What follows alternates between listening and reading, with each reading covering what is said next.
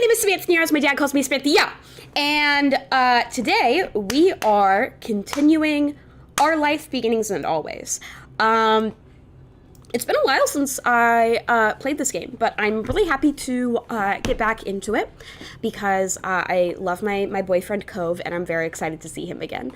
I have bought all of the DLCs, and so the DLCs are what we're going to be doing today. This is my second playthrough of the game, and we are playing this time with all of the DLCs. So a lot of this content I have seen before, but all of the new content, that I got from the DLCs, I have not played before.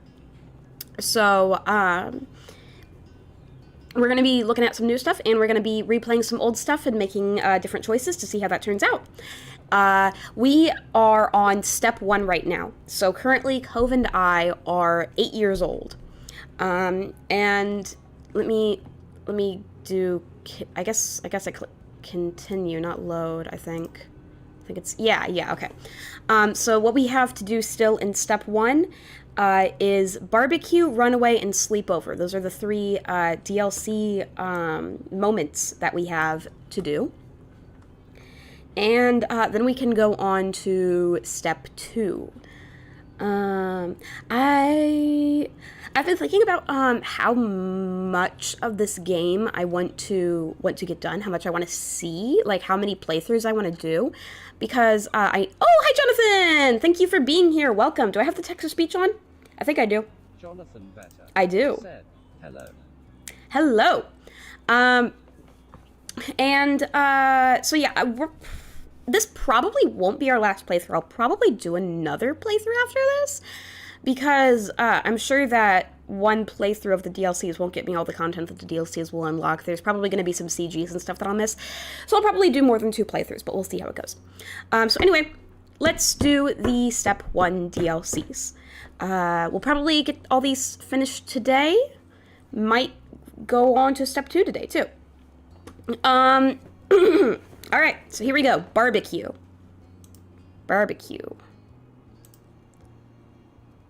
I'm going to need to move myself, of course.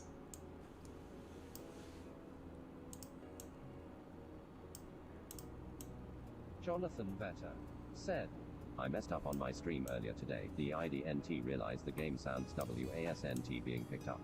Oh no! I'm so sorry to hear that. That sucks. I haven't been watching your streams because I don't exactly know what your stream schedule is.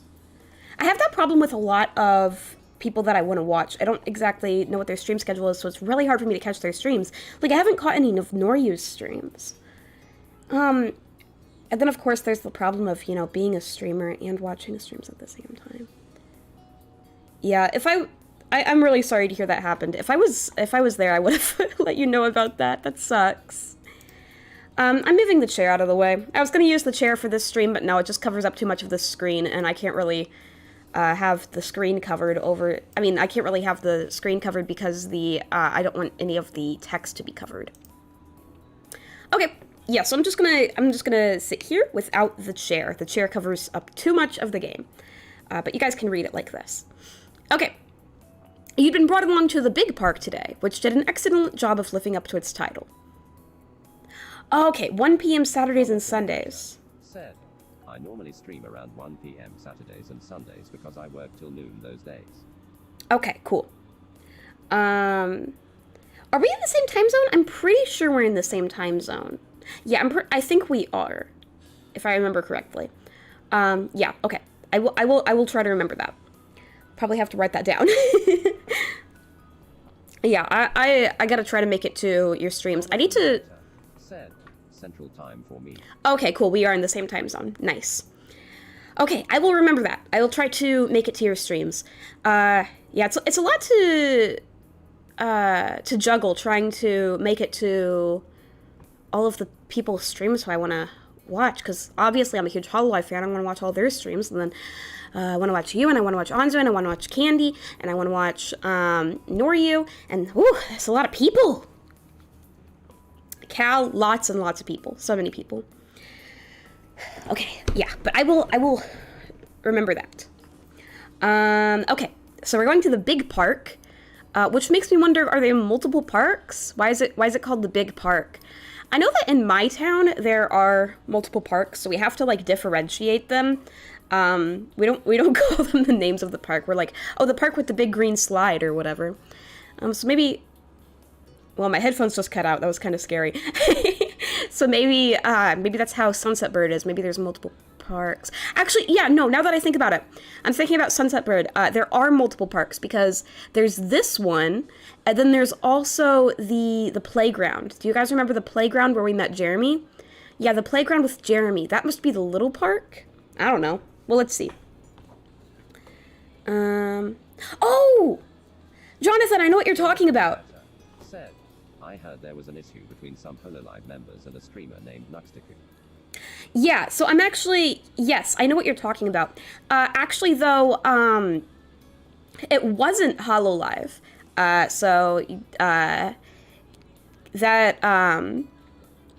It was actually with V Shoujo. It wasn't about Hololive. I do know what you're talking about, though. I'm not as big of a V Shoujo fan as I am of a Hololive fan, but I did actually learn about this last night. So I can explain what happened.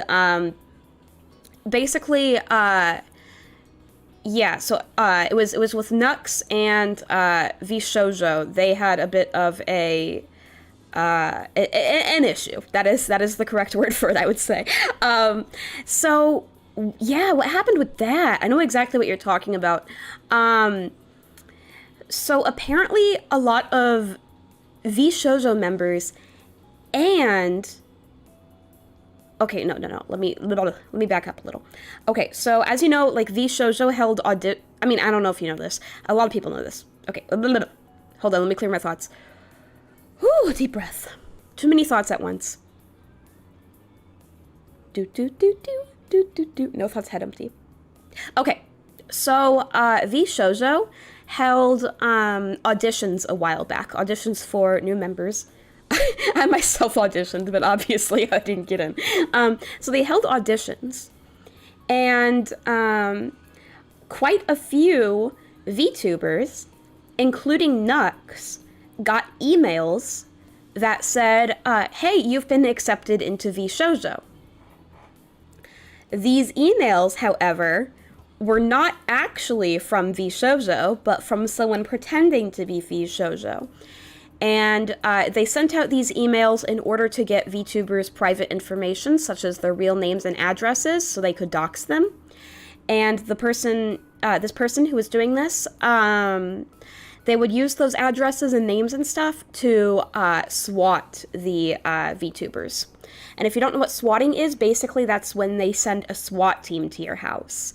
And obviously that's really bad because people die from that. So VTubers were getting SWAT teams sent to their house because of this doxer.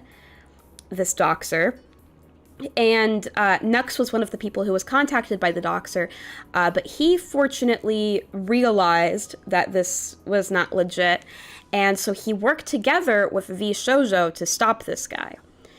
And then, where things got really bad, was Nux made a video about this. He made a video talking about how he caught this doxer and stuff.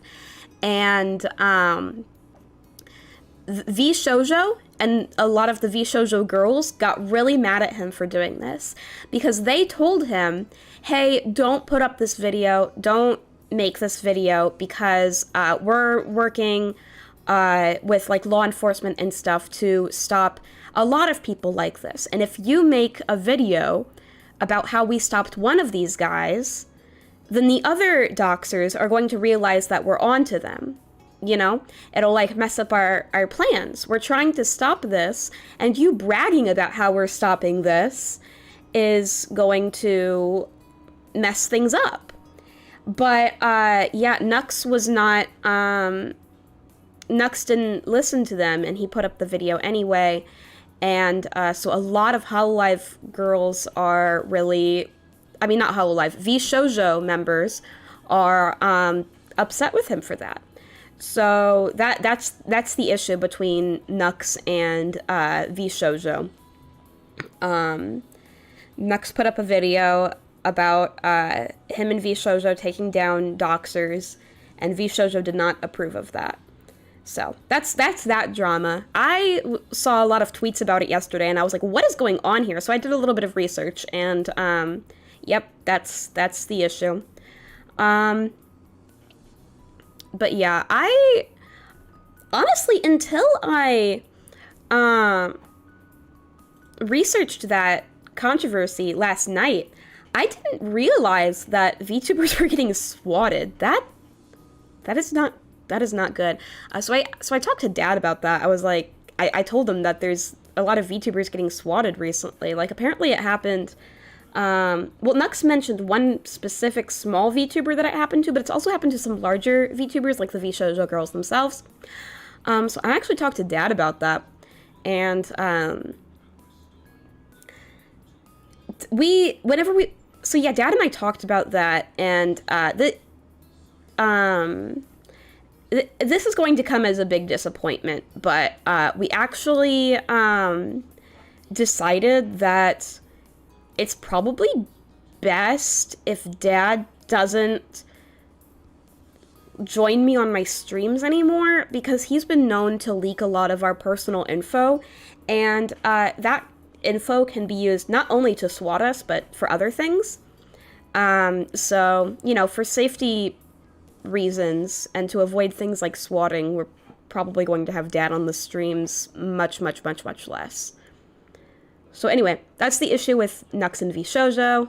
I discussed that with my dad because, you know, it's a big problem that's happening to smaller VTubers as well as bigger ones. Yeah, that's what was going on. Not with Hololive, with VShoujo. I don't think Hololive was involved in any way. If any Hololive members got swatted or doxxed, then I don't know of it. But anyway, that's what happened. Hey, speaking of VTuber news, did you hear about the new Hololive generation? There's a new generation of Hololive girls. HoloX.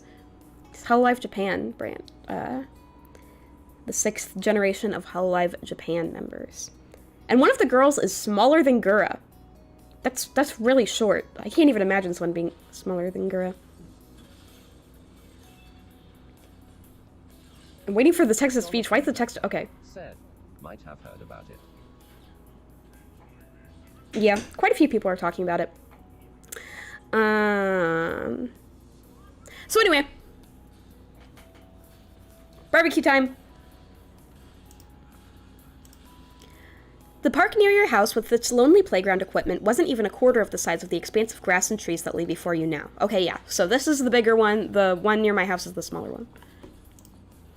As it was in the next town over and too far for you to walk by yourself, you didn't get to visit it much, and so you soaked up the environment. Another difference between this park and the one in your neighborhood was that this one had visitors other than you, Lizzie, Shiloh, and Cove. Today it was the busiest you'd ever seen it. Yeah, look at all those people. Thanks to a community get-together luring people in from all over the local area with the promise of barbecue and fireworks. Your family and Coves were just two of many. What seemed like dozens of cars were parked up already when you had arrived. You saw Cove hesitate as he took in the growing gaggle of strangers. By your mommy, Lizzie bounced on the balls of her feet, barely containing her excitement. The crowd made you nervous. You couldn't wait for the fireworks. You looked forward to meeting more kids. You'd rather have stayed home. Your tummy was already rumbling for the food to come. Even if it was bigger, this park wasn't as special as the one back home. I like fireworks, so I'm going to say the fireworks one. It was going to be so cool. Mommy had told you that the people running the community event weren't charging for it, but she wanted them to get something in return. Which is why you'd not been allowed... Whoop! Okay, didn't mean to do that. Allowed to touch the beautifully iced cupcakes she had carried on her lap during the drive over. It was a special treat for them. Ooh, cupcakes! Every time the car made a turn, she'd clutch the box tight enough for her knuckles to strain, much to everyone's amusement. Mr. Holden's contribution to the party, a huge pack of juice boxes, was tucked under his arm after being retrieved from the car's trunk. You bet there had been no such dramatics about around that cargo getting here in one piece, but the boxes did lack the beautiful shimmer of Mommy's treasured cupcakes. Okie dokie, everyone all set? Should be. Cove, did you put sunscreen on before we left? Yeah, I always do. You don't have to tell me. Mr. Holden deflated, his attempt at caring for his son rebuffed, but he triumphed with a smile. Good kid, I don't want you getting burned, or dehydrated either. It'll be a busy day. There's the mom that I put in The Sims. There she is. There is the woman who broke into my Sims house. By the way, I'm probably gonna have Delaney help me with building my Sims house. She's coming over tomorrow, so I might have her help me tomorrow. I'm still debating whether or not I should give Candy and Girl Boss Baby their own house. Maybe I should, because I do want them to be able to have a baby. Don't think there's going to be any risk of that second part. Mom nodded at the tables up ahead, laden with all kinds of food and drink. She was right. There was plenty to go around. The parents headed over, with you, Lizzie, and Cove trailing after them. A bunch of grown-ups were clustered around there chatting, but you were more intrigued by what was on the tables. Some of it was familiar. Chilled meat, sliced vegetables, big bags of chips. But there was a lot that you didn't recognize. Your mom said so that you weren't allowed to touch the food until they said it was time to eat. You didn't see the harm in taking just a little. You wanted to listen to their rules. You didn't want to risk getting caught. You wanted to listen to their rules. I'm a good cat, girl. I'm a very, very good cat. You felt that was important. You saw that Mommy and Mr. Holden had deposited the food and drink they'd brought. Mommy gave the cupcakes one final worried look before turning to you with a smile. Since that's the topic at hand, how about we freshen up with something to drink? Delaney! How is our life mom doing? Oh my god, I was just talking about that. Yeah, she's here. She's at the barbecue. I get angry every time I see her now. Every time I see her, I get angry, and it's your fault, Delaney. Whoa, Lizzie just got up really close. Yeah. There's the freaking mom. There she is. There's that freaking mom. Bad Hakara said, have you considered your skeleton today? I have. I actually think about him all the time. Elan Where is he? Nicole said, it's not my fault you can't accept her presence in your life. I am the one. Said, hey, been a bit.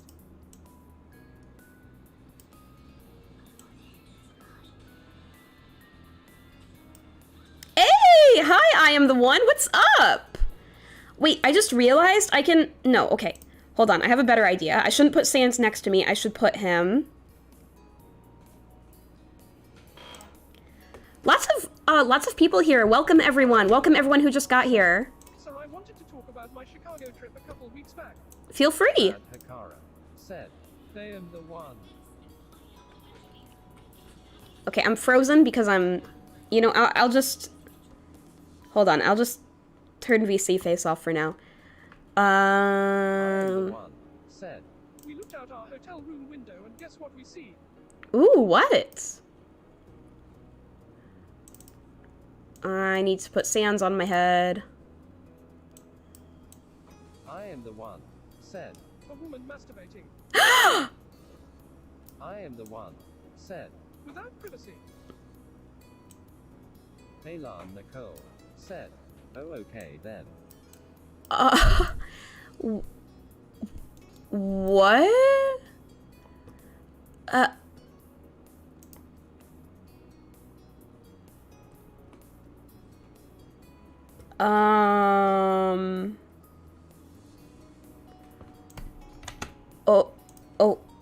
Okay.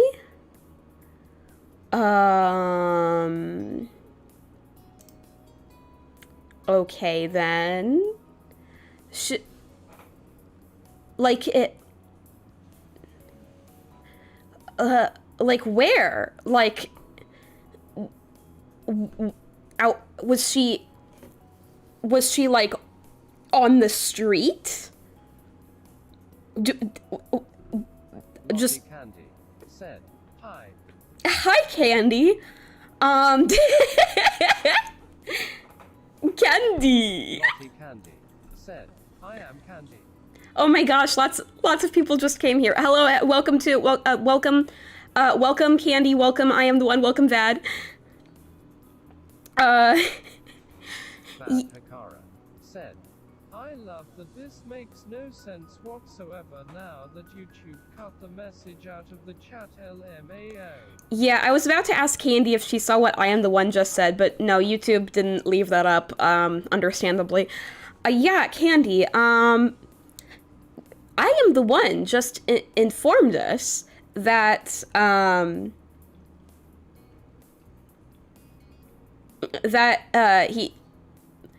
that he went to Chicago and he on a trip, and he looked out his hotel room window and saw a woman masturbating.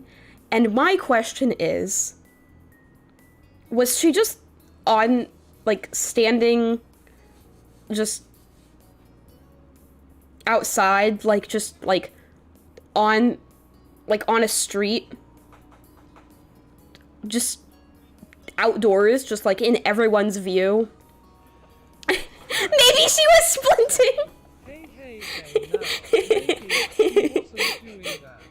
Maybe she was splinting. Oh, that gives me a good idea. Since we're talking not only about skeletons, but also about splinting, there is something that I must do. Here we go. Bad Hakara said, Street splinters. Street splinters!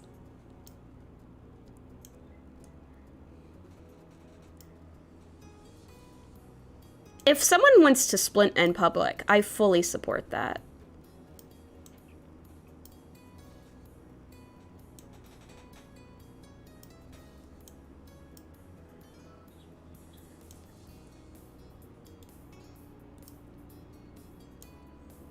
Oh no.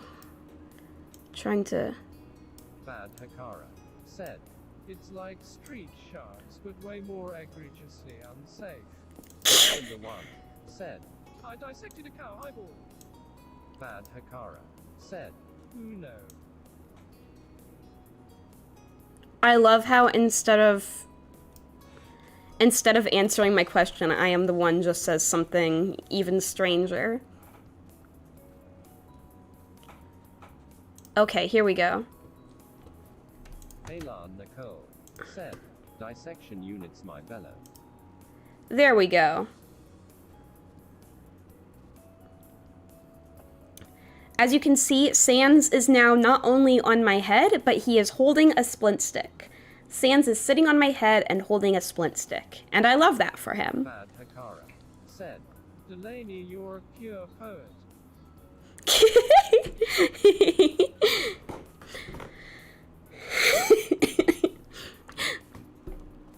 You know, can you... I'm curious. Hold on. I'm gonna look at something really quick.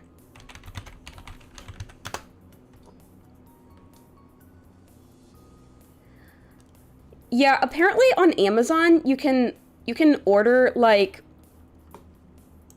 dissection units. Like you can get like fetal pigs from Amazon. You can get fetal pigs from Amazon, and honestly, the reviews on Amazon for fetal pigs are some of the funniest things I've ever read. I just looked up if you can get cow eyeballs on Amazon. And you cannot, but you can get sheep eyeballs. You can get sheep eyeballs on Amazon. Yeah, you can order fetal pigs and frogs and sheep's eyes and all kinds of weird shit. Yeah.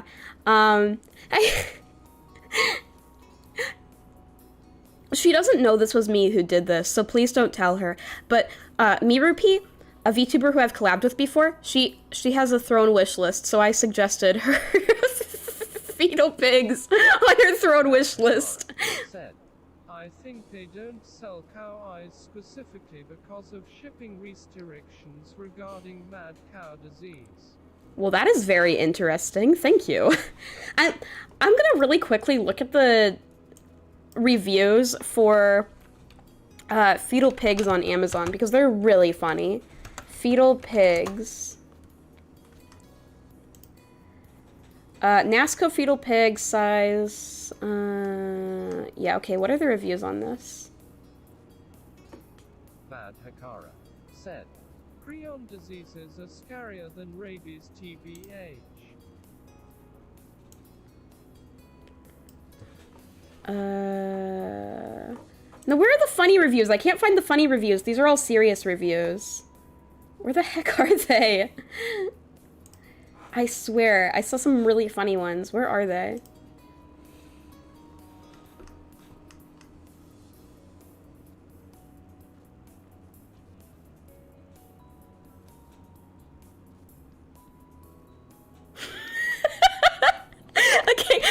this one. I like this one. For some reason, this sounds like something that Vad would say. 5 stars. Said, I walked over 17 miles in Chicago. Wow, that's a lot of walking. So here's a review that I really like. From Big Daddy. Big Daddy says, 5 stars. My son loved it. My son is likely one of the very 15-year-olds on Earth to not only receive a fetal pig for Christmas, but to love the gift and scream out that it is perfect. After all, nothing celebrates the birth of Jesus like an embalmed fetal pig to dissect. It really is the gift that keeps on giving. Oh, I love this one. I love this one. This one is from Jay Warren. 5 stars, great conversation piece. I've been using this as a centerpiece for my dining table. Everybody just loves it.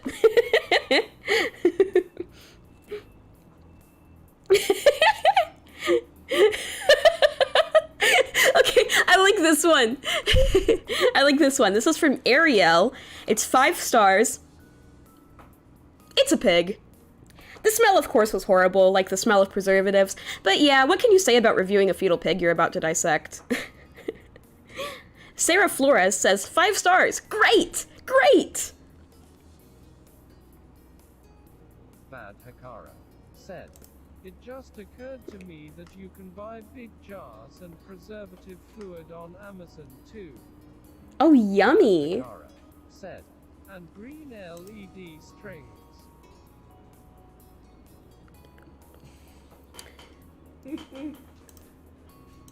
Jars of... What if you...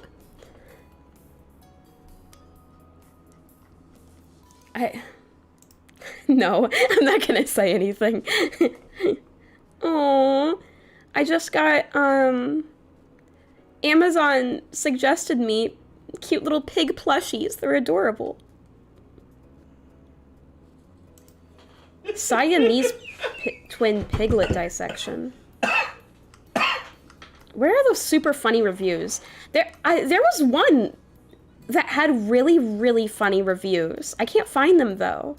Bad Hakara said, manatee plushies. Manatee plushies! I would love a manatee plushie.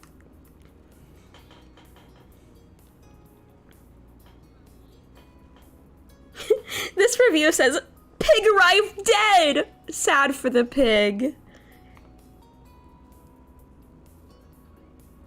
Okay, Joe gave it 3 stars and said, I got my wife a manatee plushie.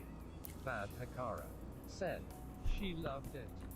You seem like a very good husband, Vad.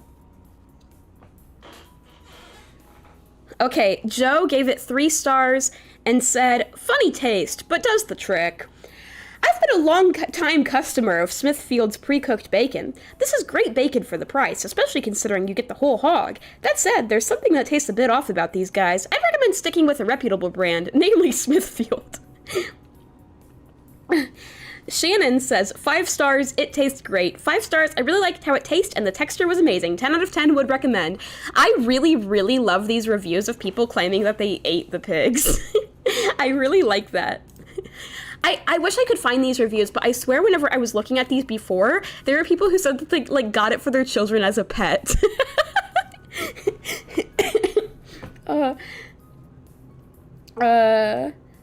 Come on, show me more reviews. Are there only 3? Hakara said, if you ate the pigs, you wouldn't live long enough to post the review. Yeah, but it's still funny. It's really, really funny, even though it's, like, obviously fake and stuff. It's so funny. I wish I could find the ones of them, like, saying that they got it, like, as a pet.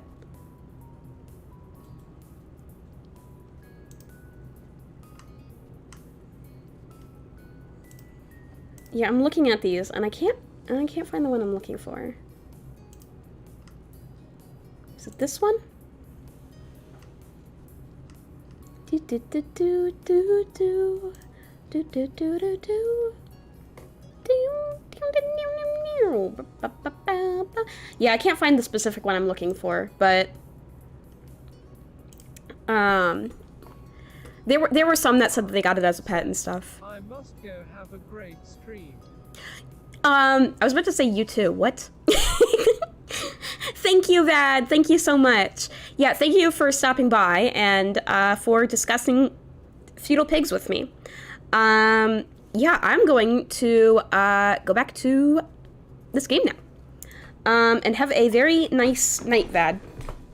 Okay, so my mother in The Sims, my Sims, the Sim who possessed Delaney is here, and she says that'd be great. I'm covering up the... Hold on, yeah, okay, I'm over here.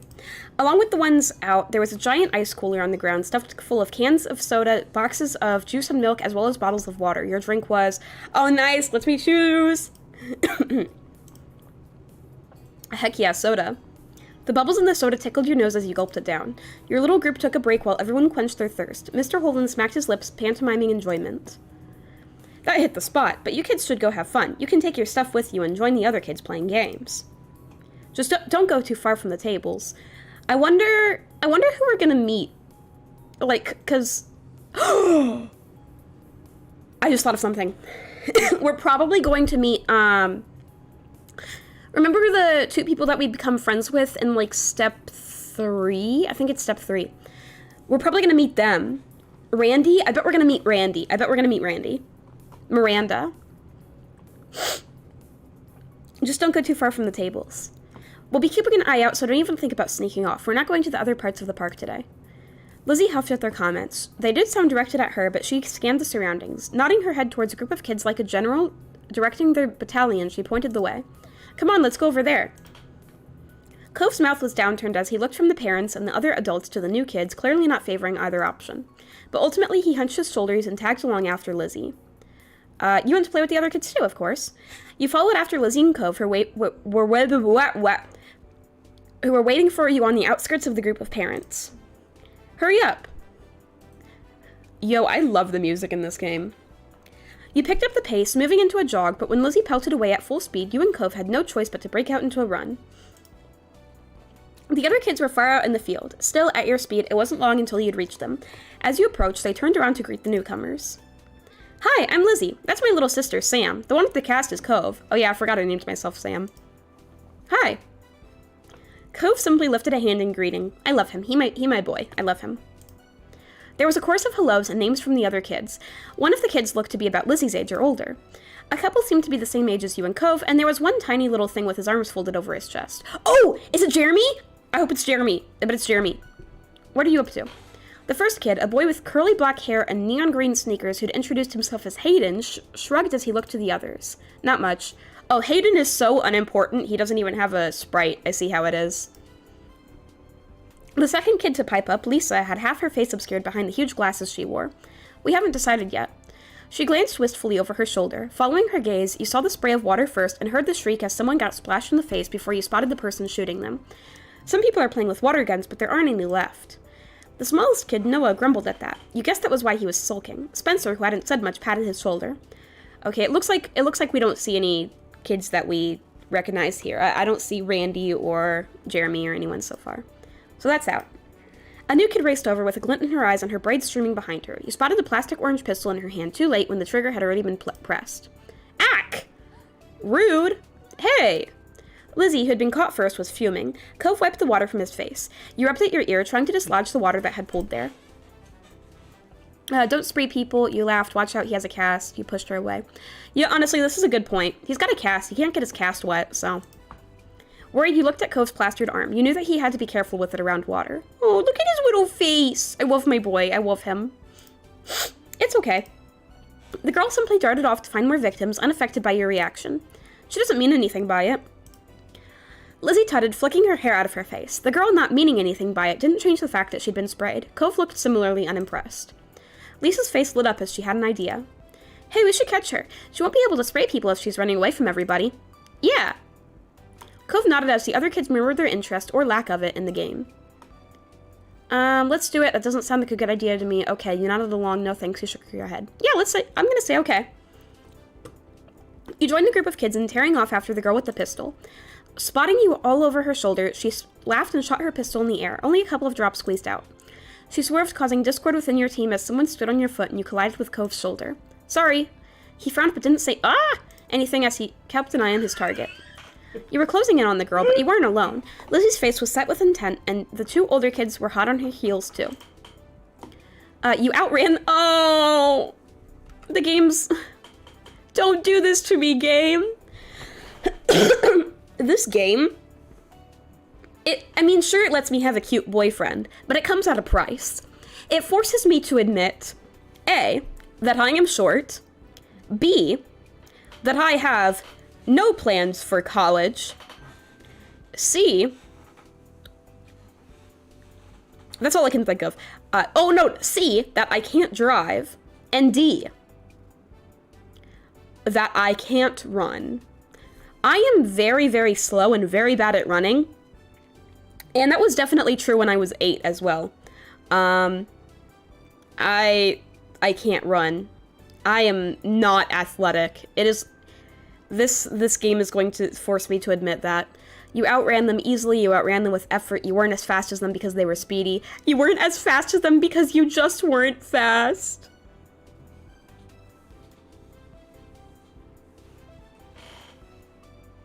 Bro.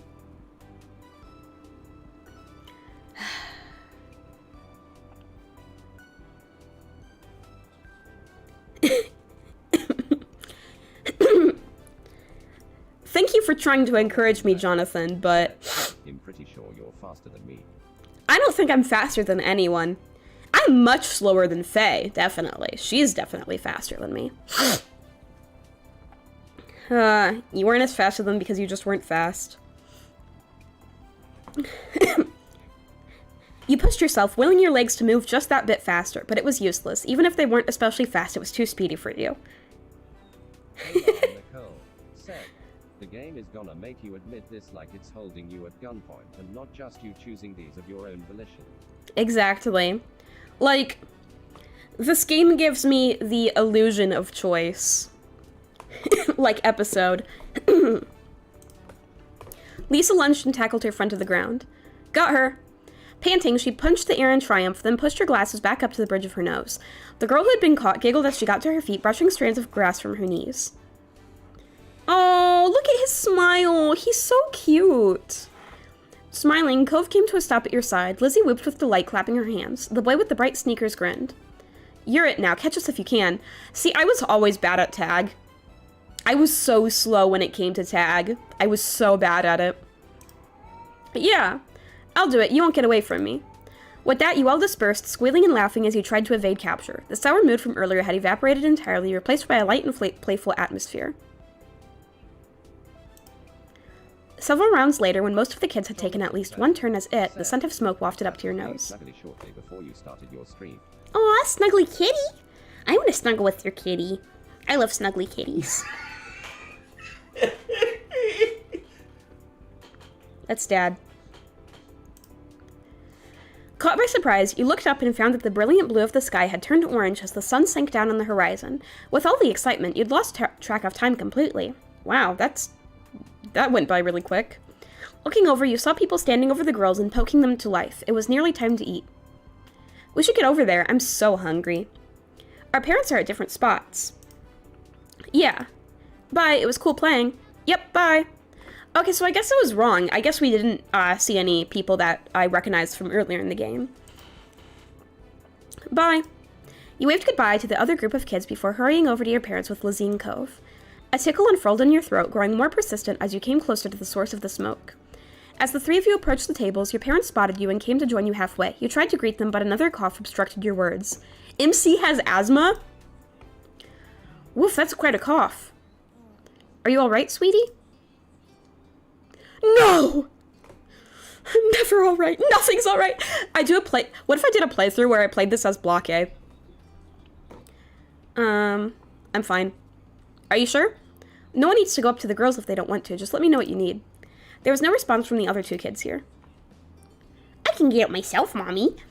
I can do it. You marched over to the girls. Can you get it for me? Please, could you get it for me? You hung your head, moving no closer to the smoking girls.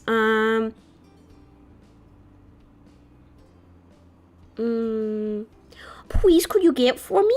I'm a little cat girl baby. I can't do anything myself. Of course. The main thing being served is kebabs. You can have whatever you'd like on it. There's different meats and veggies. I don't like vegetables, so... What would you like on yours? Mom is right, there's plenty of options. Said, I was literally thinking Black E playthrough right before you said Blockade wouldn't like Cove. Blockade wouldn't be into Cove because she's into bad boys. She's into misogynists. Cove respects women too much. Chicken, beef, shrimp, pork, onions, peppers, zucchini, potatoes. Okay, well, I know what I'm not gonna have. I'll take some chicken, beef. I don't like shrimp. I don't like seafood. Pork, sure. Onions, I don't like onions. Peppers, I don't like peppers. I'll have potatoes. Yeah, I don't really like any of these. I'm pretty picky. I don't want any of these, but I'll take everything else, and that's everything. Sounds good to me. The veggies will be good for you. I don't think I picked any veggies, did I? I picked, like, potatoes, and I think that's it. Order given, you waited for your food to be ready. Lizzie headed towards you, having issued her own request. Hi again. I heard what you ordered. I'm getting a chicken kebab with all 3 colors of peppers. Noticing that Cove approached, she turned to him. What are you having? Why does it matter? Cove is such a little edgy boy when he's a kid. I love him. I don't know, I was just asking. I'm getting beef and shrimp with all the vegetables except onions. See, Cove and I, neither of us like onions. Lizzie hummed while evaluating his response. Well, that's okay, I guess, but chicken is definitely the better one. Yeah, I like chicken. Then you can eat all the chicken. I'm going to. I want some of the chicken too. All the chicken in the world. Chicken is the worst. This is a stupid argument. Chicken is the best choice. I want some of the chicken too. Oh yeah, I can let you have some still. You're welcome. Lizzie peered over to the girls where the kebabs were being handed out. A growing assortment of kebabs collected in your parents' hands. Isn't kebab a fun word? Everyone who's watching this, say kebab out loud right now. Kebab, kebab, kebab. Kebabs. Plural is fun. Kebabs, kebabs, kebabs, kebabs. Kebabs. They're coming over. Don't get jealous of mine when you realize...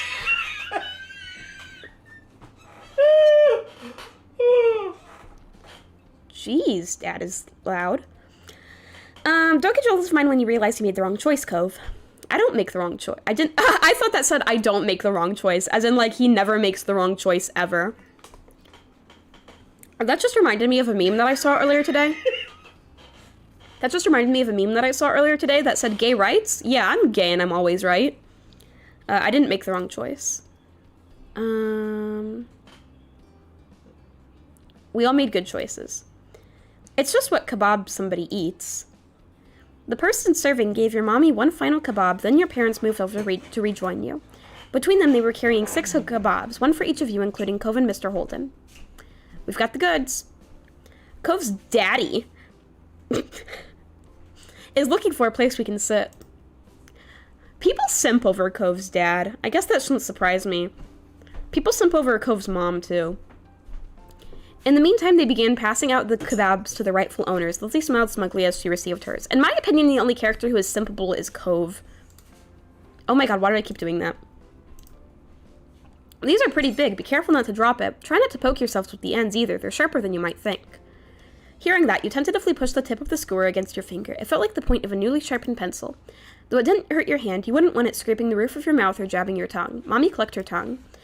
It would have been nice if the options were a little easier to manage and less messy to eat, especially for smaller kids. There aren't even plates for everyone, so we could set the food down for a second. Seriously, you don't have plates? You didn't think to bring, like, paper plates? What the heck? That's what you get for the price of free, but we can hack it, right? Lizzie nodded her head vigorously, clutching the kebab like a trophy. Your parents led you back to the tables. It was immediately evident why Mr. Holden had been sent to scout one out. The benches had quickly filled up as people got their food. Mr. Holden was standing over a corner section near the edges of the sitting area. He beckoned your group over to join him. You clambered onto the bench, taking care not to let your kebab slip from your fingers. Further along the table, Cove perched next to his dad while Lizzie took the space next to you. Your mom passed the final unclaimed kebab to Mr. Holden. Thanks, this looks delicious. Thank you for getting us a space out here. Everyone tucked into their food. You gobbled it up eagerly, only partially obstructed by the awkwardness of eating from a skewer. Running around with the other kids had helped you work up an appetite. Mr. Holden, what do you do? Well, I do a lot of things. Oh, wait, that's a good question. What is his job? We were talking about this during my, during last night's stream. Because, like, they, in this game, like, they, like, never talk about the jobs that the adults have, like, for some reason. And, like, the mom who we made in The Sims, she's, like, a computer research scientist or whatever, and we were like, what does that even mean? Like, the creators of this game, like, pulled the parents' jobs out of their butt. Like, oh, yeah, they do this, totally. Okay. So, yeah, what does Cove's dad do? Because we've never seen him, like, go to work or anything. Do you play golf? Oh, she's talking about, like, hobbies? No, I want to know what his job is. I'm looking that up. I'm Googling it. If they don't tell me, I'm Googling it.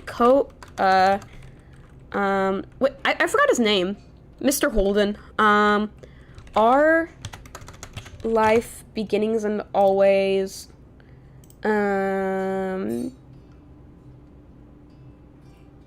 Cliff. Oh, yeah, his name's Cliff.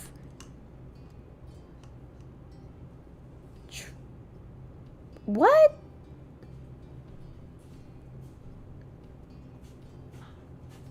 Wait, Cliff is gray sexual? I didn't know that.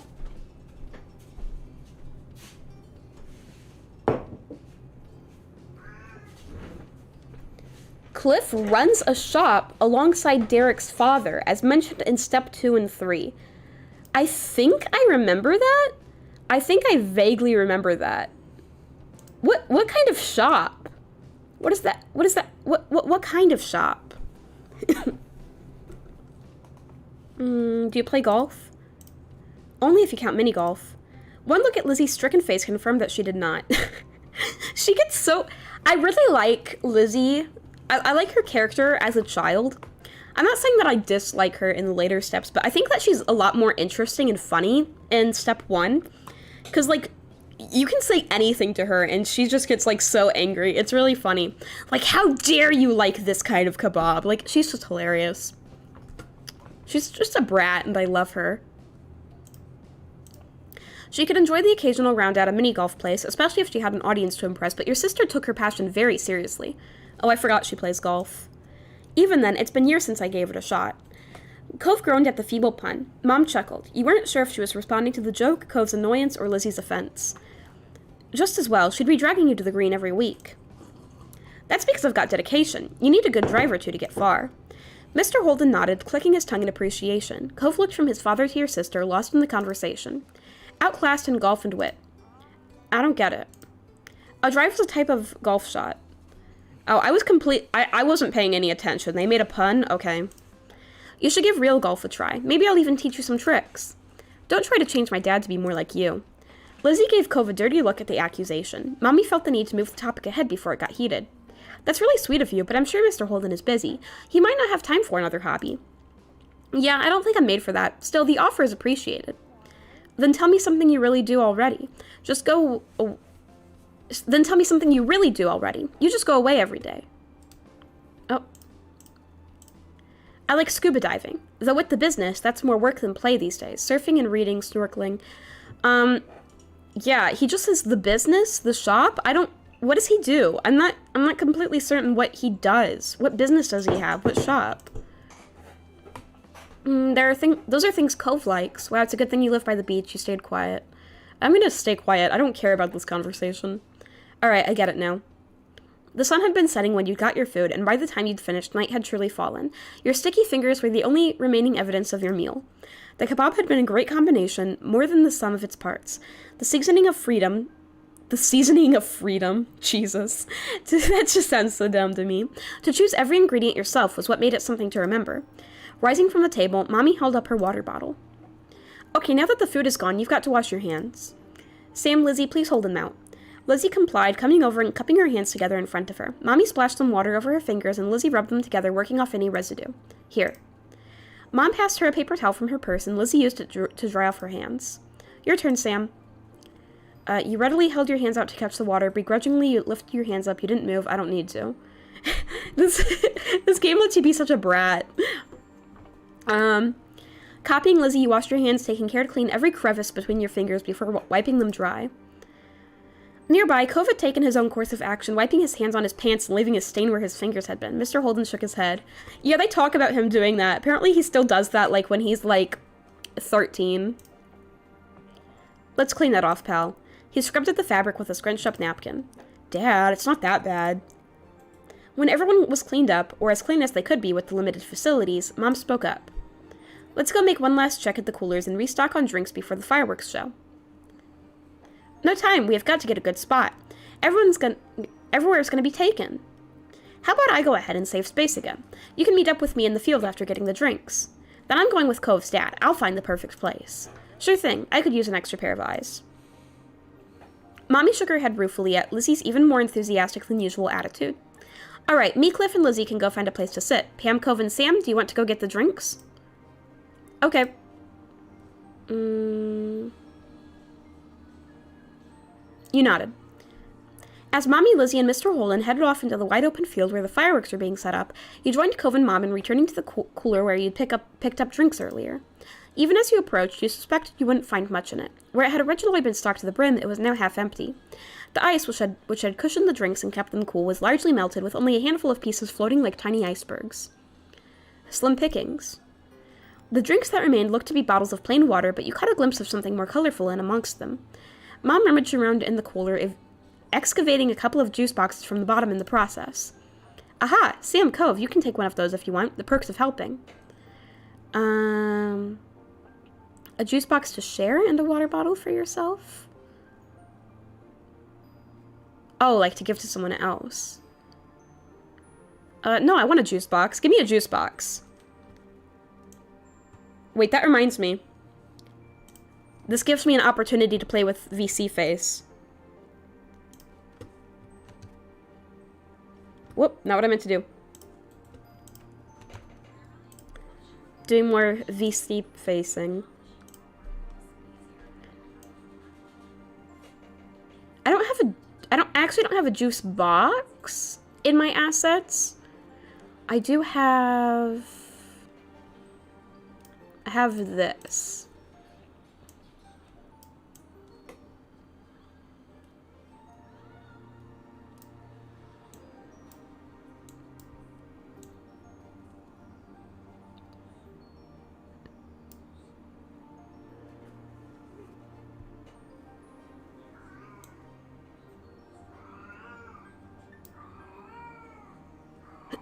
Okay, got it.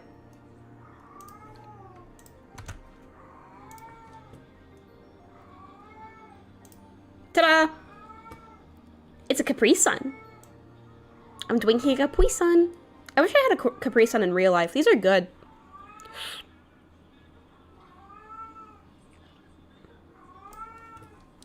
So yeah, I'm getting myself a Capri Sun. A juice pouch, I suppose. Oh wait, does Cove not get one? Oh, okay, he's getting one. Cove hesitated, but decided to take a juice box for himself.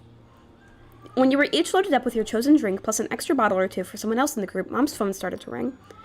I wonder, if I hadn't taken one for myself, would Cove have taken one? She juggled the water bottles over into the crook of her arm and looked at the caller. It's Mommy. Hold tight while I get this. Hey, hon, how's it going? Did you find our perfect spot already?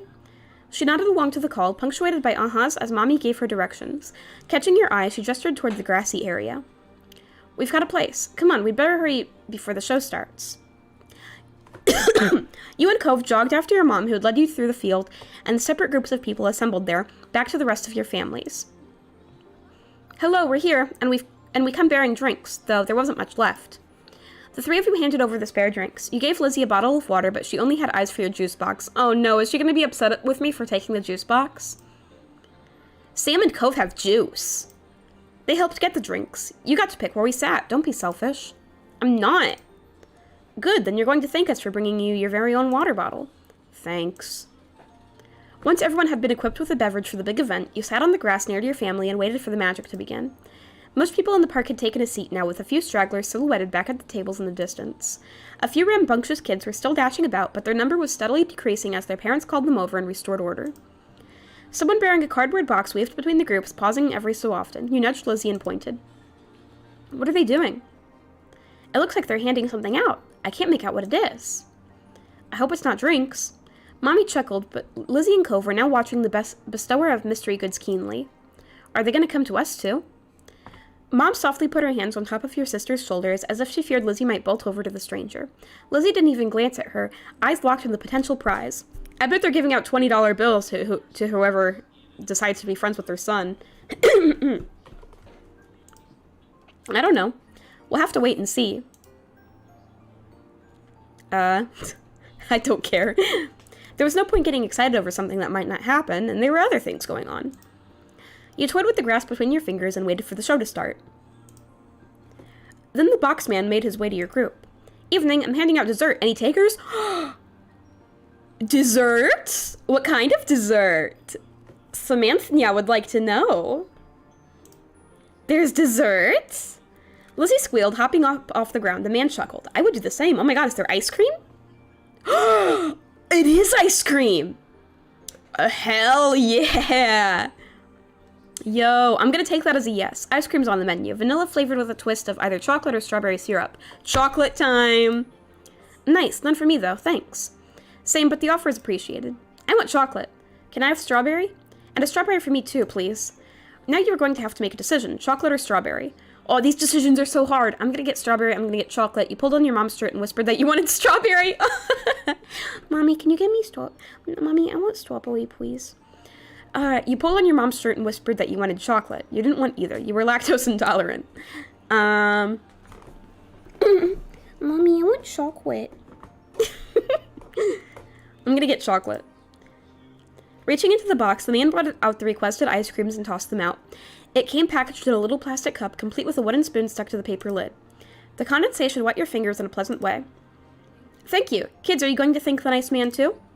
There was a chorus of thanks. He cordially nodded and walked off to another group.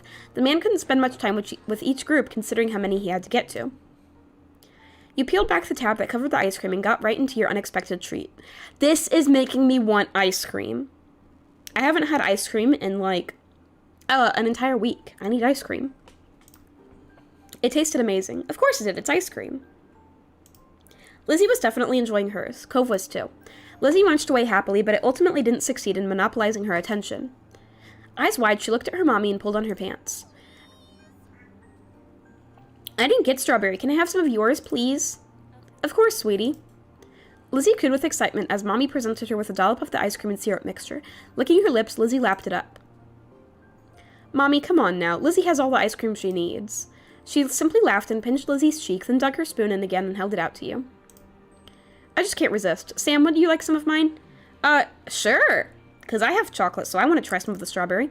She's got a full cup of ice cream to eat already. But that's not the same as getting a little extra from your mommy. Sure.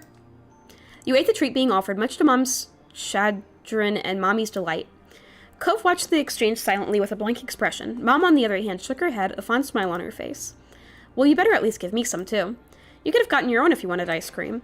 What? The kids have ice cream already, and they're getting some of yours to boot, and I have nothing. Now is when you decide to be firm? Laughing, Mommy fed some ice cream to your sulking mom. She could never actually follow through with being tough. There. All better now? Yes. Good. How about you, Cliff? Would you like some? No, I'm still okay, but thanks for keeping me in mind. Cove, it's only fair that you get the choice, too. Cove shook his head firmly, concentrating on his own cup. Mommy smiled.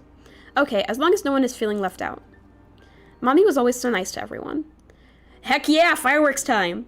Then the first firework cut through the sky, whistling as it ascended until it hit its crescendo with an explosion. The park flashed as if alight. Squealing, Lizzie leapt to her feet, her forgotten ice cream tumbling to the ground as the firework crackled into tiny drops of glitter in the sky. It's starting! Everyone else looked up to the sky as another firework whizzed through the air. With each explosion, Lizzie would jump into the air. The event was thrilling. It was impossible to tear your eyes from the scene. The loud noises hurt your ears. You covered them with your hands. It was kind of neat. You shrunk back, hugging your knees to your chest. The event was thrilling. Cove sat by his dad, captivated by the sky sparkles and flashes ahead. Mr. Holden watched the fireworks scene impassively. He did smile at you and even gave a thumbs up when he noticed you looking over. Mommy hopped to her feet, pulling Mom with her, pushing her into joining Lizzie and jumping up in tandem with every crack of a firework. Mommy then bent down to offer you a hand up, too. You decided to quietly watch from the ground. You got up to join your family. Beckoning for Cove to join. Yeah, let's have Cove over. Cove ignored your invite, choosing to stay outside your circle. Well, okay then. You brushed his rebuff off easily, washed away by the way your mom's faces lit up, literally and metaphorically, as you approached. The four of you shrieked and leapt along with the sparkles in the sky, not trying to contain your joy at experiencing the sights together. The fireworks continued, some twisting like the coil of a spring as they arced into the air, others shooting straight from the ground and shattering into a million tiny specks. Every color got its spotlight in the show, from fiery reds to eerie greens and blues that could rival the ocean. You eventually noticed that at some point Mr. Holden had let Cove perch atop his shoulders, or more likely, Cove had to be persuaded to give it a try. Still, Cove's face was covered with a wide smile that matched his father's own. You imagined the view from way up there was pretty impressive. It was also nice that they were getting along for once. The show built up to a grand finale that boomed over the park and filled every inch of the sky, the twinkling lights representing the full spectrum of the rainbow. As the final glittering embers dissolved into the night, you released a deep breath. The after-image was still burned onto your retinas, leaping up behind your eyelids with every blink. Within a minute, the image had been lost, but it was burned deeper still into your mind. You'd been so focused on the show that your foot had gone numb beneath you, and it was only when you attempted to stand that you felt the tingling sensation of blood rushing back to your toes. Cove was on the ground again. Your eyes locked momentarily, then you turned back to your family. The news that Cove and his dad would be coming with you to the once-a-year event hadn't been great. You could admit now that it hadn't been as bad as you'd feared, but it could take far more than not actively ruining one event for you to consider Cove a friend. Oh yeah, I forgot that, in this playthrough, I have my relationship with Cove listed as indifferent rather than fond. Last time I had it at fond, this time it's indifferent. So yeah. I bet this would be different if I had it set for fond. The sun had gone down long ago. The air on your bare arms was warm. You took in your giddy family, their spirits buoyed by the firework display, and smiled. This had been a pretty special night. Okay, cool. That's that one. And now let's do Runaway. Runaway time. After a couple hours at the playground by yourself, it had gotten firmly into afternoon. You were on the swing set with your feet buried in the sand when you spotted Lizzie in the distance. She was rushing over like something was on her tail, chasing her. You knew she would be coming, but was she that excited to get to the park? Instead of nabbing the swing beside yours, Lizzie stopped in front of you. She bent over, balanced her hands on her knees, and panted. Did you hear what? Lizzie bounced back up, her eyes blown wide. You only saw her this worked up when she found the new hiding place of Mom's sugar stash. It's about Cove. Cove? Lizzie rarely brought him up herself, and never with this much urgency. What was this about? Oh, did he run away? You listened confused as Lizzie explained. I just came out when I saw lots of people gathered around in the middle of the street. They were talking kind of quietly, so I don't think I was supposed to hear, but that just means it was important. So I snuck up, and I heard everything. She paused dramatically. Clearly, she wanted you to say something. What did you hear? Seeing that she had your attention, Lizzie continued. Cove is missing. He left a piece of paper for Mr. Holden to tell him he was going away and would be gone for a long time, and no one's seen him since. Now they're searching the whole neighborhood. The grown-ups were even saying that if they don't find Cove soon, they'll call the police. The police? You had seen police officers around town now and then, but you had never talked to one before, much less dealt with them. It was an intimidating thought. Was Cove going to be arrested for running away? You watched as your sister began to pace in front of you. I know Mom said Cove was sad about moving here, but running away from home is crazy. Where else is he gonna go anyway? I want to find him. Lizzie scrunched her face up, thinking deeply for a moment. Then she nodded and planted her hands on her hips, determined. I'm gonna look too. You are? We can play at the park any day, and the more people there are looking, the quicker someone will find him. Maybe I'll be the one who does. I'm the best at hide and seek, after all. It seemed like Lizzie wanted to look, not only because she was concerned about Cove, but also because it was the most interesting thing to happen this week. Wish me luck. Before you could say anything, she ran off in the opposite direction from where she came. You were left in the dust in a matter of moments. That was your sister for you. But Lizzie's appearance in this crisis faded to the back of your mind just as quickly. Cove. He told his dad he was leaving to go somewhere by himself. It was surprising news at first, but that sounded like something he'd do when you considered it again. Unfortunately, you had no idea where he could have gone. You thought hard. There were the hills behind your house. He had gone there the first time you met. But someone would have checked there already. They wouldn't need the police for that. Cove must be far away, or hiding somewhere, if the whole neighborhood was looking for him. You swung back and forth, your lips pursed in contemplation. If I were Cove, where would I go? Okay, let me think about this. So I guess all of the obvious places have been checked. Like the hills. So in that case, he probably went off.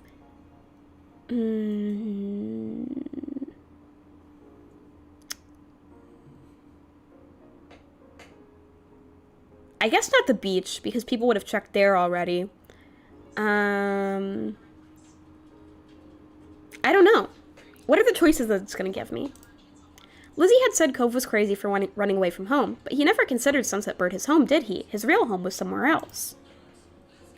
There was only one place that came to mind that might be important enough for Cove to go off like this. It was a good idea, except how was he going to get there? Could he take a bus? Was he going to walk the whole way? You didn't know what direction he needed to take. Yeah, he clearly would want to go to his mom, right? But, like, how? How would he do that? But, wait, there was only one way he could go. Going down the street just led to the beach, so that couldn't be right. Going to either side would mean he'd get stuck by buildings and fences and big slopes, like the one behind your house. That left going up the street. You knew that road. It led into the main part of town and kept going all the way to the city limits. Cove didn't know the area well. You didn't think he'd want to go off that road onto some random other street. Which meant if someone followed that path, they might find him somewhere along it. The grown-ups seemed to all be looking in the neighborhood, so... I'm gonna go look for him myself. You shouldn't tell anyone yet, just in case you're wrong. You could go check it out yourself. You rushed to where you had abandoned your flip-flops and slipped them on. They slapped against the sand as you left the playground. You went right up along the main street, keeping an eye out for Cove. No one else had the same idea as you, it seemed, because you were completely alone there. You passed through your whole neighborhood, and then the next one over, and the next. You put one foot in front of the other, focusing on your surroundings as you did. Cove had a head start, so you didn't know how far he could have gotten. You couldn't get distracted. You kept walking. You even called out for Cove a few times, but you didn't see that familiar mop of green hair anywhere. After a while, the sun began to dip out of the sky. It would be dark soon, and there was still no sign of your neighbor. You weren't even in the residential district by this point. You had reached the central part of town. The area was at once strange and familiar. You had been here before, of course, but never without your moms close by. They would drive you. You were growing disheartened. There was the possibility that he was further ahead, but there were countless other places to potentially check, too. Cove? You shouted his name a few times, as you had done periodically this entire time, but there was nothing. Maybe he's not going this way. Was he somewhere else? Had someone found him already? Let's keep going. You were able to make it this far. You had to continue the search. With that in mind, you pushed yourself to walk a little faster. People said this was a really tiny town, but to you it felt absolutely gigantic. Eventually, the business part of town ended too. There was no sidewalk anymore, only a long, expansive road. You walked on the grass instead. Onward was the only option. Your journey stubbornly continued. Your feet hurt and you were tired. You were on your own, but somehow you had reached the very edge of Sunset Bird. That's what the sign told you. You had lived in Sunset Bird forever, and it was a very rare occasion that you'd see this sign. Most everything in your life happened inside the city limits. The endless road ahead seemed scary in a way. It paralyzed you and finally put an end to your forward momentum. You scanned your surroundings instead of dwelling on that. You deeply hoped he hadn't gone past that sign either. Cove, are you here? The previous times you'd called his name, there'd been no answer. You couldn't be surprised that one didn't come this time either until... Did I find him? Sam? Oh, I found him! A dark blob just behind one of the exit sign's legs shifted. You squinted as it continued to move. The more you stared, the more your eyes adjusted, and the more that dark blob resembled a person. Then you realized just who it was. Wait, is it not Cove? Obviously it's Cove. It was Cove! He was here! You've actually found him. Aww. He hesitantly got up from where he'd been sitting, as if to make sure he had actually heard something. Then he caught sight of you, his eyes wide behind his glasses. There you are you crazy? I'm so happy you're here. I've been looking everywhere for you. I knew you'd be here. You were just as stunned and it left you silent. There you are. Cove finally blinked as you ran up to him, your feet still aching. How did you find me? Lizzie told me you wrote in your letter that you were leaving. You've always wanted to go back home, so I thought you must have come this way. Oh. And that was all he said, after all of this. Maybe he didn't realize how seriously the adults were taking it. Are you okay? Yeah. He didn't look okay. His brows were pinched and his shoulders tense. You got the feeling pointing that out wouldn't help matters. Everyone's looking for you. That caught his attention. He frowned at you. They are? Yeah, the whole neighborhood. Lizzie told me they might even call the police. Did he think people wouldn't look for him? You might even get arrested. Okay, no, that won't happen. What? Why? I don't know, because he tried to run away, probably. I'm not going to be arrested. Although Cove said that, he looked a little worried over the news. Come on, Cove, let's go home. No. He spoke crossly. You were thirsty and exhausted, and you weren't sure you could keep going back and forth about this. Why not? How come? Why can't we just go? You're stupid! I would never call Cove stupid. I don't understand why you can't go back. I'm curious how a playthrough where you're mean to Cove the entire time would go, but obviously I would never do that. That's weird to think that there's probably, like, an ending where, like, you and Cove, like, aren't even friends. You could just be, like, indifferent towards Cove for the entire game.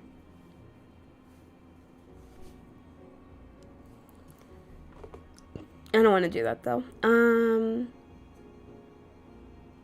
Why not? Oh, I didn't mean to shout! I didn't try to shout. Your shout caused him to flinch, but not enough to budge. At first, Cove was quiet. You started to think he wouldn't say anything. Then he spoke. My mom called today to check on me and stuff. She asked what Sunset Bird was like and how I was doing. It was okay. But when I asked if she'll come here, Mom said she couldn't. I can't go back either. Not right now. She has to move to somewhere else first. Cove glared at the ground. His voice cracked as he continued. Why can't I even see her anymore?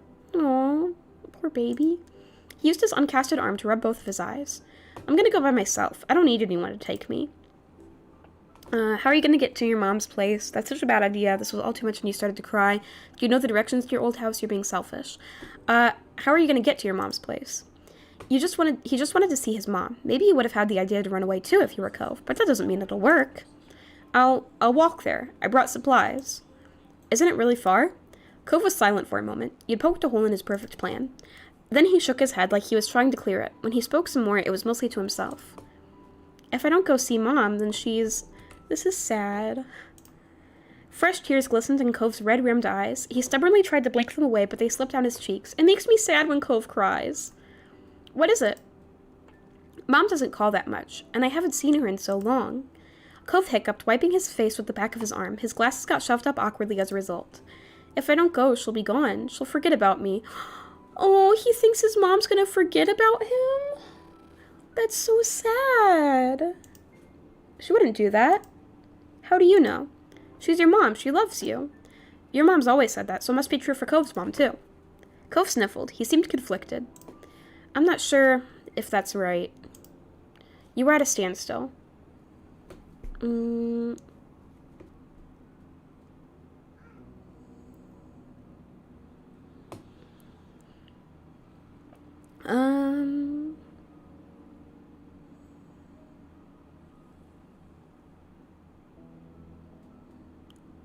I'll stay with him.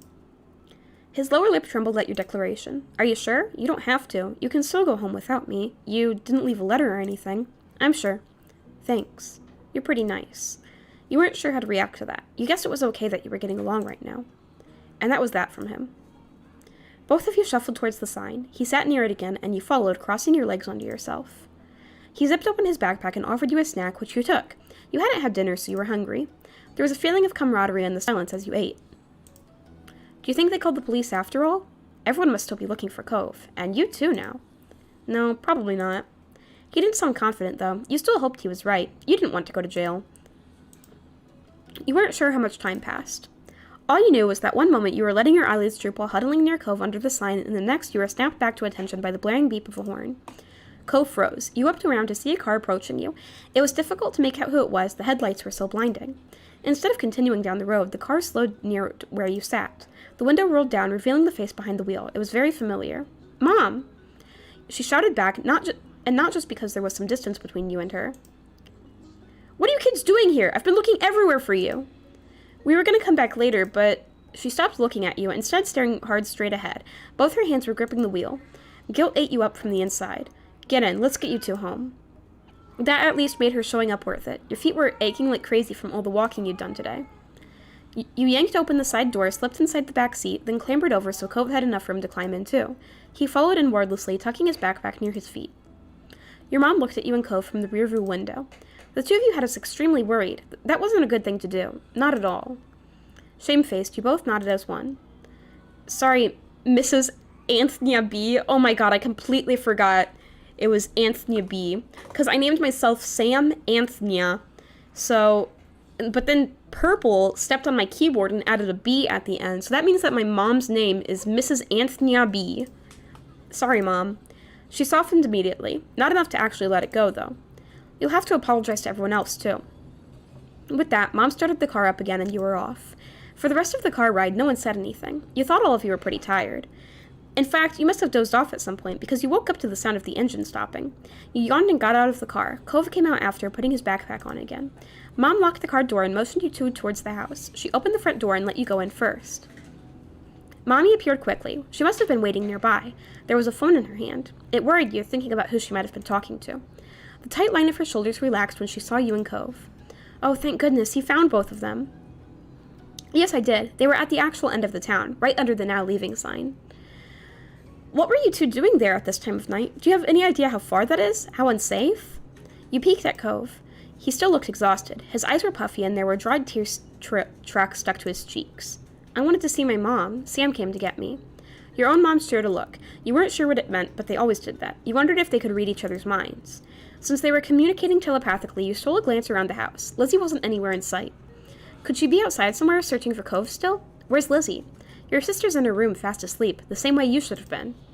She came back earlier. She had been looking for Cove after accidentally finding out he was missing. She tried to pretend otherwise, but she was worried. Said she checked all the hiding places she could think of, but she couldn't find Cove. You and Cove exchanged remorseful glances at that. Mommy noticed the discomfort. You two must be sleepy. You can sit down wherever you like. Mommy smiled warmly and motioned to the living room. Cove looked up at her, then lumbered over. You followed close behind.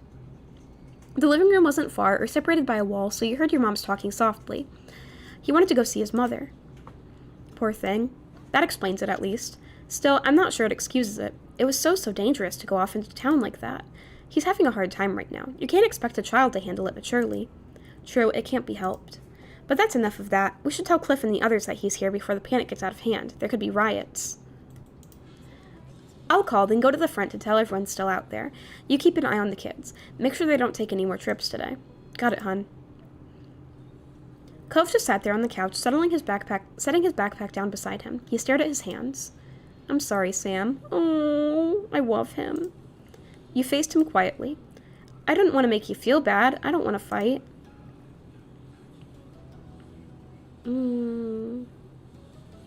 You took in his apology wordlessly. He fidgeted awkwardly from not getting confirmation on how you took it, but you couldn't bring yourself to say anything on the matter right now.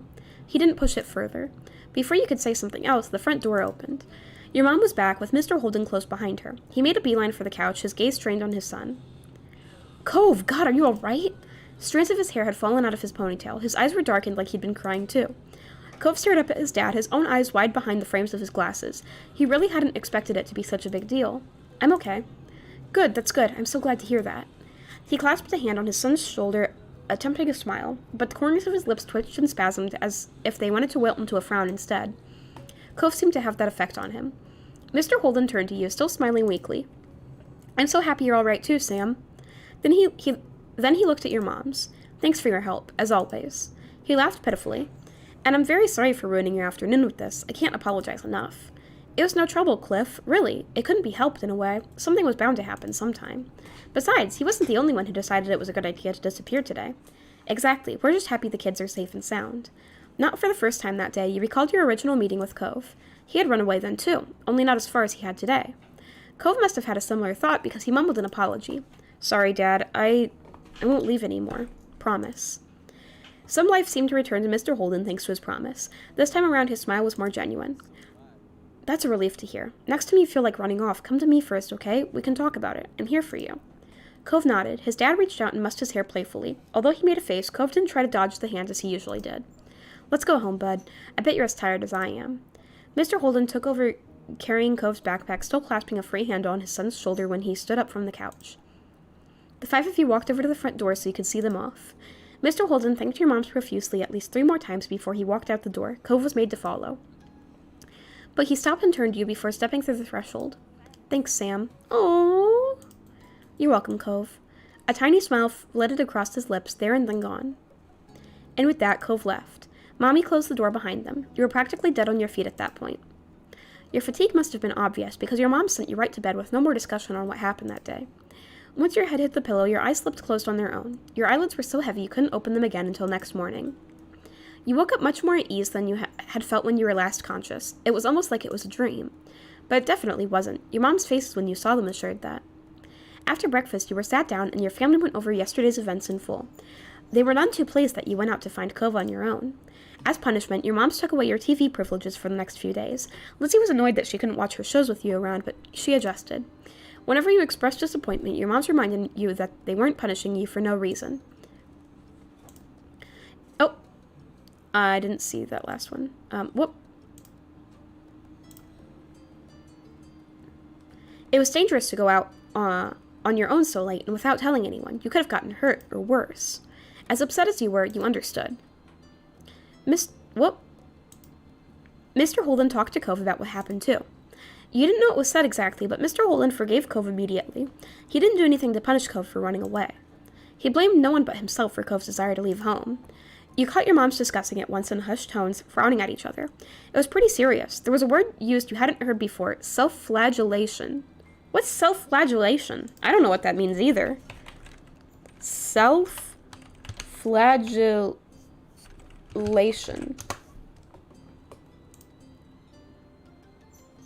Oh.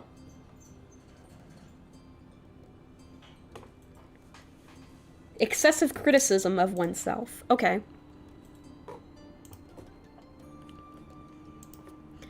But there wasn't anything they could do to change Mr. Holden's mind. Your neighbors stopped you and Cove often for the next week or so to express their concerns and disapproval of the event. Still, as they always did, days continued to pass. So did talk about Cove running away. Things eventually returned to normal as they had to. Summer kept going, and you kept having experiences you shared with Cove. Okay.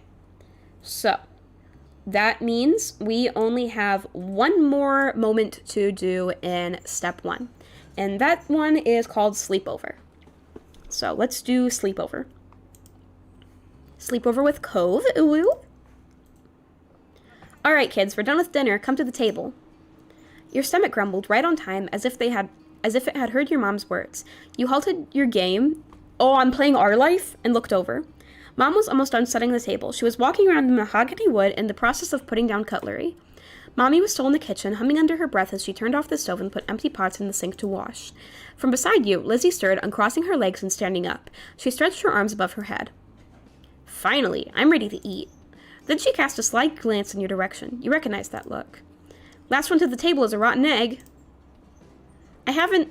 But it was too late. Lizzie had already bolted towards the kitchen. You tried to catch up to her. You couldn't let her win without a fight. You planted a hand against the ground and stood up, then you ran after her, though there wasn't really time to close the gap. It was a short distance to the kitchen table. Lizzie managed to get there easily enough, slapping a hand over the wood. Mom moved just before Lizzie could bump into her. With an exasperated sigh, she resumed her work. I win again! Because you cheated. I didn't cheat. You ran before me. Yeah, because that's how racing works. The one who starts first wins first. I don't think she gets the point here. That isn't true. That sounds like something a rotten egg would say. Lizzie grinned, her hands on her hips, then looked over your shoulder. Cove, you can be the tiebreaker. Was that a real race that I totally won? Oh, I forgot Cove was here. You blinked. You'd almost forgotten about him. Oh my god, same! The fact that Cove preferred to keep to himself didn't help matters either. You spotted Cove still on the floor. His legs were crossed beneath him, the arm with the cast resting in his lap. He looked at the two of you with a slight frown. It felt sort of strange to see him still here so late. Tonight, Cove had come to your house for a sleepover. Your mom said his dad had planned it a few days ago. You weren't surprised. You'd overheard your moms discussing it before. You hadn't expected it when your moms told you, but you didn't mind Cove sleeping over. The idea made you uncomfortable. He was going to sleep in your room. Not the first time. Not gonna be the last time that happens. It was just for one night. Even if he's not really your friend, he isn't the worst person in the world.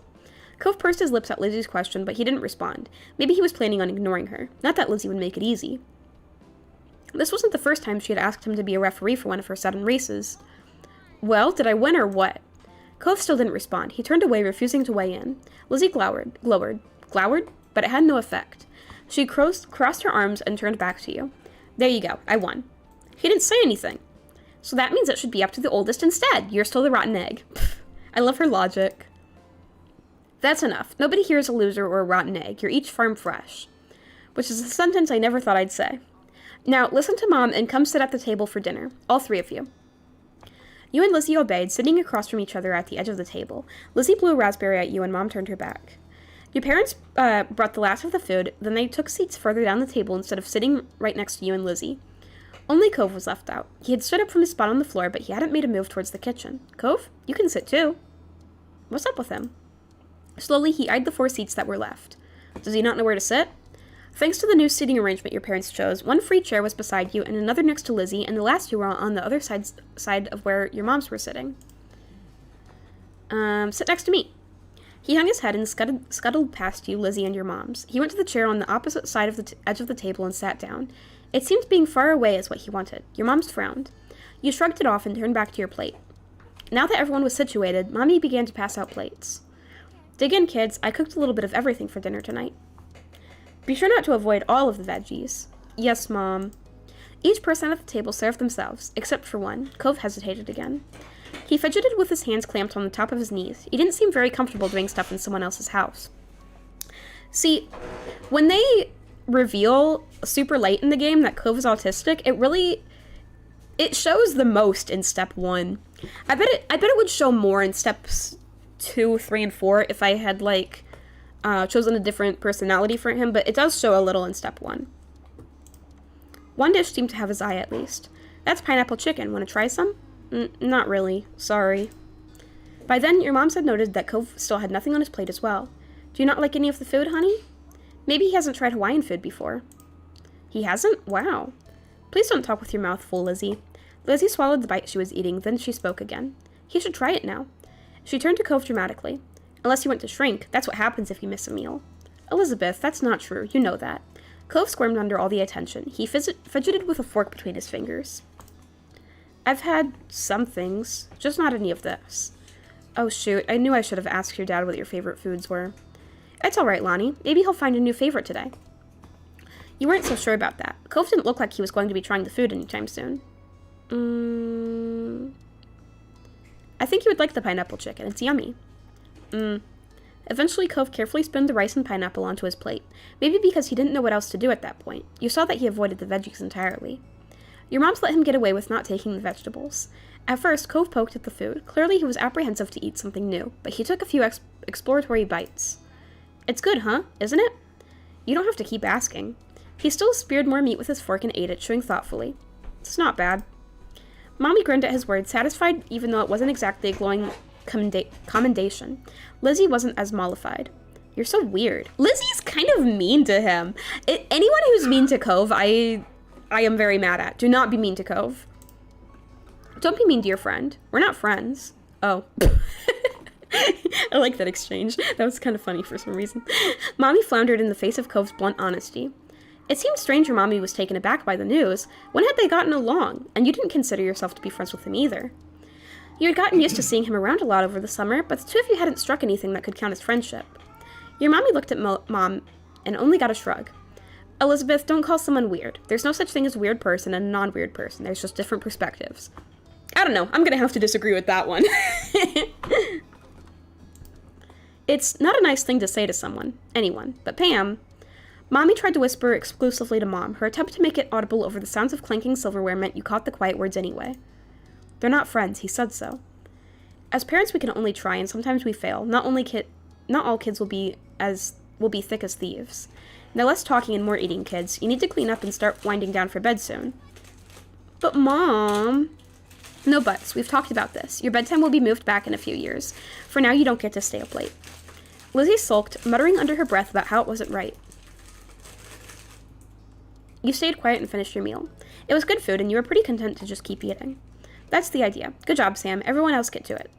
The rest of dinner passed by uneventfully. Cove was silent for most of it, even when your moms attempted to include him in the conversation. I feel so bad for him, especially since I picked indifference towards him, because my character isn't being very nice to him. All too soon, the table was cleared, the games in the living room were put away, and you were all steered to your bedrooms.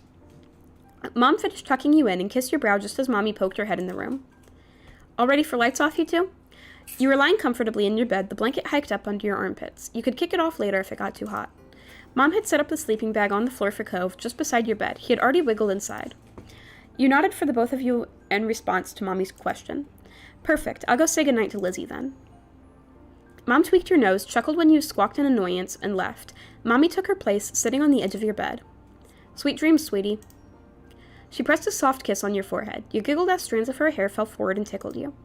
Mommy smiled down affectionately at you, then moved her attention to Cove, who watched from his spot on the floor. Do you need anything before falling asleep, honey? What does your dad do? Sometimes he picks me up and lifts me really high, and he shakes his hands like he's gonna let go, but then he catches me again. Oh, I love Cove, and I love his dad. He keeps doing that until sometimes he drops me on my bed, or other times he lowers me down and we pretend like I'm crashing. Cove had become pretty excited when talking about the nightly ritual he and his dad shared. He seemed to realize how animated he was and bashfully quieted. But I don't want to do that here. Aw, have fun. Though I think you're right that it might not be a good idea to do that tonight. The sleeping bag might not be a soft enough landing. If there's anything else, you can always ask me or Sam's other mom. But I'm the nicer one. Just don't tell her that. She laughed good-naturedly and stood up. Sleep well, Cove. Night. Leaning against the door jamb, she rested a hand on the light switch and looked to you. Good night, sleep tight. Don't let the bed bugs bite. With a last smile, Mommy turned off the lights and stepped out, closing the bedroom door behind her. You listened to her footsteps fade as she walked down the hallway. You closed your eyes and snuggled in, prepared to drift off. You started when Cove sighed deeply. You turned your head to look in his direction. In the dark, you could only see a faint outline of a lump under the covers. Cove? Could you be quieter, please? Could you be less loud? Oh my god. Stop that?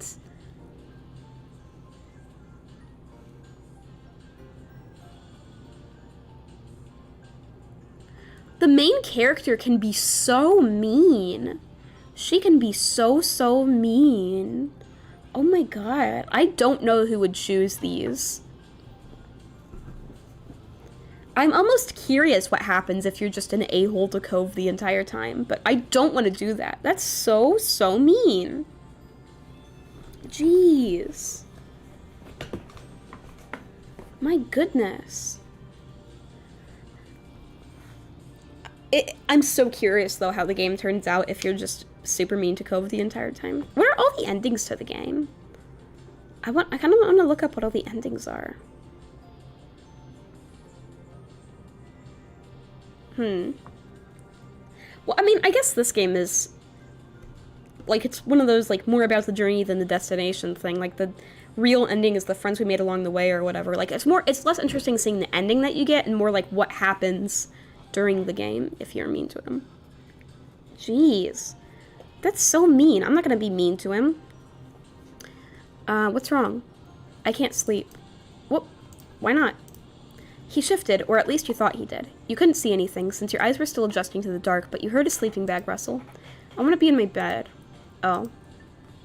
Cove sat up. Your eyes had gotten used to the low light level so you could see him better. He got out of the sleeping bag, wobbled towards your side table, and pulled open the top drawer. What is it? I'm getting my glasses. You sat up too, watching as he reached inside. He paused for a second, then pulled his hand out. Instead of his glasses, though, he was holding a book. Hey, if you guys, can hear my dad's music and it's annoying, let me know and I'll tell him to turn it down. Cove turned it around in his hands, trying to figure out the proper orientation for it. You knew even without reading the title which one it was. That was one your moms would read to you. It was special. Wow, main character can be so mean. I thought you were looking for your glasses. I was, then I felt this. It looks cool. The compliment had afforded your special book. He afforded your special book had you grinning, your confusion forgotten. It is really cool. Oh yeah? What's it about?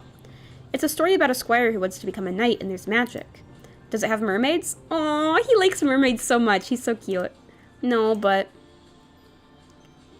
I love the main character because the squire's really brave and funny. It has cool pictures. Some of them even take up the whole page. Mommy reads it to me. She uses different voices for every character. There's a dragon in it and crazy things happen. It has cool pictures.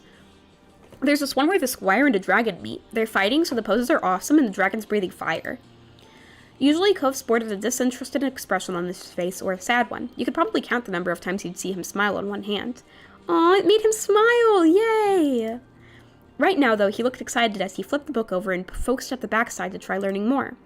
You're reminded of the hours you'd spent hearing the tales. No matter how many times you read it or had it read to you, you were still entertained by the story and pictures inside. You glanced out the window. The moon was high in the sky.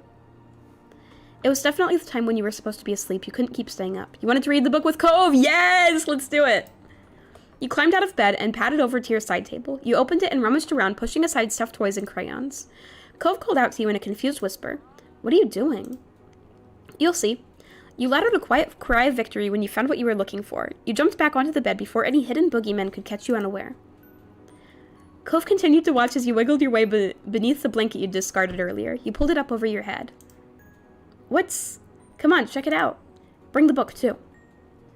After a minute, the bed dipped as Cove got on it, then the blanket shifted. You fiddled with the flashlight in your grip, feeling for the switch. With a click, the small space flooded with a bright light. Cove sputtered, putting a hand up to shield himself from the beam. Move it somewhere else. Sorry. Oh my god, look at my boy! Check out my boy! I love my boy. I love him! My boy. You tilted the flashlight so it was shining down towards the floor of your blanket cave and away from Cove's sensitive eyes. Look at him! Is that better? Yeah. Now we can read and my moms won't know.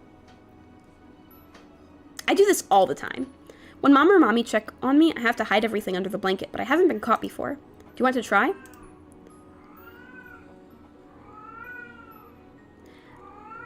Oh my gosh, my headphones are glitching out and it's making the music sound creepy. Cove nodded. Pleased by his straightforward response, he placed the book between you and flipped it open to the first page. Look how cute he is! He is so cute. He's adorable. I love him. Meanwhile, he laid down on his belly and shuffled closer, picking up the flashlight to shine it on the pages. His face was illuminated with a warm glow. You mirrored his position, leaning in so you could see the book better. Your foreheads nearly brushed until you shuffled back a comfortable distance. You wanted the story to be narrated. You thought it was best to take turns reading the book silently. You flipped through the pages to show Cove cool pictures. I'll read it out loud for him. You loved it when Mommy read to you. Why not read as loud as you dared this time of night? You didn't even need to study the page for long. There was once a squire who dreamed of knighthood. All they wanted was to do good. Cove was taken aback when you began to recite the words by heart. You even pronounced knighthood properly, a word which had given you grief in the past. Look how adorable he is. He's so cute. Oh, he's adorable. His reaction encouraged you to keep going. Soon you got to an exciting part, the squire and the dragon's first meeting.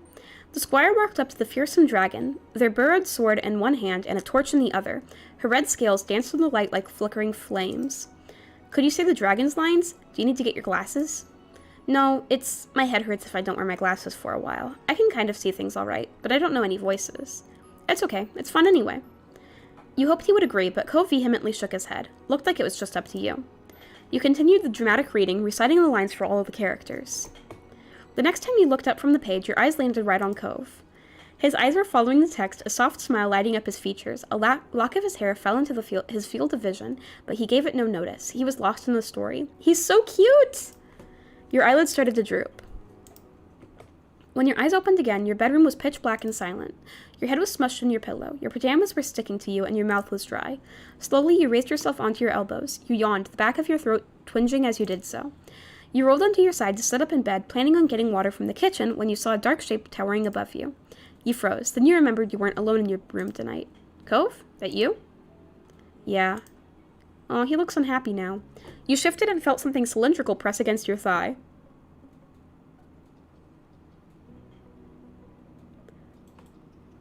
Shut up, Samantha. We're 8-year-olds. You fumbled for it. The familiar weight of the flashlight pressed into your palm. You turned it on.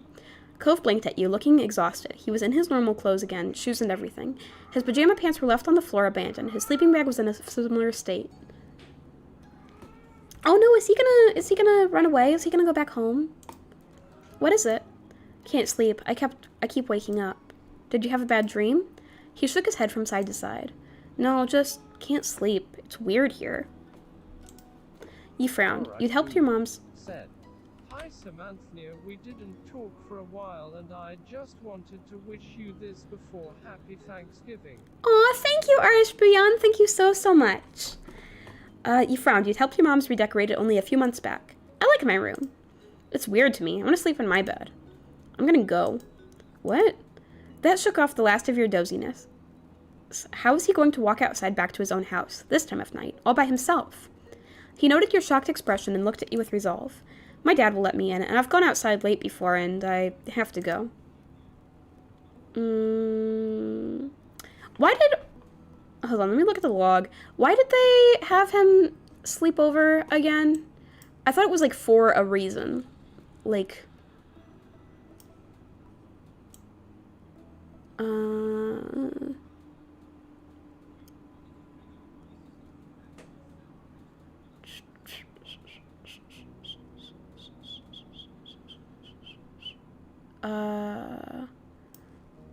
Okay, no, it wasn't for a reason. Tonight, Cove had come to your house for a sleepover your mom's and his dad had planned it a few days ago.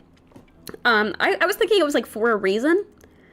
Because, you know, in this playthrough, neither I nor Lizzie are friends with Cove. But I guess...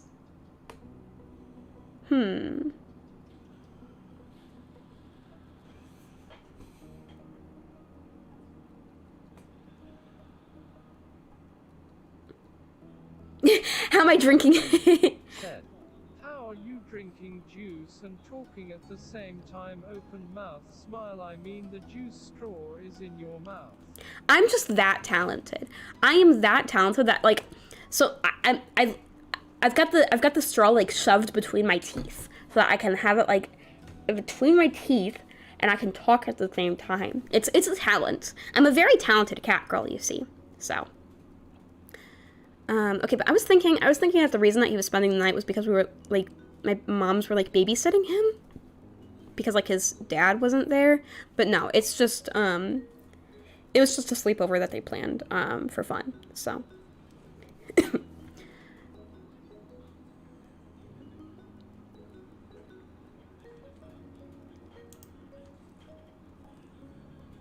Arashbuyan said, or are you just putting that in your VTuber character? Nope, I'm actually holding it. I'm in my mouth while talking. I am that talented. I'm just a really talented and cool and polygamous cat girl. So yeah, he could just, like, walk over to his dad's house. It's literally just across the street, and his dad will let him in. Arashbuyan said, nicey. Arashbuyan said, nicey. Nicey.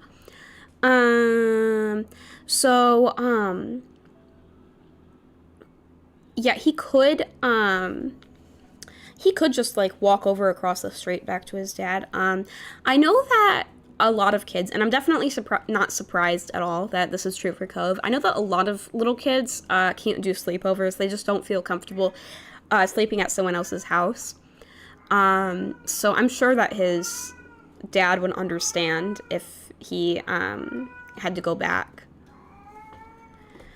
Well, if you have to, you don't have to. I'll come with you. I should tell my moms. Yeah, let's tell my moms. No, I don't want you to. I'll just leave. My dad can call them in the morning. You know that you could just let him go, but something inside you was saying that wouldn't be the right thing to do. It's too late for you to go outside on your own. It'd be bad. Cove grumbled quietly, though stayed put. But, like, his house is, like, so close, so it's really not that big of a deal. He's right. It's literally just across the street, so I guess it's fine if he has to. Okay, you can tell them. I'll wait. Good.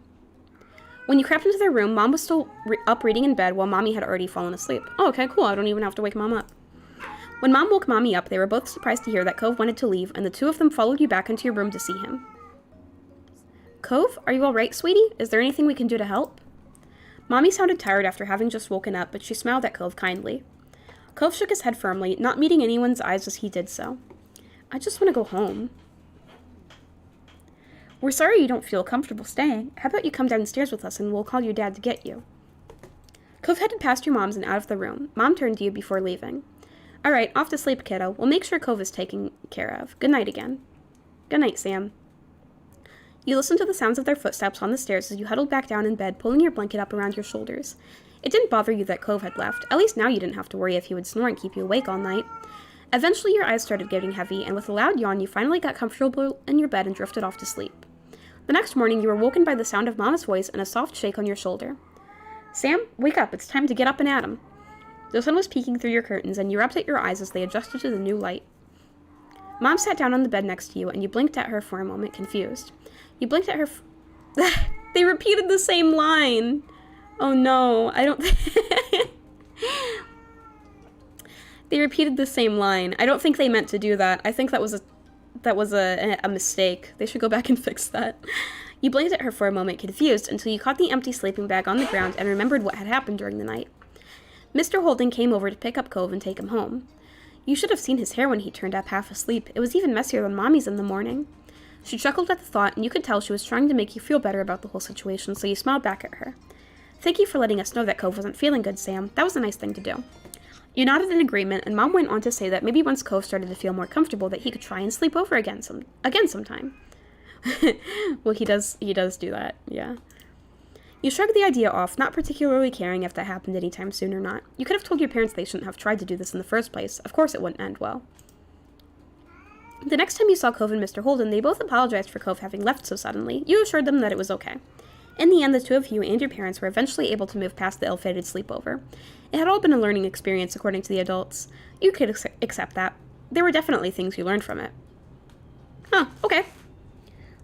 Wow, alright.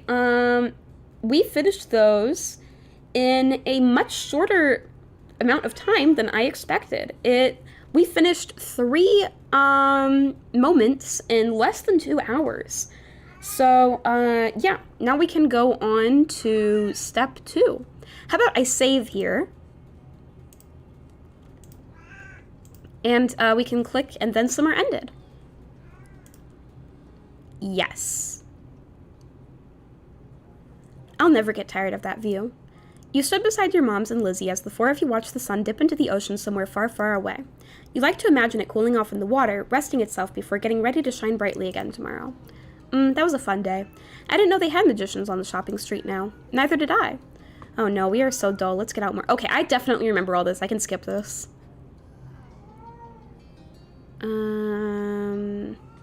Yeah, I've seen all this before. Let me just pick...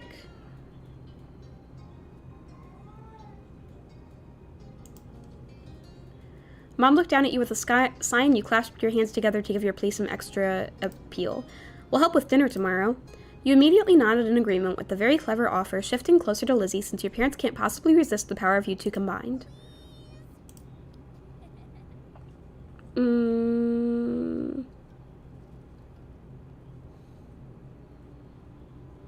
silently made your own plans. Lizzie had her own ideas of what she wanted to do, but what were you going to do? You stayed outside. You watched Lizzie run off, twisting your lips as you considered what to do. In the end, the pretty sky and the soothing sound of the waves won out. You strayed off the path, grinning at the feel of the sand quickly filling in the empty space in your flip-flops. That was fun for a while, but you grew bored eventually. How else could you enjoy the remainder of your time at the beach? You looked for seashells. You walked to the shoreline, peering at any debris that washed up. Most of it was just seaweed, rocks, and trash, though now and then you'd spot a seashell. You picked up the ones that stood out to you until you had a nice little collection. It was a great evening, but soon enough you had your fill and were ready to join the rest of your family back home. Not too much further down, you spotted the familiar green head of hair moseying along the shore. Okay, we'll obviously have to see Cove. Curious, you strayed off your path and walked over to him.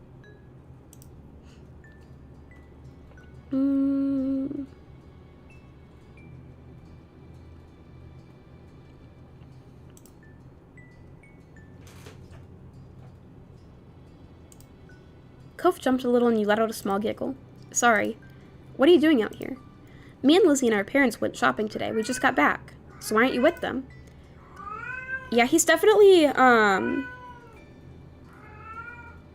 we're definitely a lot more, distant towards each other in this second playthrough. Before you could say anything, Cove was already turning back to the ocean like he didn't actually care about the answer. But he wouldn't have asked if he didn't care, right? Our moms went home to start dinner. Lizzie got cold, so she went back in too. When do you get it off? Cove shrugged and didn't say anything. For a second, you thought maybe he didn't know, but finally he sighed. A few weeks. Oh, that's not very long. Yeah. It'll be off before you know it. You offered a smile, but Cove wasn't looking at you. So why don't you want to go? It's nice as far as schools go. You weren't sure what to do. It felt weird to just leave him here crying, but what could you say that would help? You frowned a little, starting to stand. Okay, well, bye then. Oh my god! Main character's kind of mean to him. Cove gave his head a small shake.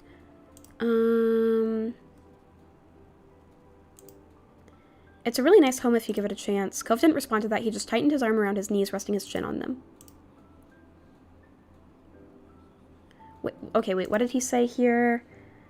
You're not going to leave, right? Okay, obviously I'm not going to say I don't know, of course. You spared a glance over at Cove and saw the anger had slipped off his face in favor of something almost puzzled. Had you guys really been sitting out here that long? Okay, here we go. So, step 2, I think I'm going to keep everything the same. Yeah, I've been keeping my character the same for every single step. So, done. Okay, now my feelings for Cove. This one has, so I did relaxed indifferent.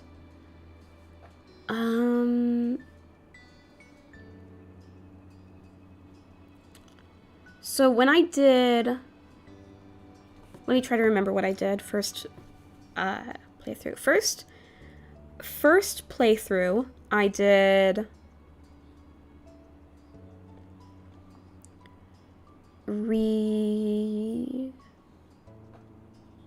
Step 1, relaxed fond.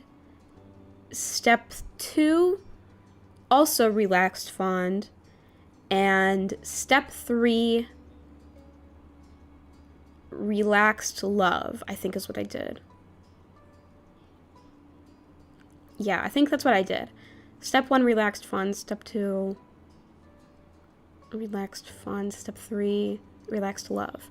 So, for this playthrough,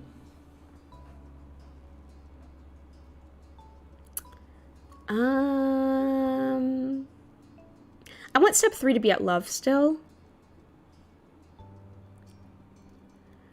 But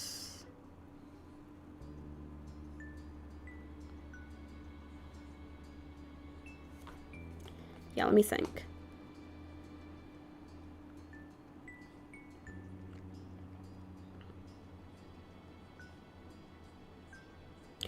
I could go step 1, relaxed, indifferent. Yeah, okay, so I could go step 1, indifferent, step 2, crush, step 3, love. Yeah, because I still want step 3 to be at love. So, yeah, before it was fond, love. Now we should do indifferent, crush, love. Because I haven't tried it at crush before. I haven't done crush before. So I should do crush and direct, relax, or nervous.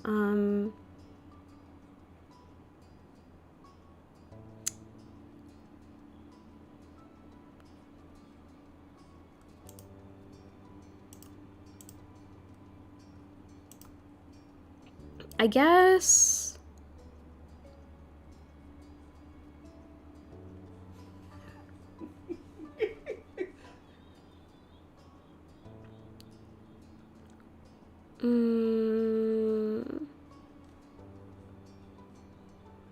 okay. I think we'll go with relaxed crush. We'll do relaxed crush because I've never done that one before. The ones that I have done are okay, well now I've done relaxed indifferent. I've done relaxed fond.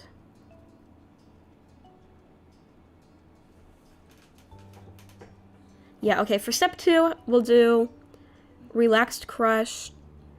And for step...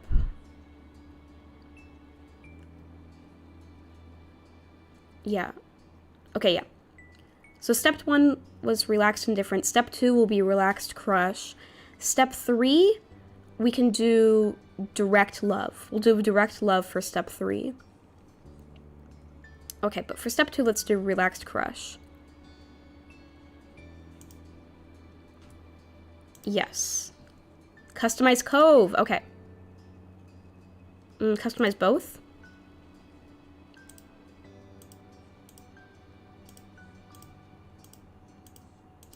Oh, these are my only 2 choices. I guess I'll do the same thing that I did before.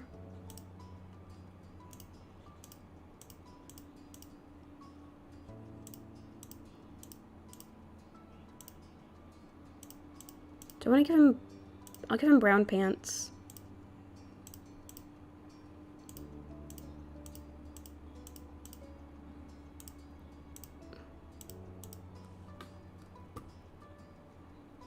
Okay, there we go. And then...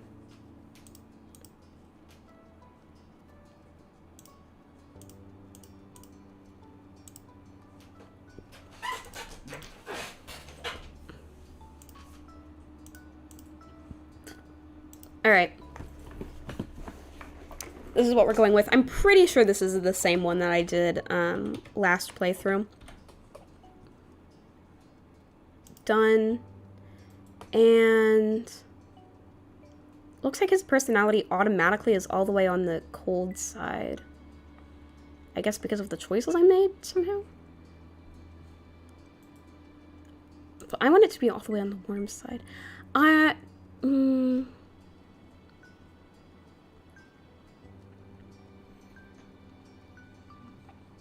To be honest, I am pretty curious about what happens if you have his personality all the way on the cold side.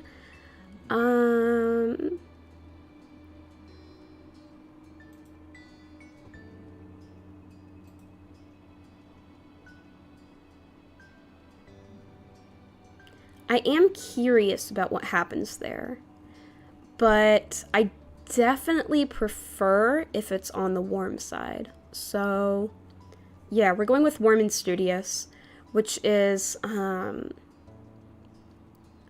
what this is what I did in the first playthrough. All the way on the warm side, all the way on the studious side. I'm not going to try it on the cold side, at least not yet. Maybe in a future playthrough I'll try the cold side, but I definitely prefer warm. So, all the way on the warm side, all the way on the studious side, just like I did last playthrough. Done.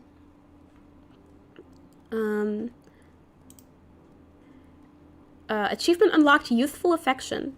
Originally, he treated you like everyone else, passing by as if you didn't know each other, but as the years went on, the two of you acknowledged each other more and more. Something had started to grow between you. Oh, does he have a crush on me too? You weren't sure how well it worked in changing Cove's thoughts on the town, yet it might have been part of the reason you and Cove ended up growing closer. Cove never talked to anyone about what happened with his parents and withdrew whenever it was brought up. But you hoped that you could help him feel better still, even without the tears, he looked sad. Maybe one day he could say out loud what he felt inside.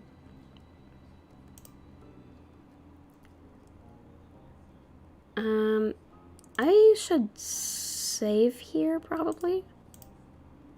There we go.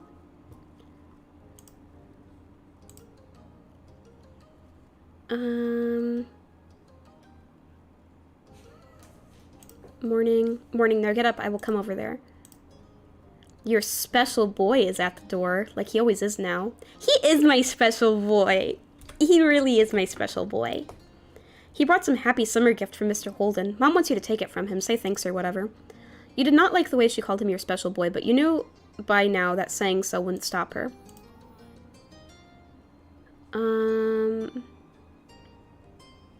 Okay, fine. Okay, this is where it makes me tell it that I'm short.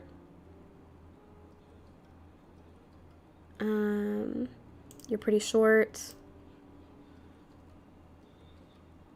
You liked your height. It suited you well in your mind. You planned on going over to see what Cove was up to today, so this worked in your favor. It was when you spotted your reflection that you realized you were smiling wide. You were looking forward to seeing him. Ooh.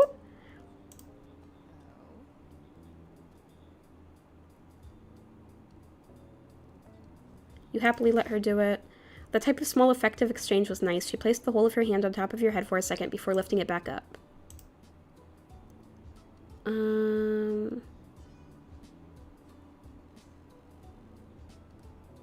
was going to stay longer, so you're welcome. Yes, thank you for gracing us all with your presence. Isn't he cute? Isn't he such a cutie? This is my boyfriend. He's so cute. Cove continued looking at the ground and smiled slightly. Hey, Sam.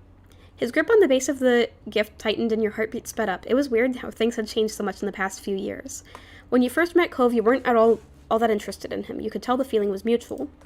Now, though, you couldn't seem to stop thinking about him. You hadn't yet adjusted to these new emotions. Hi, it's nice to see you. Yeah, I mean, it's nice seeing you, too. Not that it's nice for you to see me. Does he have an uwu mouth? His mouth looks like it's making a little uwu. His gaze still didn't meet yours, and he chuckled just a bit. It was already shaping up to be another long summer. The best part was that the two of you had plenty of time to spend together and explore what was developing. Uwu? Your hands brushed over his just slightly when you took hold of the base. He flinched enough for you to know with certainty that he noticed it happen. You couldn't help but smile to yourself.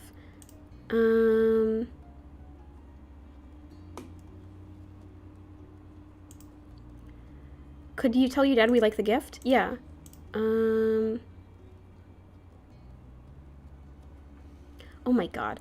He was great. There were some things people didn't like about Mr. Holden, you didn't mind them and liked him quite a bit.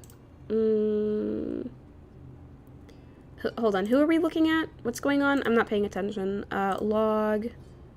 Oh, Derek. You hadn't expected to see Derek today, though you never really knew when he'd appear.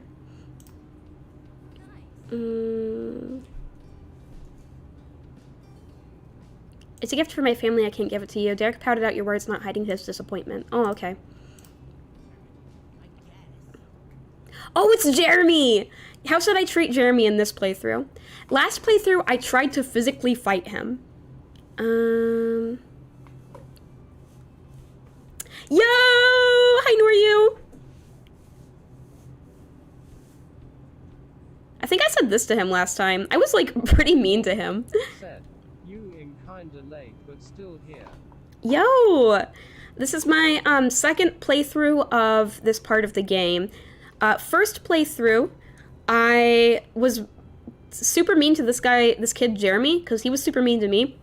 And I tried to fight him. I'm trying to decide how I will treat him in this playthrough. I think I said this last line last time. I'm just gonna say you shouldn't talk about your parents like that. What do you know about my parents? Have you met them? No. Some parents are criminals. I mean, fair point, I guess. But I guess us brainless children have to be nice. Being rude to a parent is the worst thing in the world. Okay, he kinda is spitting facts, though. That's not what I meant. Close enough. Oh, that's what he meant. You be their kid. He said you be their kid. I thought he was saying, like, you be their kid. You do be their kid. I'll take your mom and dad. Only someone with really easy parents would be dumb enough to say something so stupid. I'll have you know I don't have a mom and dad. I have 2 moms, so. Hey, Sam is not dumb. My parents are great and you can't have them. I like that. That's what I'm gonna say. Wait. Oh no, I gotta go back. I forgot. I didn't look. I didn't see this was one of the responses. I have 2 moms. That's what I said. I want my character to say the same thing that I said. I have 2 moms. Whatever, same thing. Jeremy says gay rights.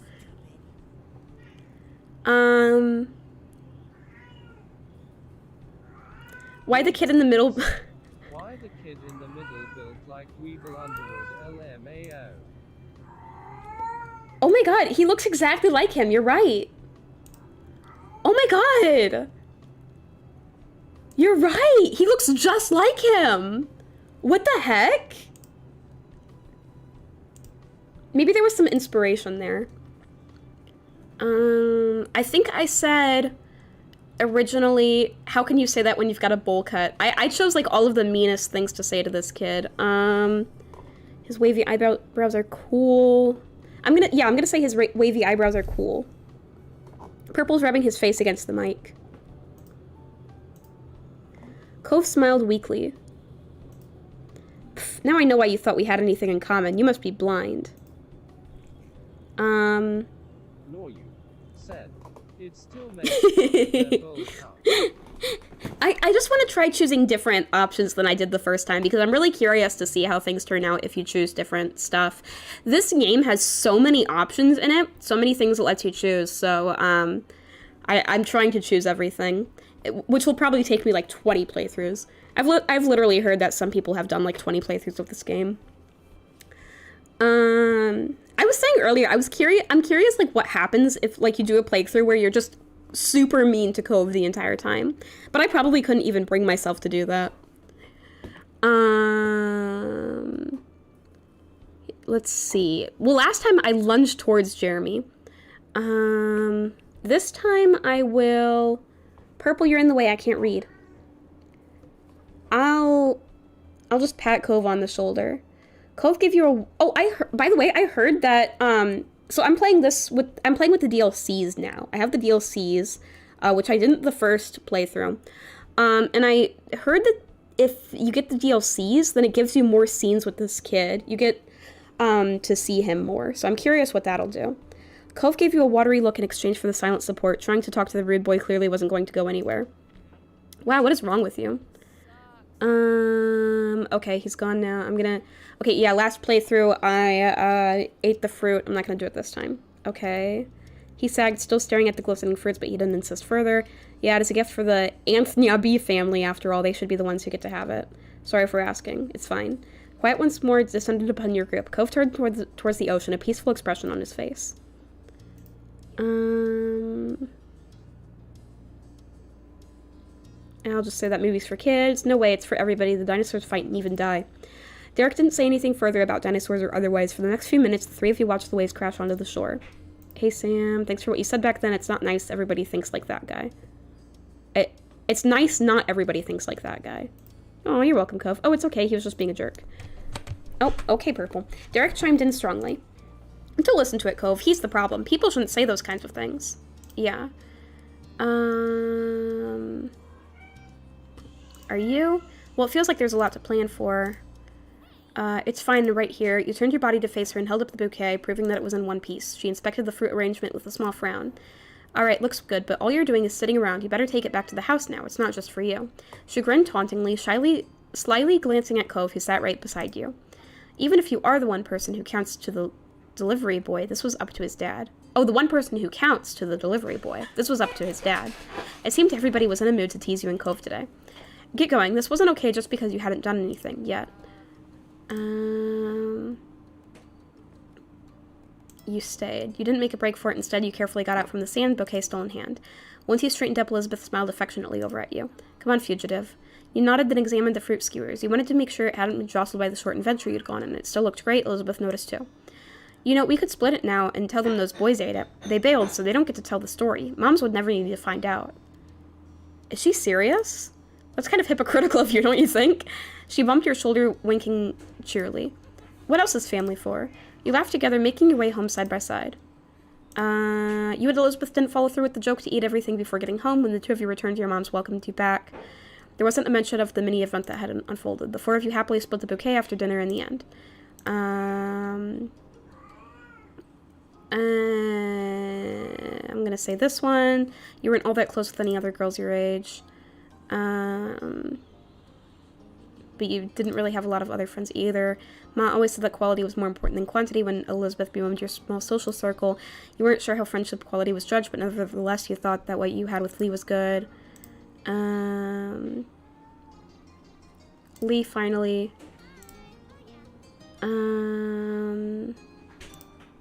It was nice to keep everything in its proper place.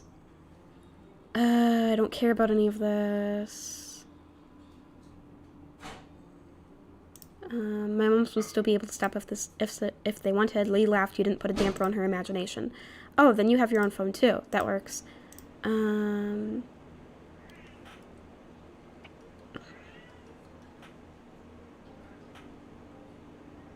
gonna say this one, and then this one, and then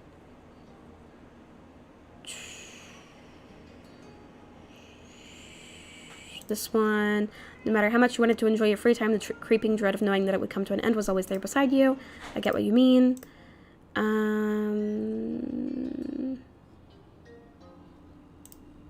Go say that one, and then that. Skip.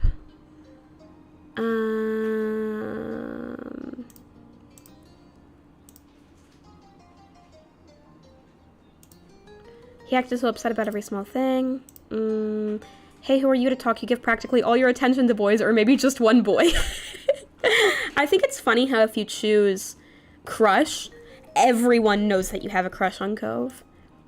I see how much you like Cove.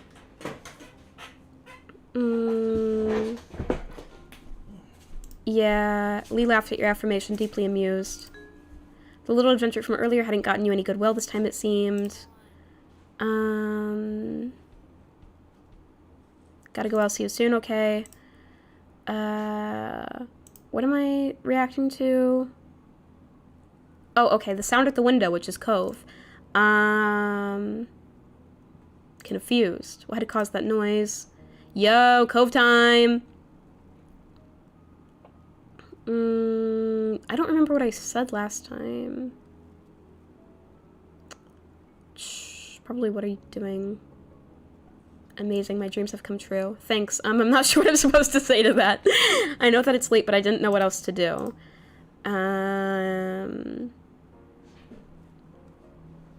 I don't comment on him eavesdropping. Yeah, that's a lot.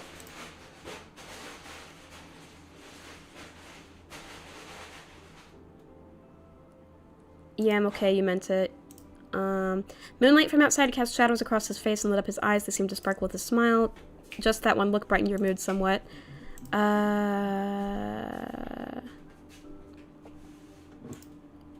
You settled your head, waiting patiently for his answer. Who would have thought that Cove would mean so much to you? You certainly hadn't in the beginning. Yeah, because I chose indifference for step 1. You had kept your distance, and so had he. Now you considered him to be one of the people you're closest with, and you were certain there was room to get even closer.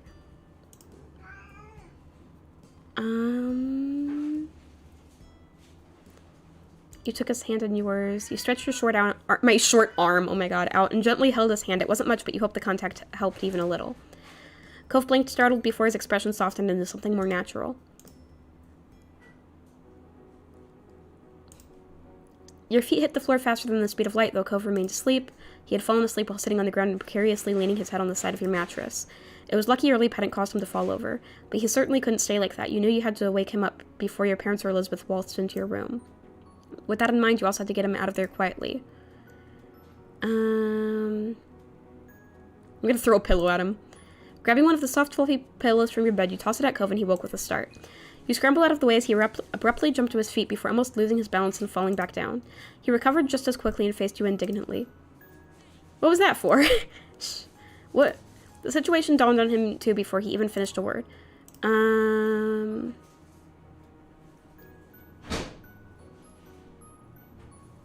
It's going to be alright. You're a good friend, Sam. A really good friend. Nice.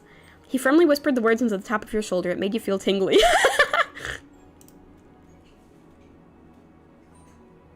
You wish him luck. Good luck. Be super careful. Cove always seemed to have a way of seeming so smooth without even meaning to.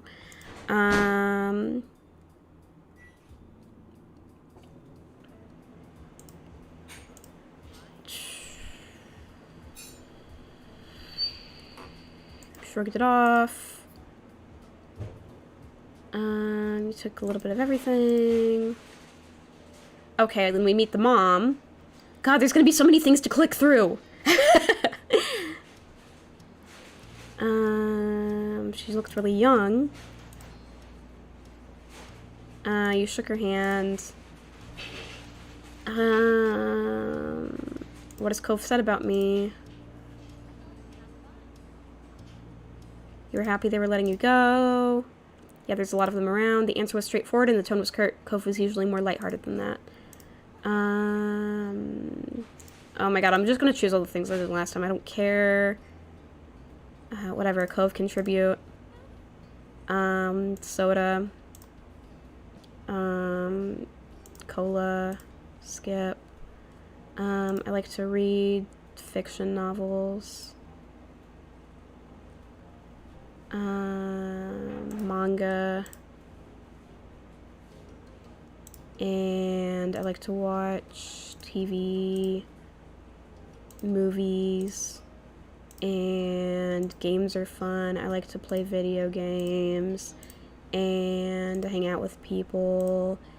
I go to the beach and build sandcastles, swim, look for seashells, and I'm really into Cove. I like saying that one. Okay, and you didn't say anything else.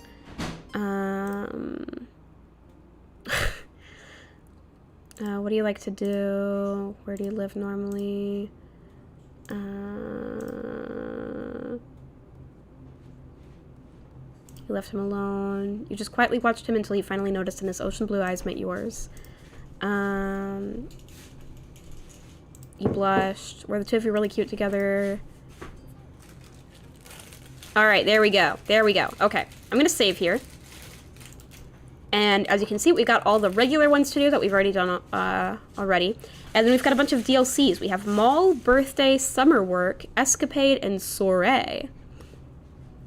Alright, so let's get started with these. We can probably finish all of the ones that we've already done. Finish clicking through those. Skip, skip, skip, skip, skip.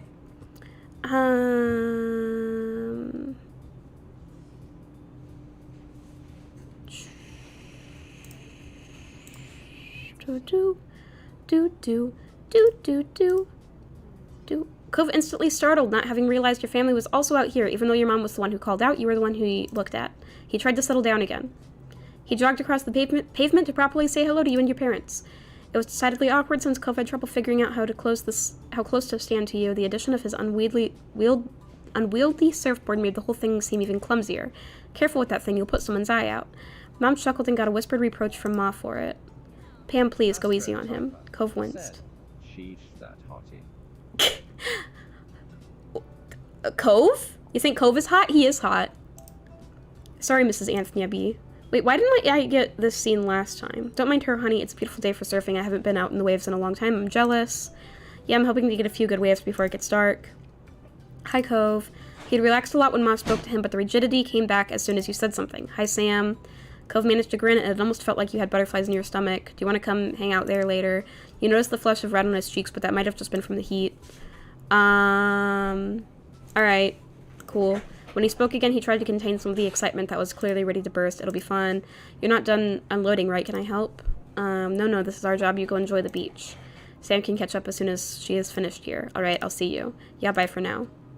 Cove headed on down the beach with more skip in his step than normal. It was really cute. You smiled softly to yourself with the thought that you'd be joining him soon. What this game is but.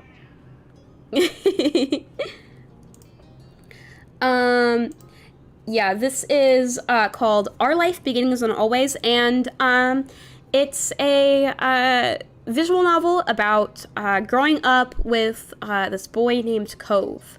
So it has 4 different steps on it from ages, I think it's, if I remember correctly, it's like 8 to 23. Nor you. Said, pretty late Tuesday tonight. Pretty late Tuesday tonight.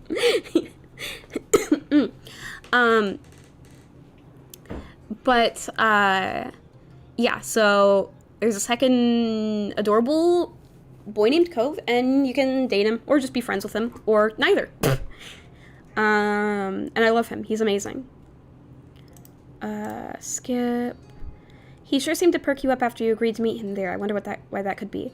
And yeah, this is my second playthrough of the game, and my first time playing with the DLCs. Say Java Minecraft open mouth smile.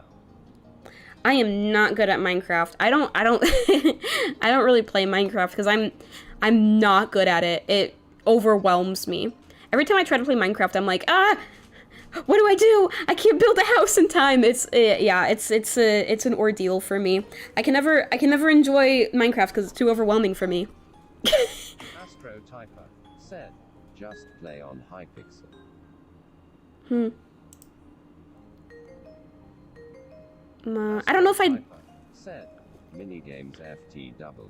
I don't really know if I'd enjoy that either. I don't know. Ma... Now who's giving him a hard time, Lonnie? Shush, it's different. Mom's face broken into an incredulous grin. In what way? I'm being supportive and he can't hear it. Mom full-on laughed that time. You're the worst of us when it comes to this, honestly. I keep trying to warn people, but they won't listen. I only want to help. I think it's fair to say he might need it. Meddler, but you have a point, right? You narrowed your eyes at their teasing, and they simply chuckled conspiratorially before taking more bags from the trunk and heading inside.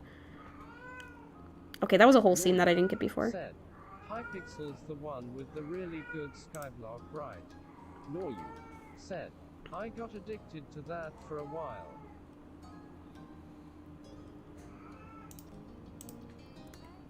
Yeah, I don't know much about Hypixel, but I just know that it's like Minecraft mini games and it's got like skyblock and stuff.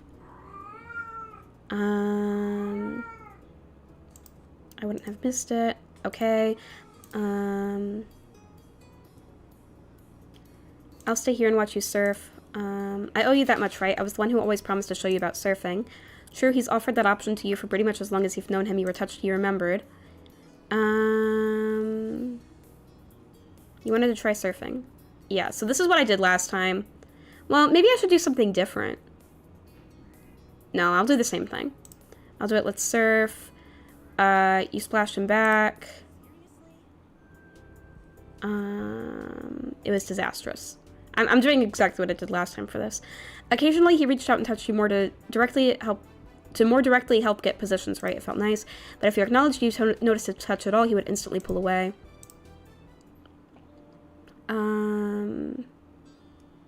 Yeah, totally.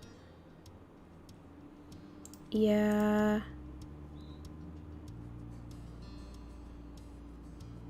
Yeah, okay, Cove nodded with a smile. You tagged along.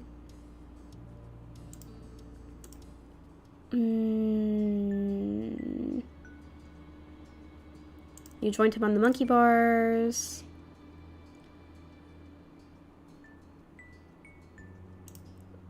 Cove chuckled back at you, amused.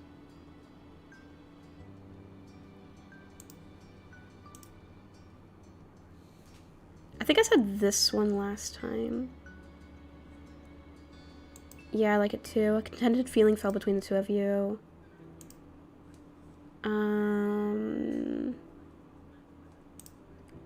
You sat in the dark in silence. Cove shifted positions so that his back was on the monkey bars and he could look up at the stars. You wondered how comfortable that could be. Look at the moon, it's so clear tonight. I don't think I had this last time. You glanced up and saw a great gibbous moon swelling over the sky. A few clouds covered the sparkling stars above. Too bad we can't stay forever.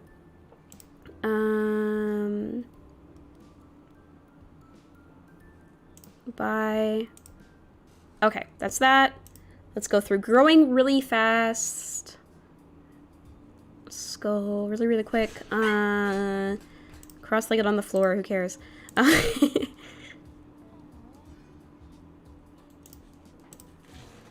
In fact, I think that talk might be needed sooner for you. After all, you already have someone, isn't that right? Mom shook her head and elbowed Ma, but it was futile. Meddler.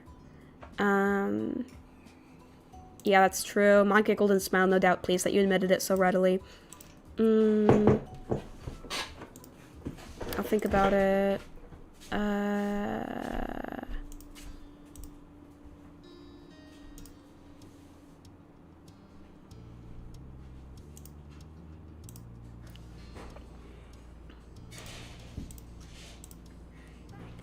Look, all I'm saying is that I haven't forgotten that time when they were kids and Sam chased after Cove once he ran away.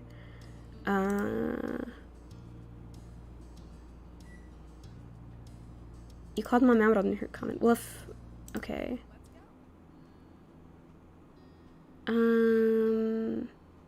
With a wave.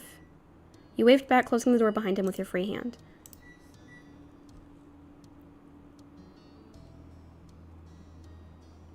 I was thinking the exact same thing. You grinned and he smiled back, and that was all there was to it. Both of you are on the same page. Great, then we can eat lunch together. Cove nodded, looking content with your suggestion. Okay, cool. Oh, it's gonna have me make a sandwich. I don't care. I've already done this before. Whatever. White bread. There's so much clicking. You know what? I said the savory one last time. Let's say the sweeter one this time.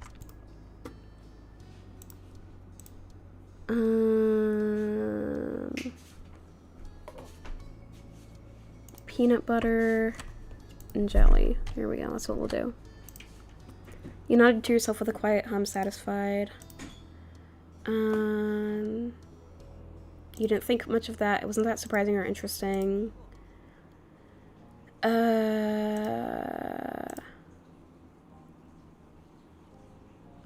Wait, what did he say? I wasn't reading. Okay, want to do something. Yeah. He rolled his head back, looking up at the ceiling. What about Hangman? Yeah. You put your plate to the side and pulled out some markers and scrap paper. Can I pick the phrase? Go ahead, I don't mind. He smiled briefly before he bent over the paper and began sketching the Hangman frame. Then he stopped, pursing his lips and thought. He tapped the end of his marker against his cheek. I feel like last time I did this, it ended up differently. Like, we said that we were going to play Hangman, but then we changed our minds. You watched silently as Cove looked down at the paper, up at your face, and then off to the side in a loop. His marker kept tapping his cheek the entire time. You raised an eyebrow. He'd suggested the game and wanted to pick the phrase, but it looked like he didn't actually have anything in mind for it.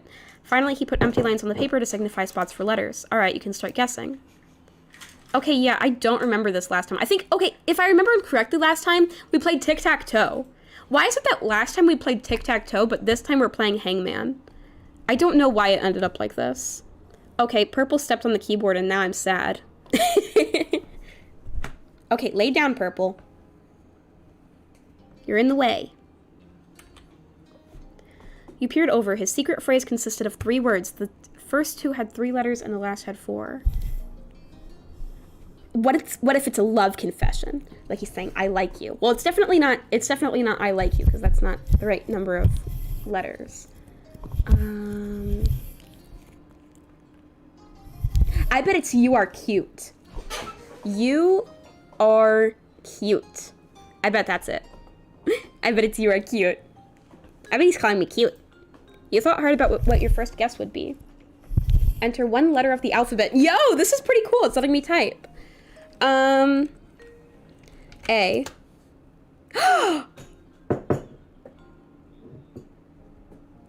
Guys, I think I got it. I think I was actually right. Well, the first 2 words are definitely you are. You are. I was right. Because it's an A. You are. After the first round, you were about to take another bite of your sandwich when a thought occurred to you. I wonder if anyone turned off the TV downstairs.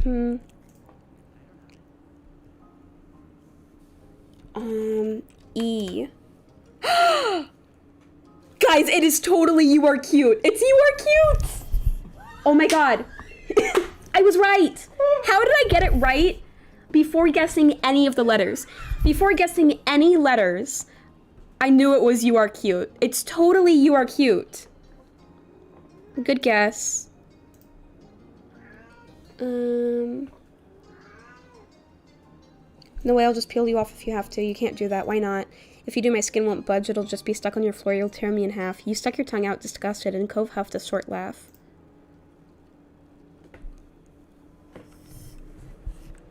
Why? I know it. It's you are cute. I know it. Yep, that's right. I've gotten all of these right because I know it. Cove spoke up once more, catching your attention. He was peering down at the piece of paper between you, his expression thoughtful. You know, Hangman is kind of a creepy game. Why did people come up with it? Why did they play it?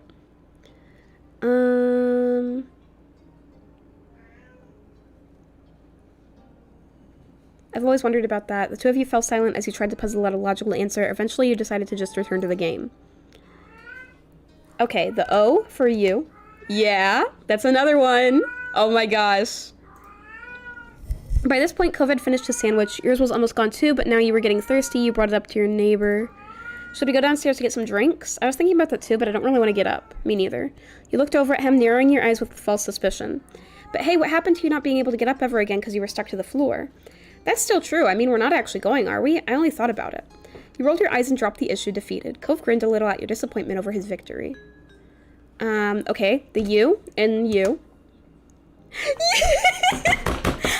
How did I get it so quickly? I got it so quickly.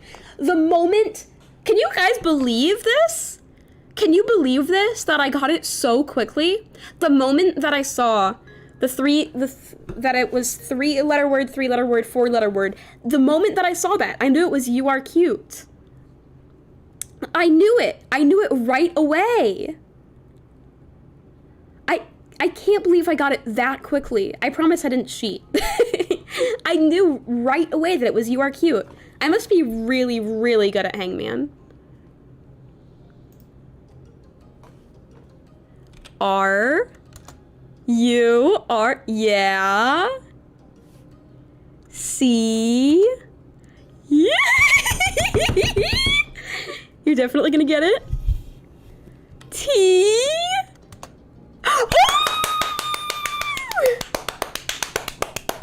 Heck yeah, boy. Yeah.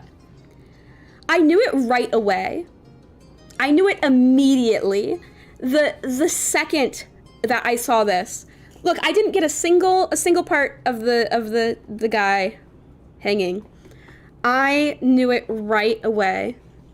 The moment I saw it, I knew it was You Are Cute. I got it immediately. Yo.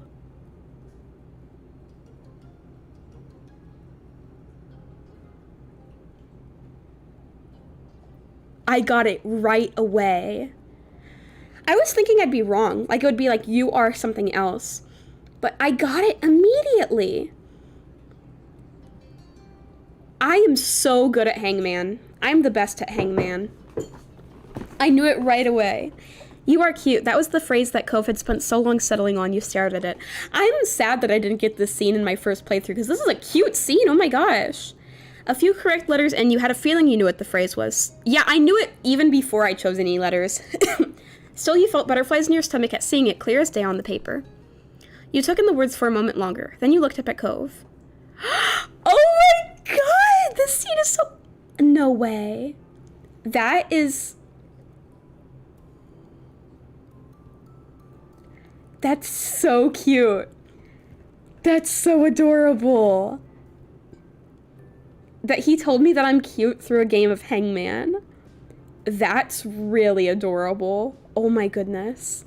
He had trouble meeting your shocked gaze, a smile settling awkwardly on his lips. His next words left him in a mumble. It was all I could think about the time. Oh my goodness, Cove. Oh my goodness.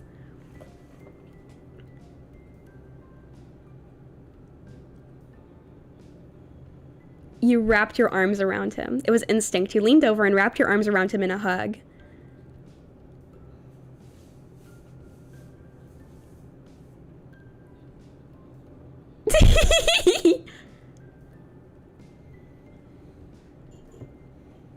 No, you're cute. Cove smiled a bit more clearly, still feeling awkward about the move he pulled. He turned away from you, his cheeks tinted pink. Oh my god, I can't believe this. A moment passed between the two of you. Now would be the perfect time to change the subject, but you didn't. He didn't either. Things started feeling a bit more personal all of a sudden. You looked into Cove's ocean eyes and saw yourself staring back. Did you mean it? Do you really think I'm cute? Cove didn't crack a smile or tell you he was joking. He just firmly kept his gaze. Yeah. Oh! Yo! Finally, he broke the eye contact. I've heard at some point you're supposed to start liking types of people, guys or girls or whoever. I haven't really noticed that yet. Nothing's changed. Not in a big way. Not for everybody. Maybe I have to grow up more, but at least with... You waited, but he trailed off. He wasn't going to keep talking. You frowned, a little disappointed. You wished that he had continued with what he was saying. You shook off the strangeness of the situation and tried to be supportive. What, we're just gonna ignore that? Maybe you just don't like anybody, or maybe you like all types of people. That's normal too. Cove seemed to appreciate that thought if the smile that appeared on his lips was any indication, but the expression was quick to disappear. He peered over at you looking nervous. Okay, what about you? What kind of guy or person do you like? He winced and seemed to be mentally kicking himself for saying it like that. You considered his question carefully. Did you know who or what you liked?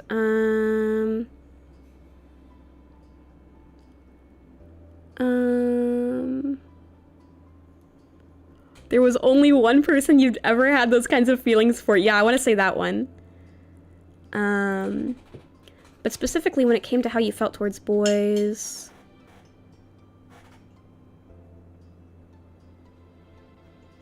This one. This one. This one. He listened intently, taking in every word as he tried to convey how you felt. He definitely perked up a bit when you mentioned having some interest in romantic relationships. Then he scratched the back of his head sheepish. I'm not really sure how we ended up talking about all this when we just started out just playing Hangman. You just nodded quietly. Cove chuckled a little bashfully. He glanced around, clearly scrambling for something else to say. We're gonna ignore the fact that he called me cute. I don't know what he said here. Oh, I love it out here. Okay. I'm gonna say I do too. Cove smiled. Tendrils of his hair danced with the wind. I don't remember what I don't know what he said. Aw, you're really important to me. I feel the same. Your voice came out equally delicate from the way his features brightened, though you knew he heard you. Then Cove reached over and held your hand without another word.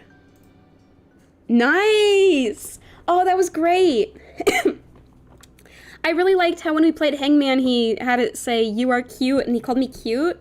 That did not happen first playthrough. I loved that. That was great. Okay, let's try to get these 3 done. Family. Oh, okay, this is going to involve a lot of clicking. You also like to sing but weren't very good. Sure. Sing. And dance.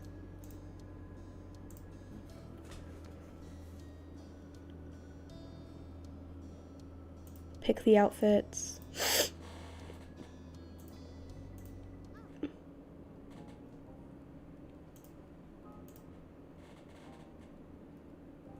Who are we talking about here? Oh, not load. That's not what I meant. I meant log. Oh, Derek. Yeah, he's a good person. But speaking of boys we like, what's the relationship status between you and Cove? Is it good? Yeah, it's good. I'm so happy for you. But, like, really, are you gonna be telling him you have a crush on him anytime soon, or what? I'm pretty sure he already knows. Pretty sure isn't sure. You should declare it to him. Purple. Self-voicing enabled? Oh no, is that prefs? You didn't say anything, wondering about the possibilities instead. Delaney. Delaney's not here.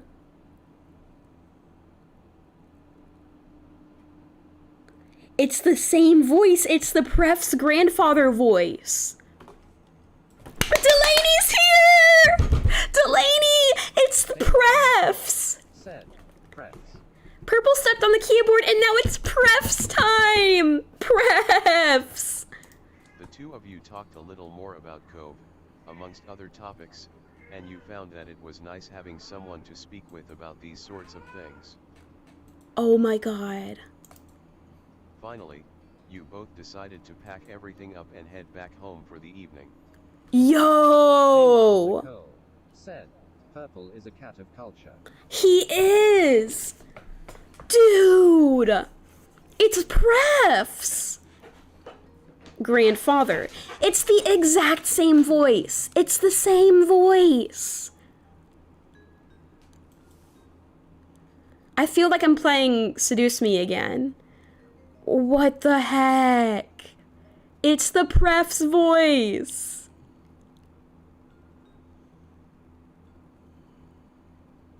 Prefs.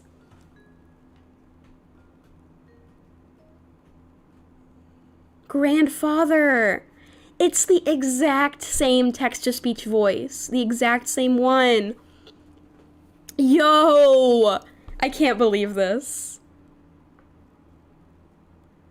I'm leaving it on. What's going on? I'm going to F you pretty boys. Selected.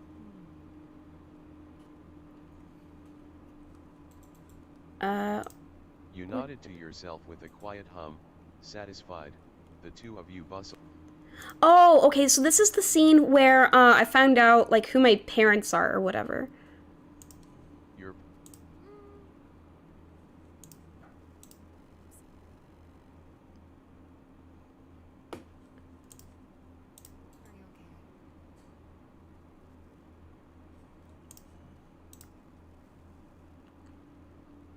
You wanted to see more Cove. than anything, in that moment you wanted to see Cove. No one could be there for you the way he could. Lee's footsteps echoed from behind, and you knew she was following you. This is so funny. Prefs. Prefs is here. It's the Prefs voice. How did Purple know? It's Prefs. I'm leaving it on. Purple turned it on for a reason. He wanted us to use it. Wow, it's Prefs. It's the same exact voice. Can you stay? What did the log He say? rolled his head back, looking up at the ceiling. Cove, what about Hangman? Yeah. Sure, you had much energy for Okay, so she's following me. Whatever, I'll say this one. Lee. Oh, okay. I'll wait for you here. But I really hope you'll be alright, Sam. Once outside, you strode across the street purposefully, Cove's house set in your sights. After you raised a hand to knock on the door, it only took a few moments for Mr. Holden to answer it, giving you a broad smile. I don't think this is what happened last playthrough. I think I, like, went to the beach or something. I don't remember. Dad. Hi, Sam. Looking for Cove, I bet? Sam, yeah, that's right. Cliff turned and whistled down the hall in the direction of Cove's room. Cove's dad, hey, sport. You have a guest. After calling his son, he turned back to you and dipped his head. Cove's dad, he'll be here any second. As promised, it didn't take long before footsteps echoed down the hall, and Cove's head of green hair appeared before you all. He looked past his dad to see you standing there, and smiled, pleased at your visit. Cove, hey, Sam. Sam, hi, Cove. Can you hang out now? I like to think this is how the MC actually talks. He gave you a placid smile, one you were all too familiar with. Cove, sure.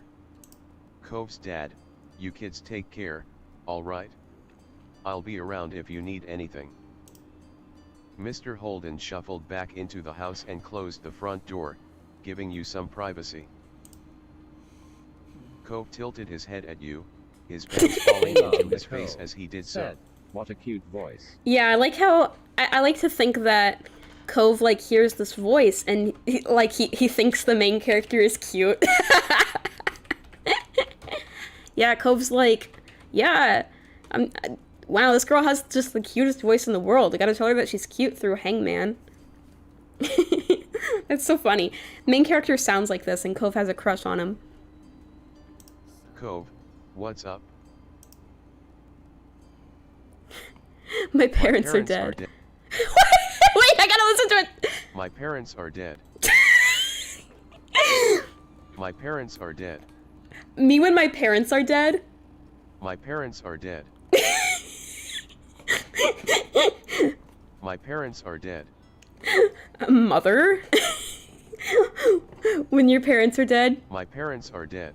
I wanna clip that. I'm gonna cry. My parents are dead.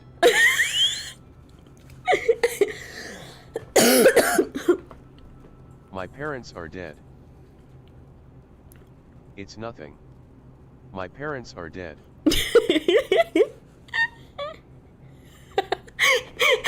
You killed my grandfather.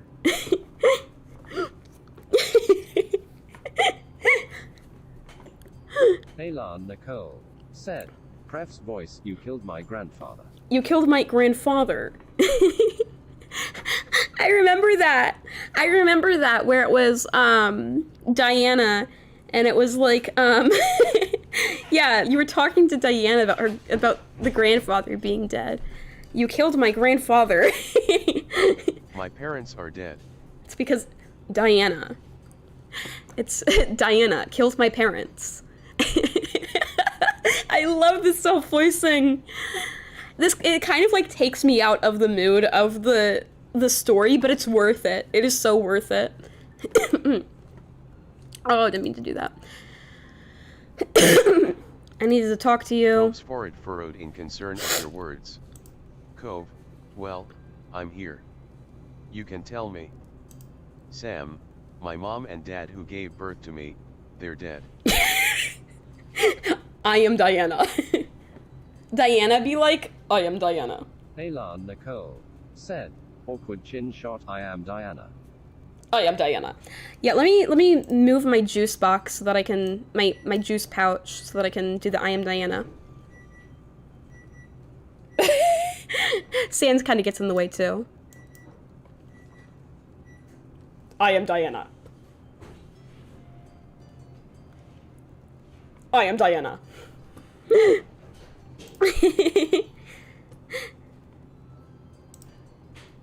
Without having... I'm okay. Sam, can we talk somewhere else?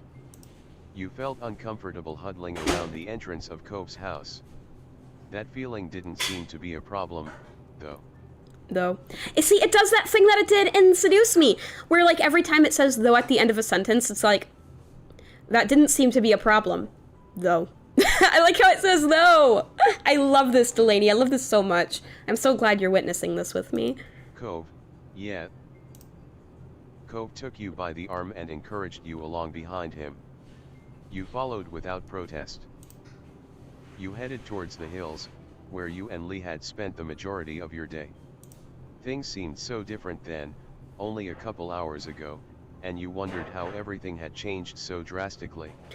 I said the same thing during my first playthrough, but they're way too dramatic in this scene. They are way too dramatic. Like, sure, her, like, she must have known that she was adopted, right? Like, you're adopted and your birth parents are dead. Okay, sure, she already knew she was adopted. This isn't that big of a deal. So, I don't know. I think they make it into too big of a deal. Also, I think whenever I did this the first time, we went to the beach, not the hills. So I don't know why we're going to the hills. You took a seat in the grass beside Cove, who bent his legs and rested his arms on them before he turned to you. It does! It does. I like hearing the text-to-speech talking over the text-to-speech. But yeah, it does make all of the dramatic stuff funnier. Like, I am not okay, though. It's so funny. I love it. Cove, can you explain everything to me? Elan Nicole Samanthnya said, B. I was about to say the TTS overlap Can you is great. explain everything to me? It is great. It's like they're arguing with each other. I love these two. My favorite characters in our life are the pref's text-to-speech and the excited British actor text-to-speech. I love my two text-to-speech characters. These two text-to-speech voices have a lot of personality. They really do. Like, we talked about the, like, chat text-to-speech, and how, like, it sounds like this excited little British boy who, is really enthusiastic about theater, and takes drama class. But the pref's voice sounds like... What personality does the pref's voice have? He's a bit... He sounds more mature. More...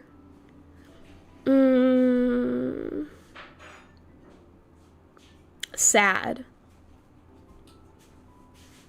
Hold on.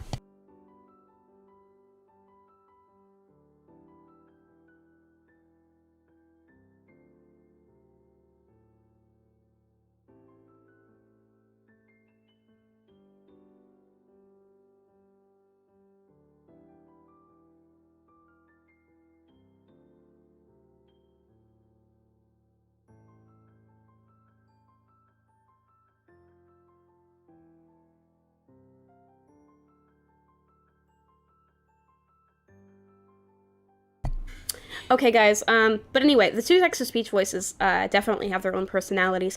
I am going to be right back.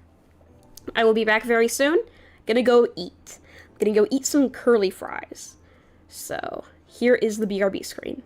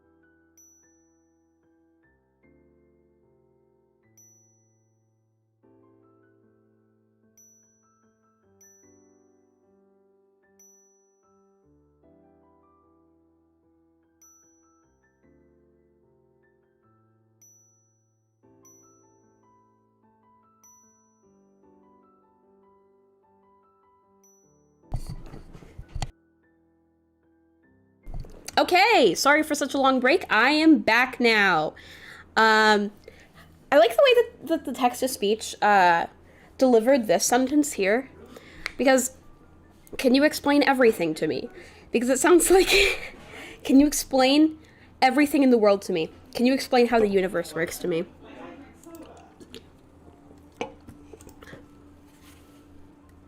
You nodded softly before taking in a heavy breath and launching into the story. Cove sat quietly and listened attentively, nodding every now and then or taking in a sharp inhale. Okay, I think I've already seen this.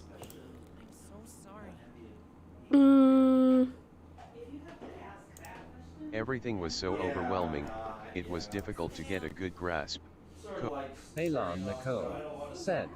The Fitnagram Pacer Test trademark is a multi-stage aerobic capacity test that progressively gets more difficult as it continues. You stayed up on the hill together a little longer, looking out over the ocean and the stars that shone brightly above it. It really does sound like the two text-to-speech guys are mad at each other. After talking about the situation with someone who wasn't directly a part of it, you started to see things in a different light. Above all, you were glad to have Cove's support, and to know you could count on him, if you needed it. Yeah, I remember last playthrough we were on the beach, not the hills. Said. The running speed starts slowly but gets faster each minute after you hear this signal beep. A single lap should be completed each time you hear this sound ding. Elan Nicole said. Remember to run in a Elizabeth raised straight an line eyebrow and at run the as long question, as possible. as though the answer should be obvious.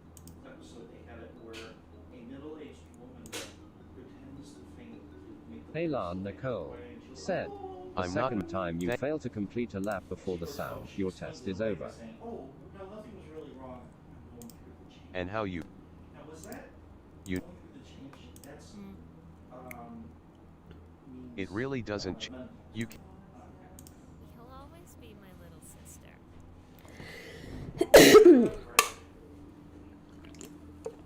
Oh, I was gonna say something. What was it? Elan Nicole said. The test will begin on the word start. On your mark, get ready, start. I really like hearing the two text-to-speech guys over each other. Yeah, so last playthrough, this was on the beach, not the hills. Why on the last playthrough was this on the beach and not the hills? Why did it change? I don't know why it changed. I didn't do any... What did I do differently this time? I'm not sure what was different that made it change locations. I'm a bit confused why that is.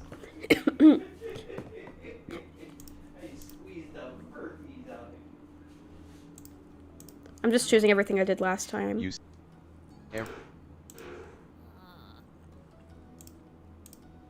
Cove, okay. Cove looked a little bashful, likely over being included as a part of the family, but he tried not to pay much attention to it. He was someone who was really important to you.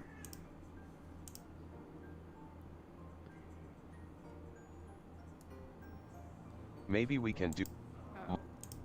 You listened through the song you had chosen one last time. Finally, you changed into the outfits you had picked out.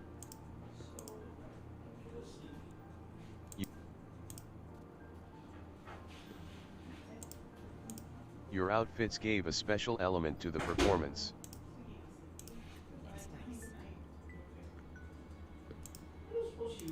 You couldn't help but feel flattered that he could recognize your talents so easily. Skipping. Skipping. I like how it said skipping. Skipping. Skipping. Is it gonna say skipping again? Skipping. I like how it says skipping. We're not even doing anything, but it's going skipping. Skipping. Like, hi, I'm still here. I like that. Okay, so we still have to speed through dinner and road trip. Gotta get through those. I don't know if we'll get anything new in those. Skipping. Okay, I know you're skipping. Yeah.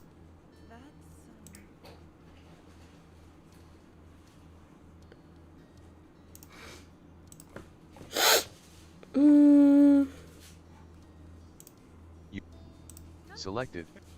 So this is I almost said chapter. I guess they can be called chapters. Fine, I'll call it a chapter. This is the chapter where I have dinner with Cove's parents, right? I'm not gonna choose anything special here because His these don't cheeks really tended matter. pink at the sight of you standing in his living room, and his hand came up to rub his arm almost bashfully. So like, depending on how Cove His feels cheeks about you, tended and pink at the oh my sight God, of you shut up. standing in his living room, and his hand came up to rub his arm almost bashfully. So how he reacts here, and how he reacts to a lot of things in a lot of parts of the game, depends on how you feel towards him, how he feels towards you, your previous actions in the game. What else does it depend on? It depends on the personality that you chose for him. It depends on a lot of things. So I'm really curious to see, like, if anyone has made like a compilation video or something showing the different ways that Cove reacts to different situations depending on how you treat him in the game. Because there's just so many different things that can be changed, so many different variables in this game. It's hard to keep track of it all. I don't know if anyone has managed to keep track of it all. So yeah, because if he didn't have a crush on me, then he wouldn't, like, blush in this scene. Like, if we were, like, indifferent towards each other still, he would react differently. So. I'm gonna say... I'm gonna say this one. Cove got to the door first, opening it and stepping inside. You joined him. Oh, okay, so in this playthrough, I told him about the $20 bill in step 1. But this scene here, this is actually one of the scenes where you can tell him about the $20 bill. I don't think this is a very good time to tell him. So far, I've only seen step 1 and step 4, but my favorite time to tell him is step 4. I liked doing that. You can also never tell him, I guess. But yeah, this is a scene where you can tell him, I believe.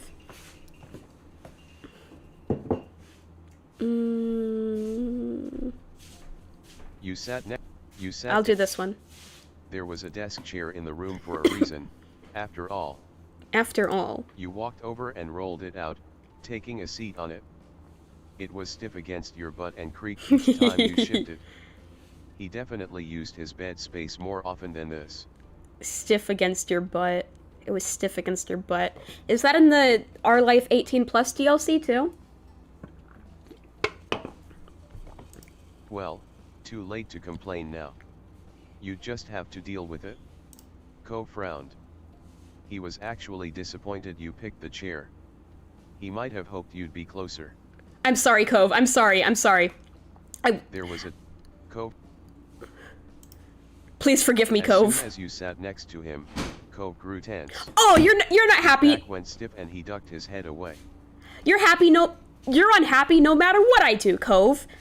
I chose the chair and you were like, and the text speech, I chose the chair and the text to speech was like, Cove had hoped you would sit closer. And then I choose the bed and he's like, Cove grew tense. Like, Cove, what do you want me to do?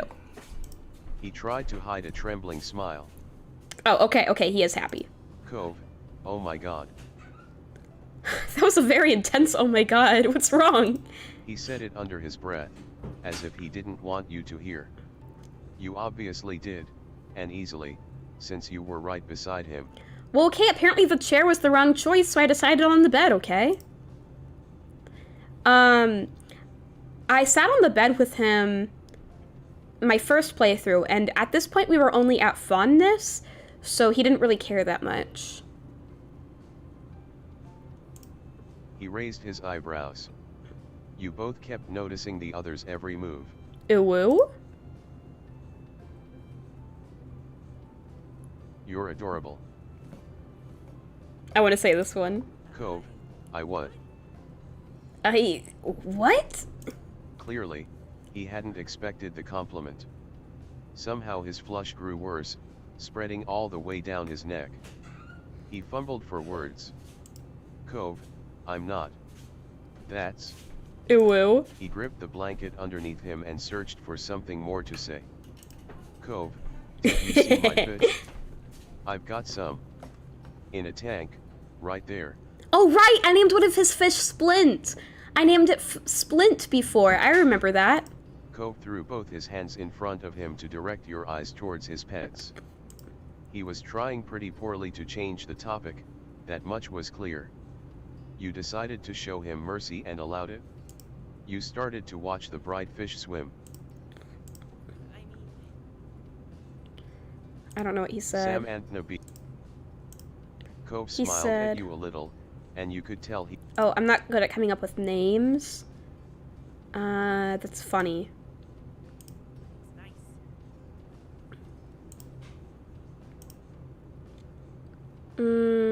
Okay, I don't remember what I named. I think last time I named the biggest fish, so I'll name the smallest fish this Cove only time. nodded at your answer, waiting on you to decide on a suitable name. Okay, type in your own answer. Type in a name, Bubble. So last time it was Splint. What should it be this time? I want to choose something else. Oh! I don't know if Delaney's here to see this, but... Cove, alright, it's Prefs. Prefs! I got to hear it say Prefs. Prefs. Cove doesn't question that. I'm glad Delaney saw that. I saw, Elan Crackety Nicole lore said, in Mine- You saw what? the Minecraft DBSHSK. Crackety lore from the Dream SMP, and I'm actually, like, really upset about it. I was, like, crying for, like, 5 minutes. Delaney, do you know what this means? Faye the Fox saw the Minecraft Quackity lore from the Dream SMP, and it made her so sad she cried for 5 minutes. What does that mean, Delaney? It's the new lore, and, like, slime's like, what happened? What the hell happened? I don't want to talk about it.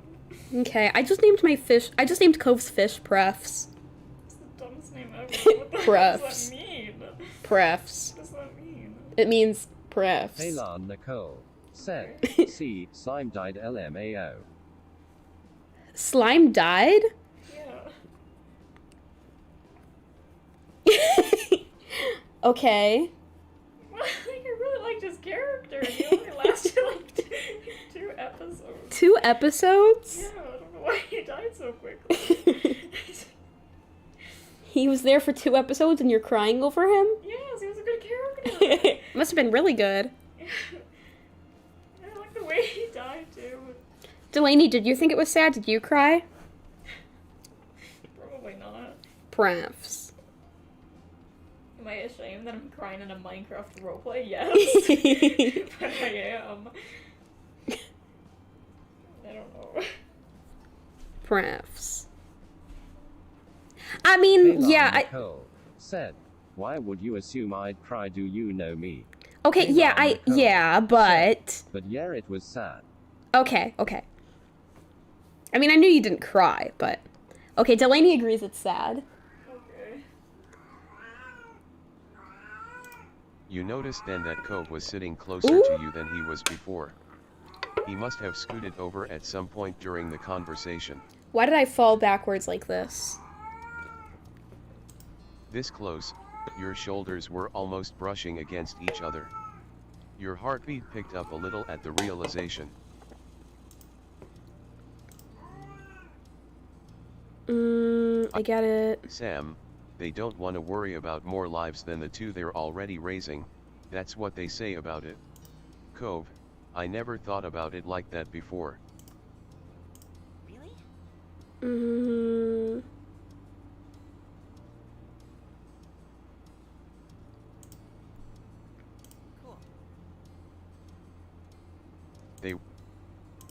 A thought struck you and your attention suddenly settled back on Cove. Sam, yeah.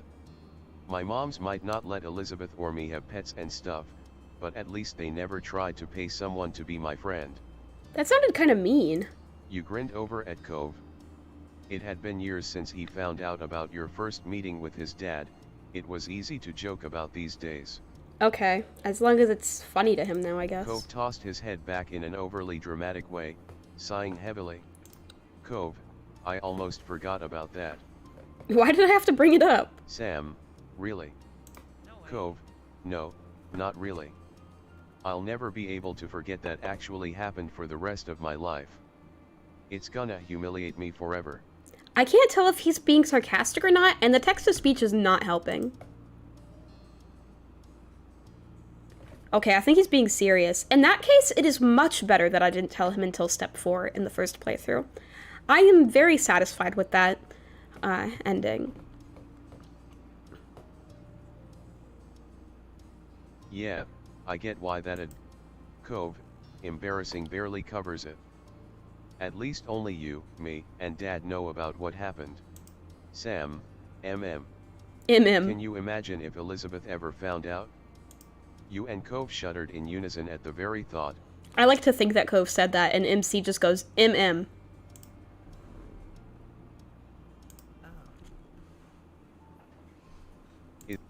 Cove. Selected. Thanks. Samantha. You. Mm-hmm. Dad had something playing on the thing this whole time. Of course he did. Happy 420, watch this while you're high. 3D Tribby visuals. Warning can intensify your high. He's such a nerd. What does can intensify your high even You. entail? Warning. How's it going? Oh, she's hot. Oh my god, why does everyone simp over... I mean, she is. Everyone simps over Cove's mom. That's my boyfriend's mom, Faye. Well, she's hotter than your boyfriend, okay? Faye! Break up with him and get with her. No! Why am I stuck in the ground again? Okay, I guess I live here now. I guess I'm just gonna have to deal with it. Faye, look, I'm stuck in the ground. Why are you in the ground? I don't know, I'm just like this now. I'm just here forever, I guess. I don't know why this happened. Help. Did you reset your position? I guess I can try that. What is Simon's doing there? I don't know, I thought I got rid of these. What the hell? How do I delete them again? Why are you shaking? I'm nervous. Ow. About being at Cove's house. I'm eating dinner with his parents. Yeah, and your parents are hot. Oh my god, yeah, people simp over the dad and the mom. I mean, the mom's hotter, but you know. Oh my god. Help! I'm still shaking. Just calm down. Could you turn the light on? It might be because it's too dark. Probably not. I fell! Where did I go? Help! Oh, I'm back. Is that literally the only thing? Yeah, I think it was just because the lights were off. That's so stupid. I'm afraid of the dark. Okay. Oh no, I'm back! What the hell? It's Oh, all no. bad. Oh, I'm nervous again! God. Help! I'm nervous. I'm scared.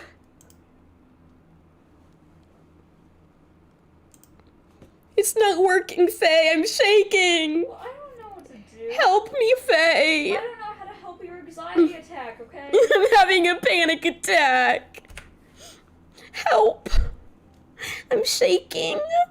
I'm scared. Exit out of it. No, that will kill me. Then die. No. It'll stop your anxiety attack. No. I'm shaky. I shake. I'm look like a little chihuahua. Ew. I'm a novice cat ghoul.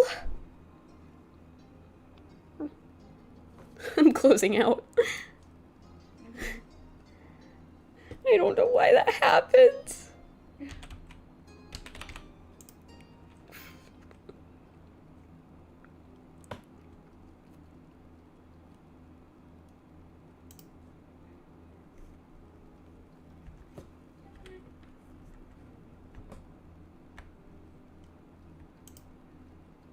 I'm still shaking! Okay, is it just your model? Because, like, I was fine. I don't think it has to do with my model because I was using it normally for like the past 3 hours. Okay, we'll switch to a different one right now. Avatar selection. Yeah, go change your outfit or something. I'm still shaking. Oh my god. What is wrong with your head?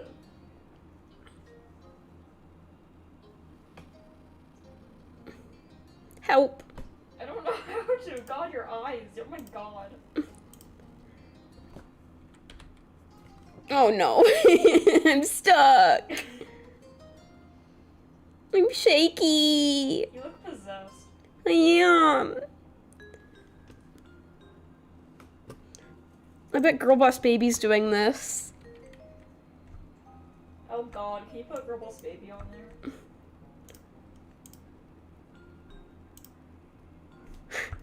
Oh god.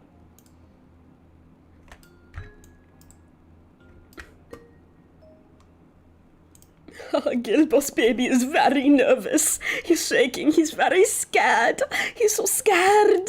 Oh, Girl Boss Baby is shaking. He's so scared. He's shaking. He's afraid. He's so scared. He's so nervous. Oh no.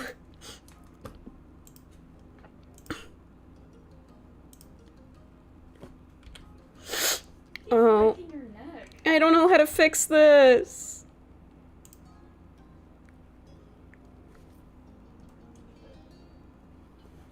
Oh no. Am I good now? What did you do? I fell. And you're fine now? Yeah. You just had to hit your head again? Yeah, I had to bonk my head. Okay, I can SpongeBob.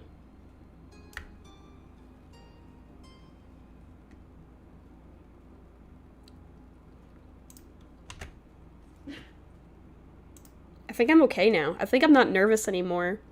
Okay, did you take some anti-anxiety pills? Yeah, I took some anxiety pills. Okay. Oh no, Faye. Is it oh my god! What the fuck? I think it's because you drank some Mountain Dew. Yeah. Oh no. Oh my god, what the hell? Oh no.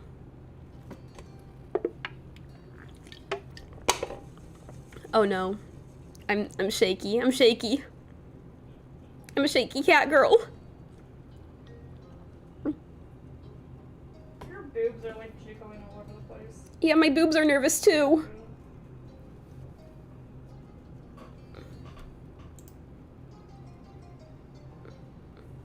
I think I'm okay now. No, you're not.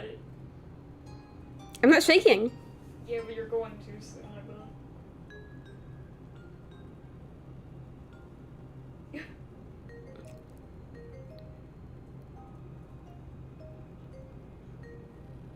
I bet if I drink my Mountain Dew, I'll shake again. Try it.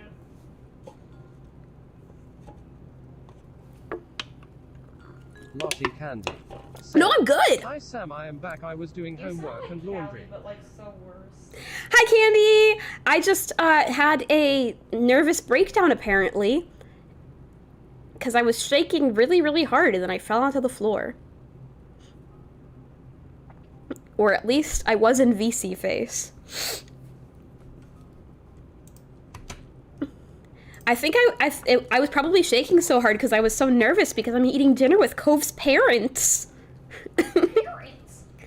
Oh, I'm so scared. Lottie Candy said, Do you actually like these games, or are you just playing them? Of course I like them, Candy. What kind of question is that? I love Cove.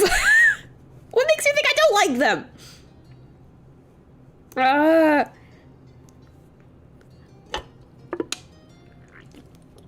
Oh no, not again. Oh my god. It always happens when I drink my Mountain Dew. I'm stuck in the floor again. Just put a PG of you. Maybe I should just stay like this. I should just stay on the floor. Lottie Candy And then like said, sometimes I haven't been paying attention to the game at all, TBH, so I have no idea. What the fuck? Apparently this is what I look like. Lottie Oh, I'm Candy back. said, That moment when your sim stuck in the floor. I'm like a sim.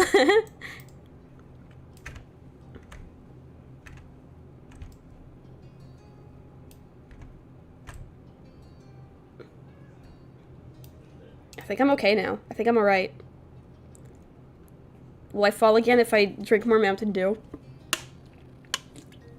Yep. Oh my god.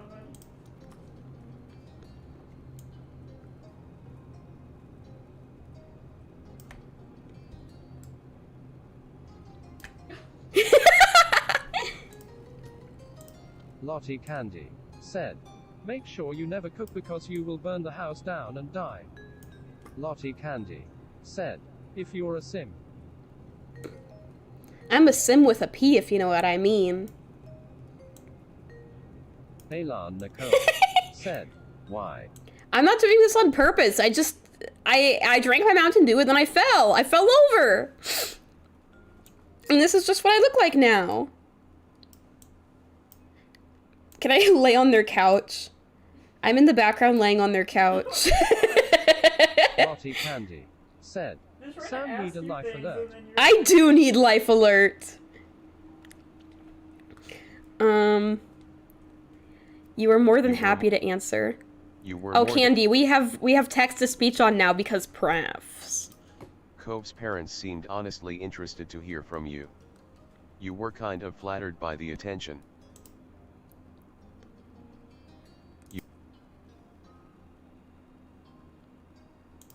Mi-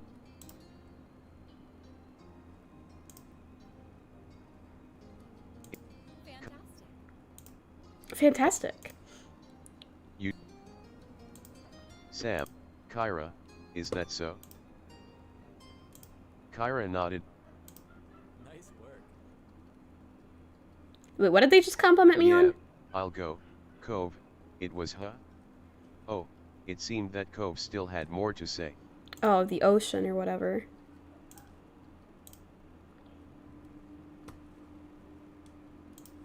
Mr. Holden was the one who spoke, glancing at his son before turning to you with an easy grin. Cove's dad, speaking of hobbies. I'm just stuck like this forever now, I think. Cove's dad, Cove has been hitting the books hard. He keeps telling me all kinds of things I've never heard of.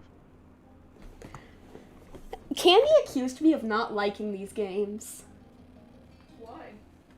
Cause she said, do you actually like these games or are you just playing them? Bruh. She said, I haven't been paying attention to the game at all, so I have no idea.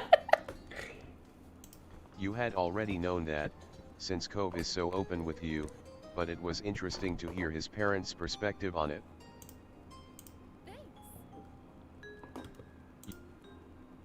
Selected. You.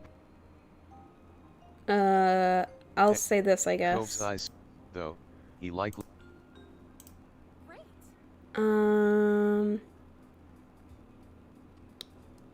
Excited. You enjoyed card games, and it would be fun to play with Cove and his parents. Am I falling further down or is that just my imagination? It I'm didn't broken. take much longer for Cove and No worries. I guess it's just that Cove makes my knees weak. Ew.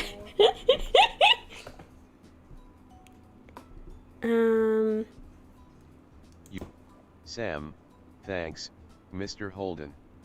His tone and stance instantly became more familiarly friendly when he started directing his words to you. Cove's dad, no problem. You can count on me. Do you mind? You joined in. Yeah. You grimaced just thinking about the Grimaced? rotten luck you had. You grimaced? You lost, which meant you didn't have any money to add to the pot for another game. Kyra, hey, I'll vouch for you this next round, Sam. Cove's dad, how generous, even though you lost your own bet already. Lottie Candy said, "I love the lifeless TTS voice acting." I know, I love it too! Delaney! I just realized I should have named I should have named the fish Malix. I should have named the fish Malix instead of Prefs. Dang it. Should have named it Malix. Kyra stuck her finger in Mr. Holden's chest. That makes it sound like she stuck it, like, inside of his chest. Like, she poked him so hard that it pierced his skin. Kyra, so did you, hotshot? Cove had been the one to claim the prize this time. He was quietly pleased with himself Elan while his Nicole parents jokingly said, ragged on each "Alex, other. we could have had it all." Kyra wasn't Exactly. lying. Lottie Boys Candy were Whoa, am I said, standing again? "Fingered his chest." Fingered his chest. Hey guys, I'm back. What happens if I drink more Mountain Dew? Oh my god. I'm back.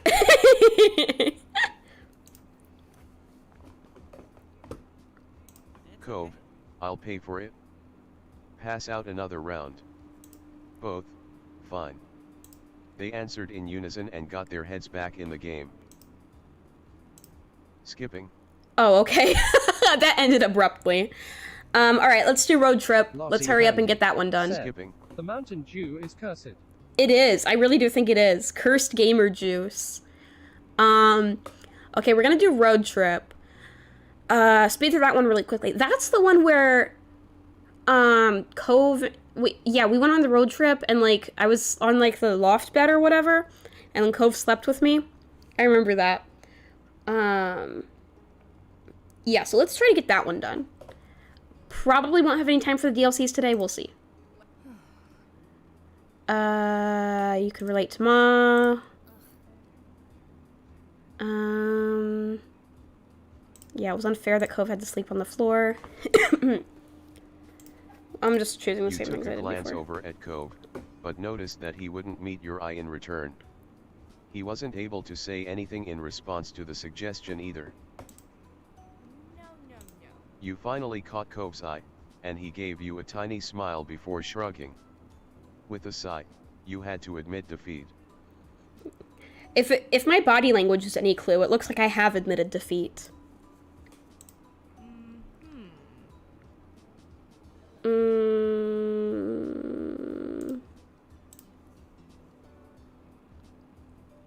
A stuffed animal? A couple.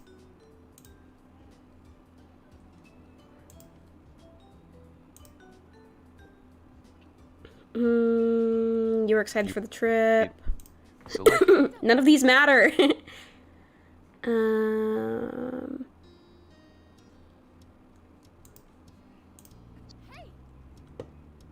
Took a handful of what? What's going You on? told them how your moms were doing.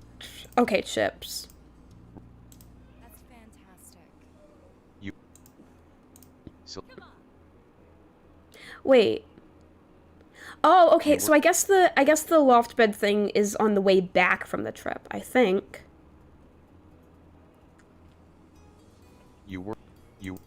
bird calls echoed all around you, and once or twice something would rustle in underbrush. You strained your eyes through the trees for any sign of wildlife, and managed to catch a glimpse of a rabbit bounding through the foliage. But Rabbits. she almost immediately dropped the tone and nonchalantly said her real thoughts. Elizabeth, at least, that's what Ma thinks. What are we talking about? After a bit, they broke the powwow. They moved back to sit. Elizabeth, Okay. at Cove still blushed, which made Elizabeth smile triumphantly, as though that was her whole purpose for teasing him. Then he mumbled quietly, refusing to make eye contact with either of you. Cove, I don't know why you think you're so funny when no one else does. Whoa, that was a bit... okay.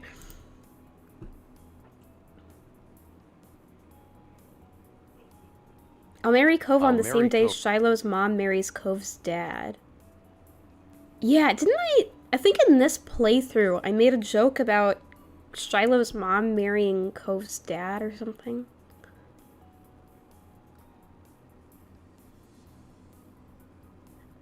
I'll say that, I guess. Elizabeth, oh, great. Then I'll have an excuse not to be at your wedding.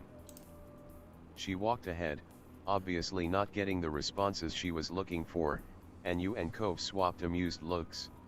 It was a bit mean to bring up her old friend in that context, but she was asking for it. You casually wondered where Shiloh might be now.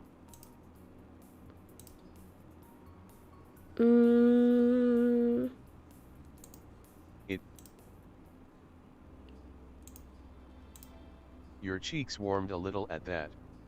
Being close to him never failed to feel exciting. You'd seen Cove nearly every day for the past 5 years, but seeing him in a jacket was still somewhat unusual. In Southern California he could get away with that. It was a simple difference from his normal style, yet you couldn't help noticing the way he looked right now. It looked great on him. In fact, Cove always looked nice. He kind of reminds me... This is a weird time to bring this up right after MC said that Cove looks nice, but he kind of reminds me of a carrot. I kind of see it. I mean, he's got this orange tint to his skin, and then he's got green hair. Yeah.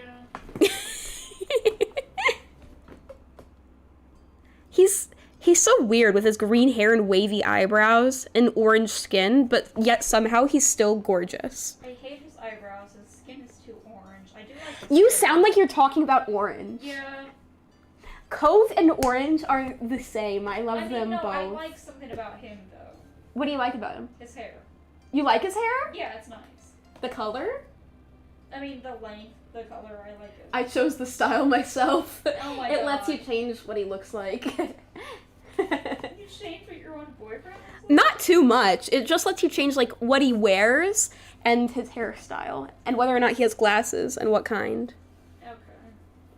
I gave him that pink jacket. Yeah, I can kind of tell you did. I can kind of tell you did. When Cove cleared his throat, your eyes snapped to his. He had an eyebrow raised and had clearly caught you staring at him.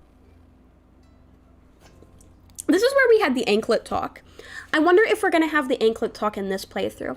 I probably will just say something different to him. I'll probably say something else and we won't have the anklet talk. But I love the anklet talk. That was one of my favorite parts of the game in my first playthrough. When Cove, is everything okay? I'm going to say that looks nice on you. Cove 'Cause I immediately chose it. blushed at the unexpected compliment. I like making him blush. Cove, what? What? He didn't say anything more than that one-word question. You decided to elaborate further.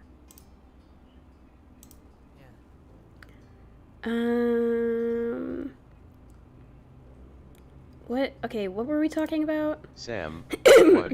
Cove quickly returned to the living room, a black wallet in his... I don't mind either way. Sam. You perked up hearing that. He noticed you, too. I'm gonna say it. You asked him. I'm gonna what he have the liked to anklet see others conversation wear. again. Sam.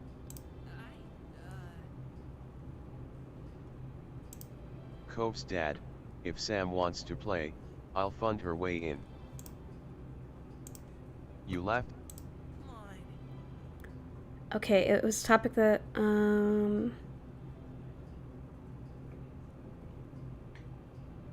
yeah, let's have the anklet conversation again. Let's do it again. You hadn't intended for... I mean... Cove, what? No. I can't believe you'd even use that word to describe it. Cove had been absolutely scandalized by your statement, and you could only laugh. I don't remember. I don't think that's how he reacted last time. I don't remember how he reacted last time, but I don't think it was like that. I think I was like, so you think that they're sexy? And he was like,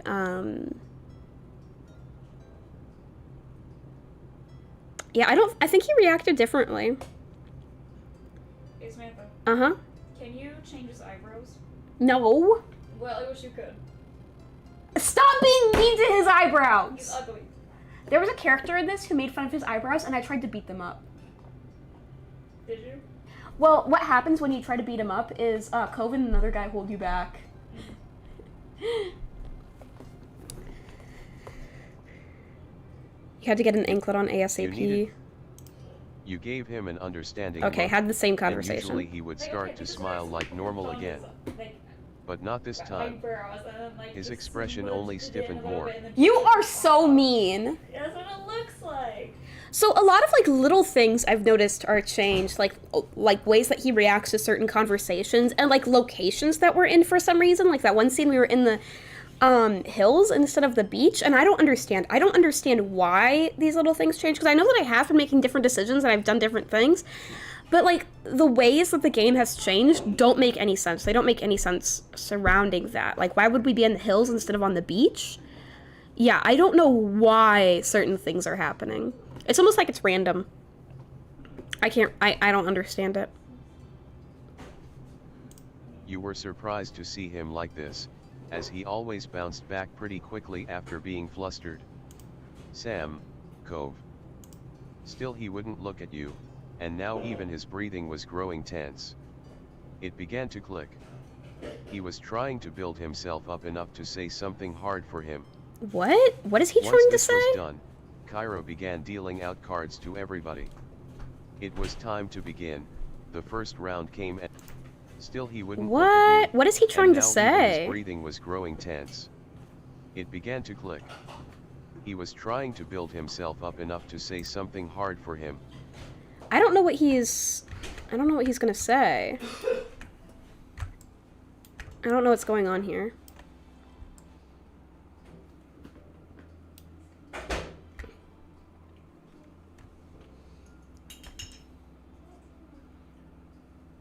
Yeah, I don't know what's happening here. What's he saying? I'm going on top of the fridge. That's what I'm doing. You know how cats go on top of they'll climb on the fridge? That's what I'm doing.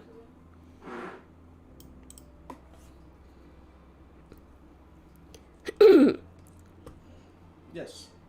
Here inside. So yeah, what's he gonna say? You waited for it silently, Start acting dizzy. until finally, he peeked your way through the corner of his eyes.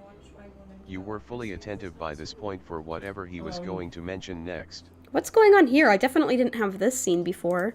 Cove, people having blue eyes. That's also something I like.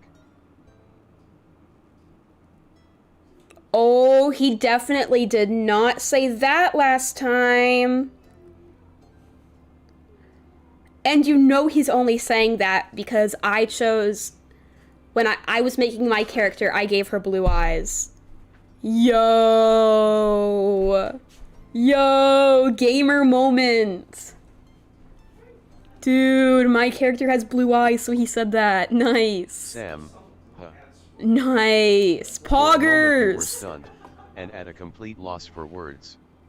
That was definitely not where you imagined this was going. Poggers! Cove faced you head on, his expression full of desperate meaning. Oh my goodness. Poggers! He likes my blue eyes! You got the distinct impression he hadn't chosen that just because he liked the color blue. He chose it entirely because it was your eye color. Was he trying to flirt with you? That was all you could think. Your legs felt like jelly and you wondered if you might fall right off the couch. Cove, what do you like for another person, Sam? Yeah, he asked this question last time. I said something that, like, he had, like, blue eyes or whatever.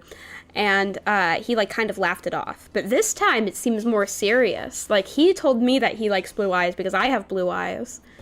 So, we're, like, actually flirting with each other here. Everything about you? Oh!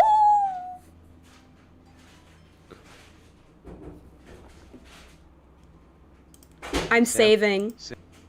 Everything about you. Cove, Oh my god, look at his face! Yo! Cove went still, his eyes widening in surprise. It was definitely a lot for him to hear, but you couldn't help yourself. It was the truth. You adored him. Yo! And now you were both flirting with each other. He placed his hands in his lap and looked down. It seemed he hadn't expected to get this far and didn't know where to go from there. With that, the topic abruptly dropped off. Cove officially had no more to say on it. Seriously? Okay. The parents all arrived soon after, each of them climbing into the RV and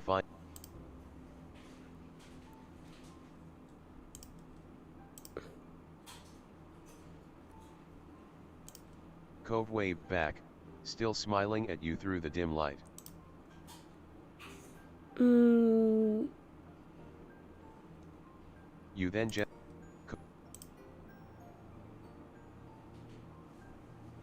hi.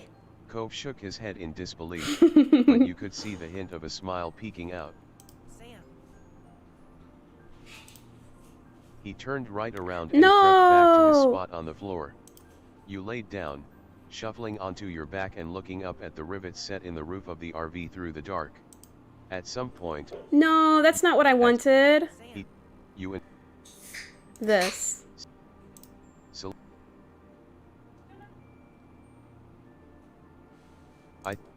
Cove's eyebrows dipped. He probably thought you had something more important than that going on. Cove, I'm not sure about this. Cove swallowed loudly, and you noticed he wouldn't look you in the eyes anymore. It seemed natural to have him near you, and being close like this only made it better. You thought back to earlier in the evening, when you and Cove had been talking alone on the sofa. He had definitely been flirting then. And now you were here. Yo.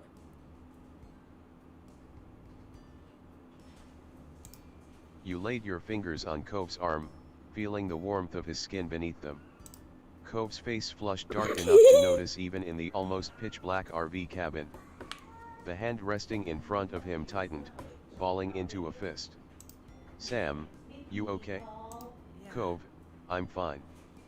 I mean, I'm not dying, or anything. Oh my god, look at him. He's so cute. Cove's eyebrows bent up nervously, but his smile widened. He curled himself deeper into the loft, and closer to you. He looked away as he did it. Yo. There was almost no space left between he and you. Cove's breath tickled the side of your face. For a moment you stayed together like that. Yo, my heart is going doki doki. Neither of you spoke a word. When your eyes locked again, Cove seemed almost taken aback by the situation. As though it hadn't completely hit him what it was going to feel like to do this until just now. He opened his mouth to say something but shut it tight before anything came out. You leaned in to kiss him. I can do that? There you go.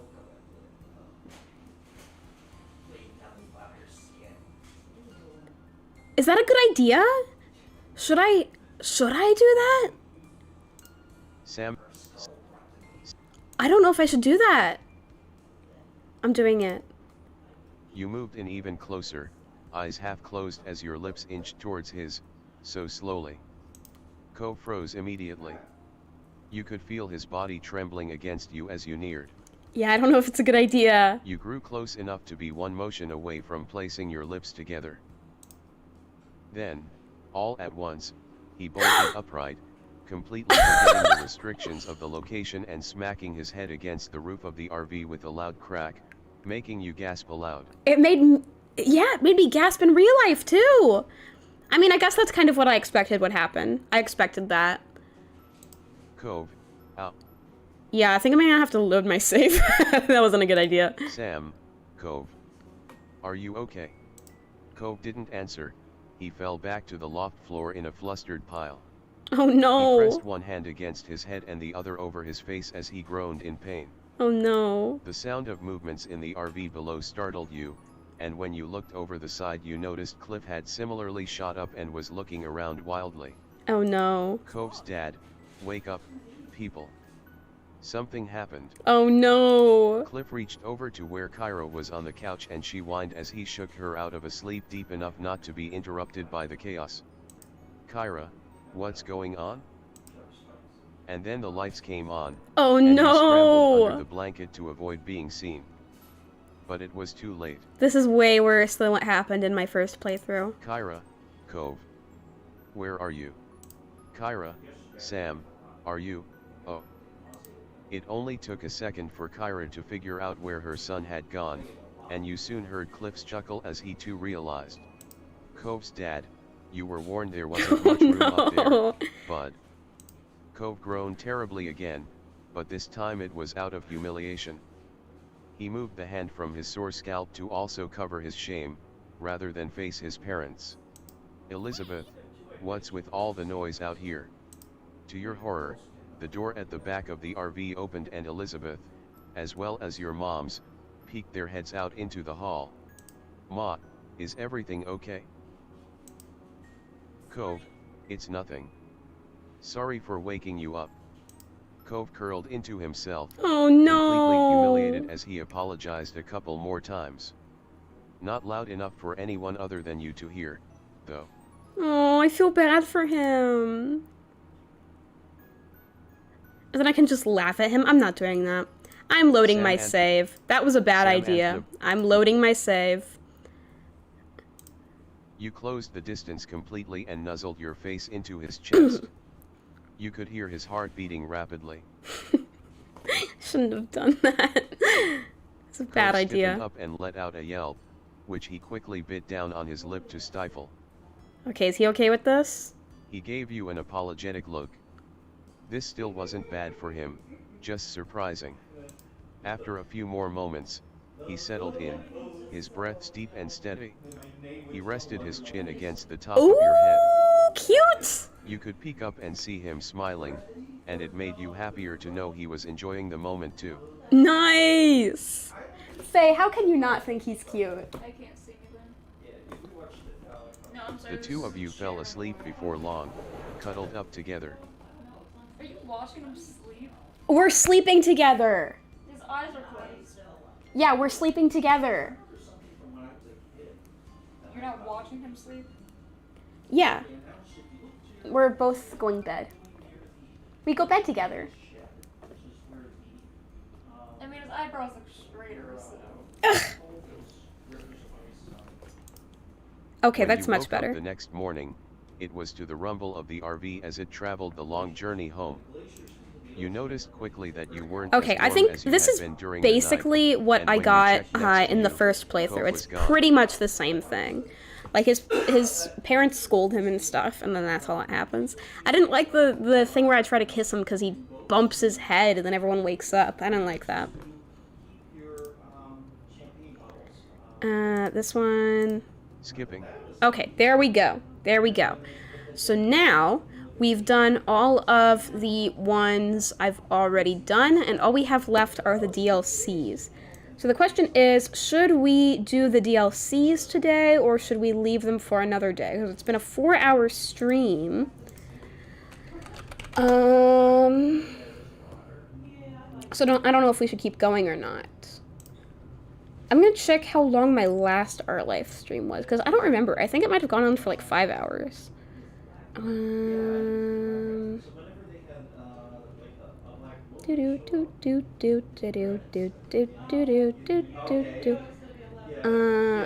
Yeah, it looks like my last one was 4 hours, 48 minutes. So yeah, almost 5 hours. All right, we can do... Well, first of all, Skipping. let me make myself bigger.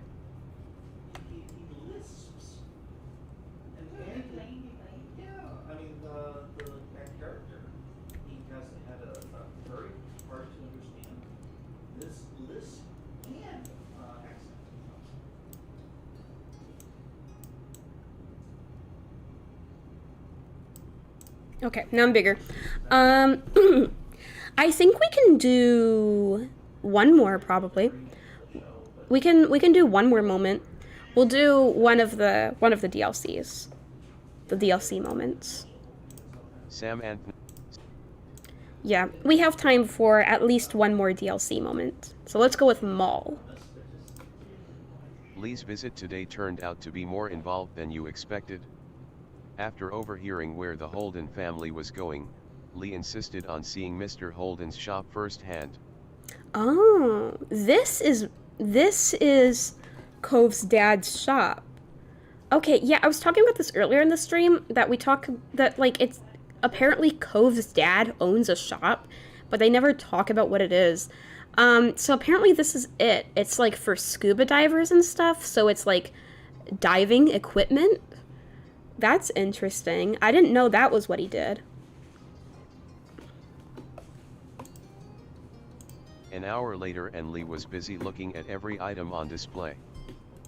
Because Cove's dad offered supplies, lessons, and tours, his shop had all the scuba-related stuff you could imagine: fins, masks, suits, and snorkels. After circling around the shop, you finally stopped and looked at the whole room. Elan Nicole said, "See, I literally thought Cove's dad was just like a professional surfer dude." Professional surfer dude. I mean, well, is that a job? Well, they never. Well, they like he surfs and stuff, but like as a hobby, he doesn't do it like competitively or anything. So I guess this is what he does. I'm gonna say it wasn't often. You preferred it that way. It meant there was always something new to look at, even if it was just a layout change.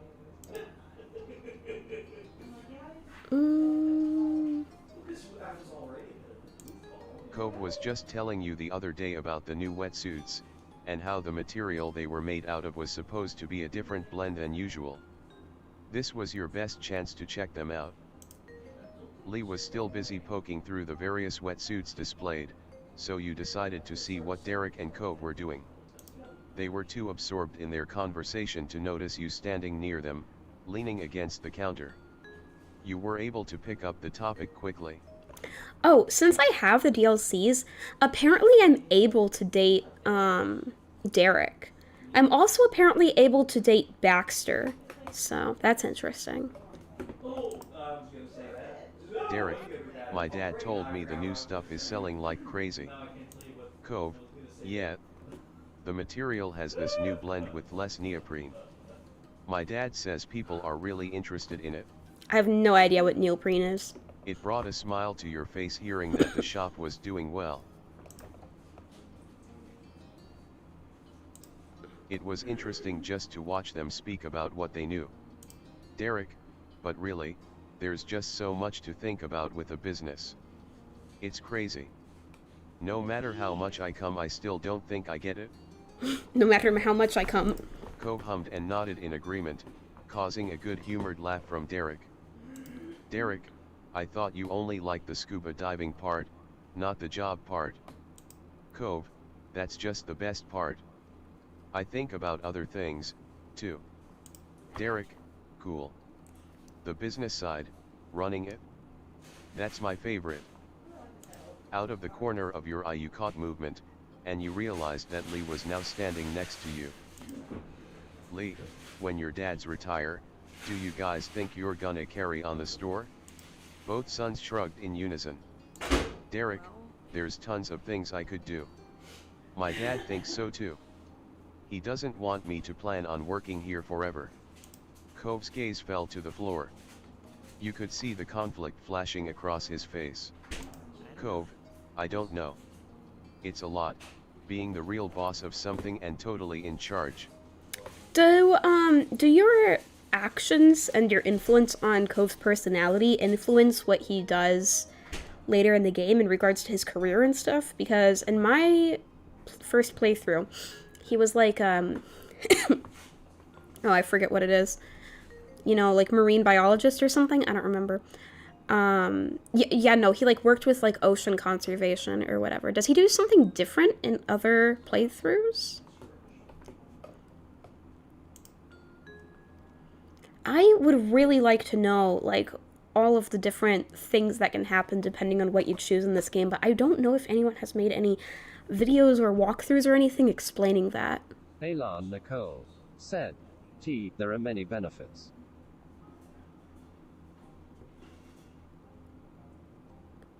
Let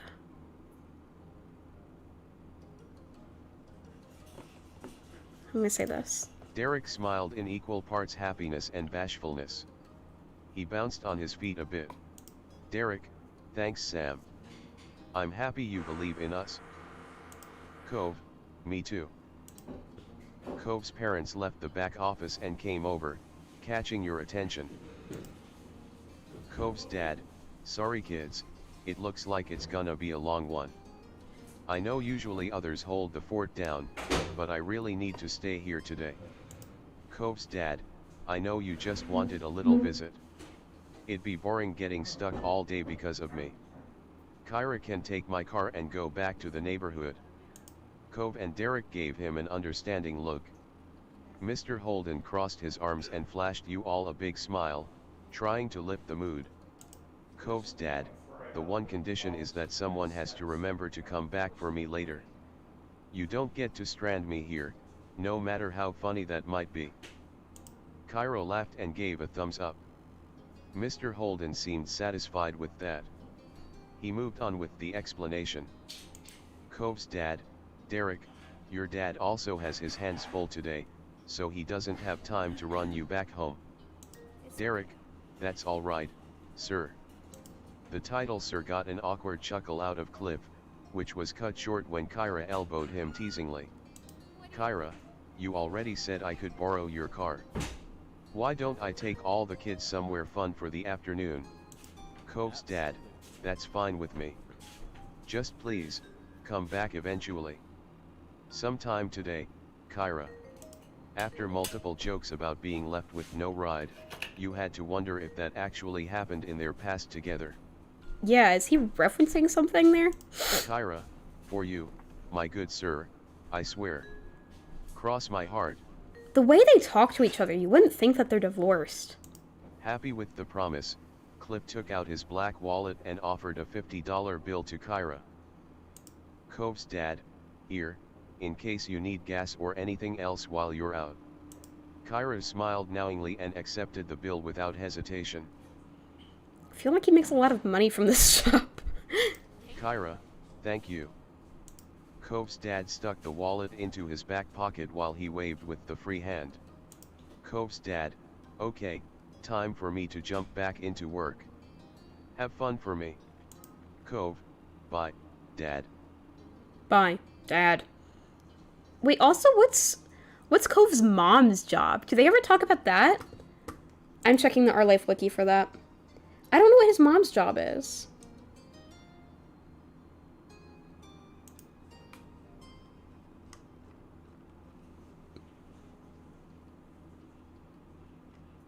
Okay, all the Our Life wiki is telling me is that she's straight. Good to know. That's not good to know. Not good to know.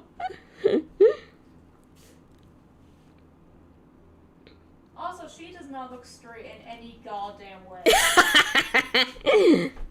Like, no one who's straight looks like that. Okay, the Our Life wiki is not telling me her job, although it is telling me that she's straight. Ew. But the comments on the wiki page, one of them says, "Mommy, sorry, mommy, sorry, mommy, sorry, mommy, sorry, mommy, sorry, mommy, sorry." Okay. Okay, apparently, I'm reading the wiki page, and apparently someone vandalized it, and they put it so that under the personality section, it just said, "She farted."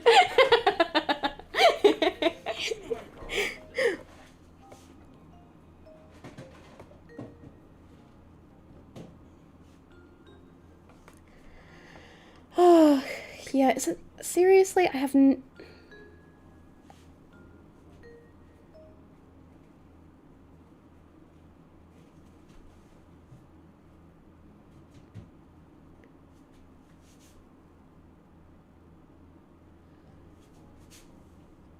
Yeah, it does not talk about her job at all. I feel like jobs do not matter in the Our Life universe. Sam, bye. Derek, bye, sir. Lee, bye, Mr. Holden. Cove's dad, goodbye sirs and madams. He left the room with a wink and glare, disappearing into the employees' area of the shop. When Mr. Holden was out of sight, Kyra silently strolled over to the counter and carefully placed the $50 bill there. Yo, she returned it? She turned back around and beamed a large smile at you and the others. Kyra, come on, gang. Let's see if this town has a mall. Ooh, we're going to the mall? Lee, yes. Yes. Let's see if Unable this to town has a contain her mall. excitement, Yes. Lee actually jumped with joy. While Cove and Derek just grinned. Yeah, she sure sounded excited. She went, yes. There wasn't a mall in your hometown, but Mr. Holden's store wasn't in Sunset Bird. It might be possible to find a mall out here. Sam, heck yeah. Heck yeah. Kyra, let's go. She quickly herded the group out of the store and to the car.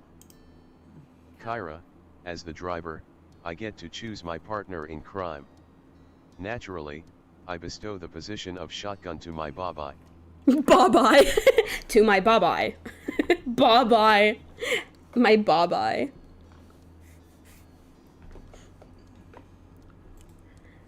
I love how the Our Life wiki and the creators of Our Life, they'll tell you all the characters' sexualities, but when it comes to jobs, they're like, I don't know, they do something. Sometimes.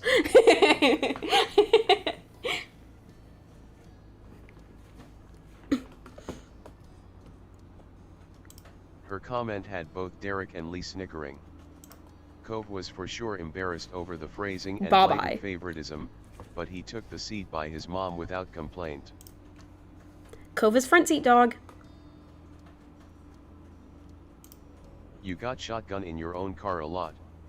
It made sense that he got priority here. Derek, I'll take the middle seat. Lee, really? Derek, yeah, I don't want a window seat. You two can have them. I love this game a lot. I really, really love it. But one of the things that I don't like as much about it is that a lot of the time and the dialogue and the word count is spent with things like this. Like, Cove sat in the front seat while Derek sat in the middle seat. Who wants to sit on the window seat? It's a lot of like stuff like this that it's like, I don't care. It doesn't matter. Why are we focusing on these little things? But yeah, it's not a huge complaint. Overall, this game is actually amazing. I really, really, really love this game. It's impressive in many, many ways. And I guess I shouldn't be, like, even complaining about them caring about little things, because this entire game is all about little things. It's just supposed to be a relaxing, cute little game where, like, none of the characters have any problems. The biggest problem that faces the characters in this game is, like, Cove's parents are divorced, but it's, like, the easiest divorce I've ever seen. They still get along and stuff. So a lot of the game is occupied by things like, what flavor of ice cream do you want? But, like, that's kind of the point, so I really can't complain about that. So, even my complaints about this game aren't that big of a deal.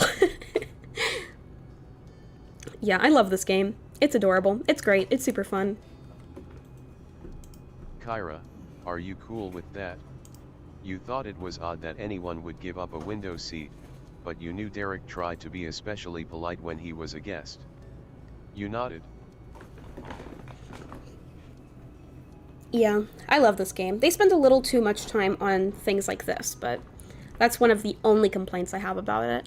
The characters are great. The art is amazing. It's so cute. This game is so much fun. It's like pure serotonin. Almost as much serotonin as K-On, but not quite. Kyra, good. Sounds like we're all in agreement. I feel like I'd recommend this game to, like, literally anyone who likes visual novels.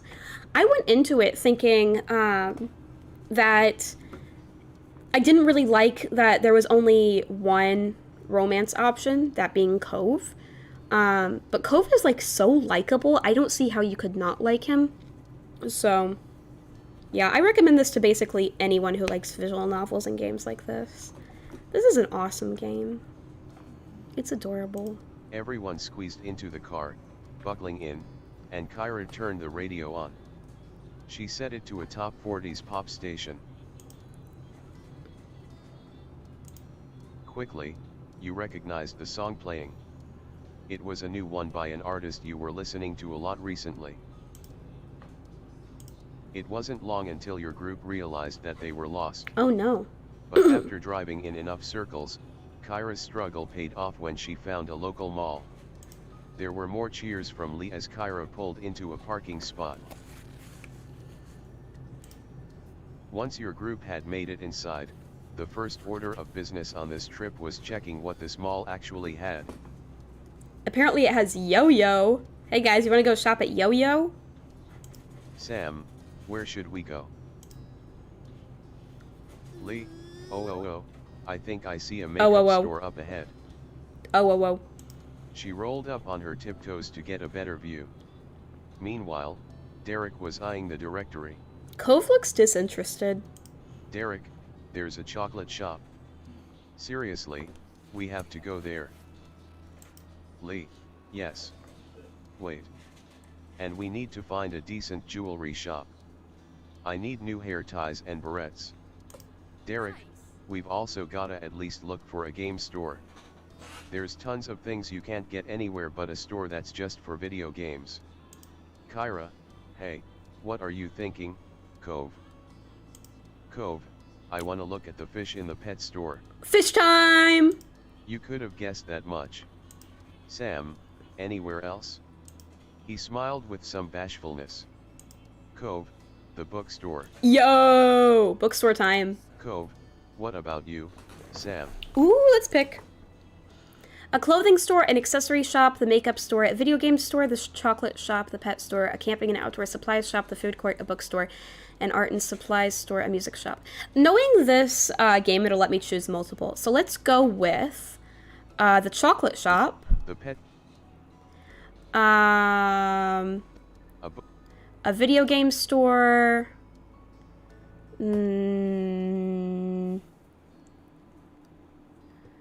Pet store. I also want to look at fish. Cove and I can look at fish together. Let's say clothing store, accessory shop. I don't like makeup. I don't wear makeup, so we're not doing that. Bookstore.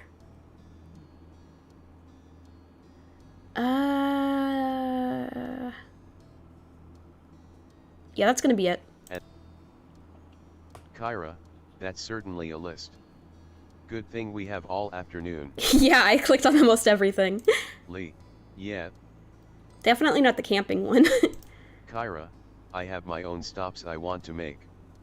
Let's agree to regroup here at 7 p.m. Oh, we're splitting up? Derek, you're not coming with us? Kyra, we're all in the same building. You won't be as alone as you think. I'll only be a few minutes away at most. You're old enough to enjoy the mall without me hovering. Yeah, that's true. 13-year-olds are probably old enough to walk around a mall by themselves. Cove, okay. Kyra, be back here at 7 p.m. toodaloo. 7 p.m. toodaloo. Leaving Derek and Lee stunned by their newfound freedom, Kyra walked off. When she was almost out of sight, Derek's face twisted in confusion. Derek, wow. She's really gone. I can't believe she just did that. It's not that big of a deal. Lee, this is so cool. We get to do whatever we want.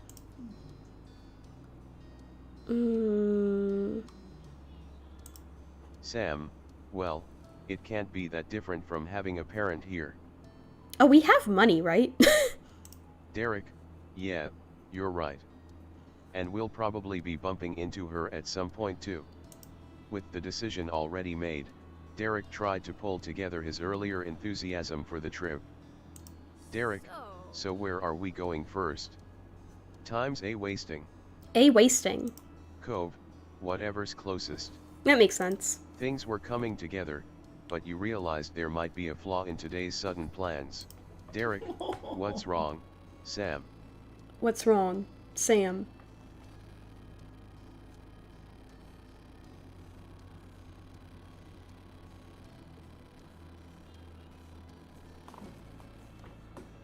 Sam, did everybody bring money with them?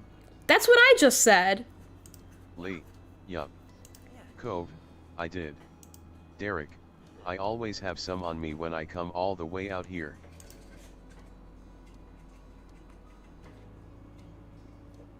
I'm gonna say I have money because. Immediately, you felt better about the situation. It would have been a downer to not be able to even think about something at the mall cause they didn't have money. Sam, I'm good. Now that everything was squared away, you explored the mall together as a group. There were many shops that you managed to venture into so far. You all even went into the chocolate shop, leaving you with a pep in your step. This was better than you'd thought. And there was still so much to see. After having hit many of the top priority stores, you found yourself passing by a small booth. It was decorated in wind chimes of various sizes. You raised a hand up to one of the smaller ones. What sparked your attention next was Cove. You thought for sure he was going to stop at the booth by the way he looked at it, but he kept going. Lee, do you want one? It wasn't until Lee asked that you realized that you had stopped in front of the booth without saying anything. Lee just continued to encourage you. I wonder if I can read this poster over here. Shopping, big sale. The shopping of... Nope, I can't read it. Uh-oh. Okay, I'm good. Lee, you should get one. I'm just looking. Sam, it's nice to check stuff out. Lee hummed in agreement and then stared past the booth. Following her gaze, you saw that the boys were already wandering too far ahead. Sam, let's go. After leaving another clothing store, one that Lee couldn't resist exploring, you and your friends found yourselves walking down the main hall of the mall again. It wasn't long until everyone you were with had their eye on the smoothie kiosk ahead. Derek, should we stop? Cove, yeah. As you approached, your eye was drawn to the dizzying list of smoothie combinations. A part of you wondered how long it would take to try them all. Shopkeeper, hi there, do you need the rundown of how this works? Shopkeeper, grandfather. Lee, yes, please. Shopkeeper, okay, first off you pick up to 3 options of fruit or berries.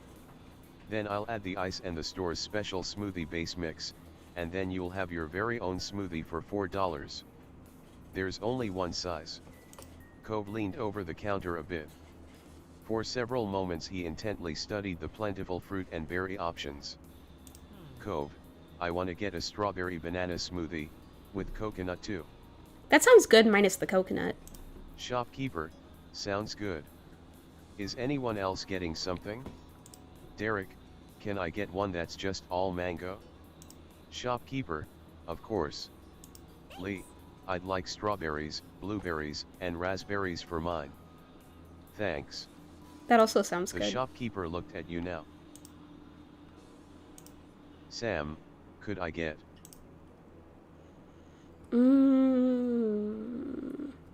Strawberry and banana.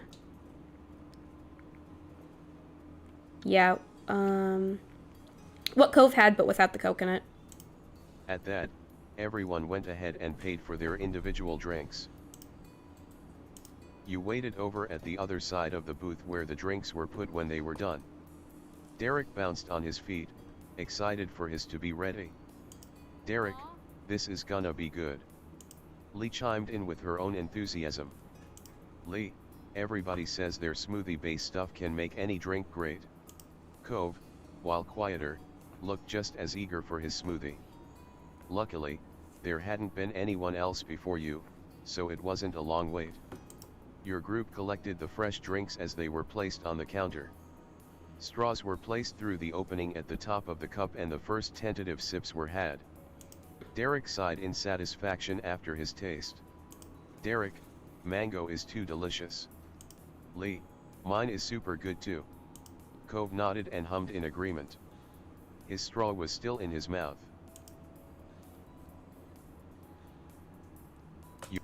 Sam, this is perfect. Lee, cool. We all made excellent choices today. Derek, yeah. You asked if you could. No. As your group continued to wander the mall, you came to an area in the path that was wider. Ooh. In the center of the opening was a collection of quarter-operated, ride-on machines. Derek stopped as soon as he saw them, smiling ear to ear. Derek, I want a ride? Cove, I think we might be too big. Derek, no way. We're not that old yet. He eagerly headed over to the machines, wanting to get a better look. Lee went along with it, smiling.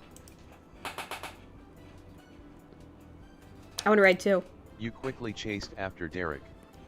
He turned his head back at the sound of your footsteps and gave a thumbs up over his shoulder. Reconvening around Derek, you watched as he was focused on the various brightly colored rides. Most were designed to look like real vehicles, but there were also some horse-shaped ones. One of them could even seat 2 people.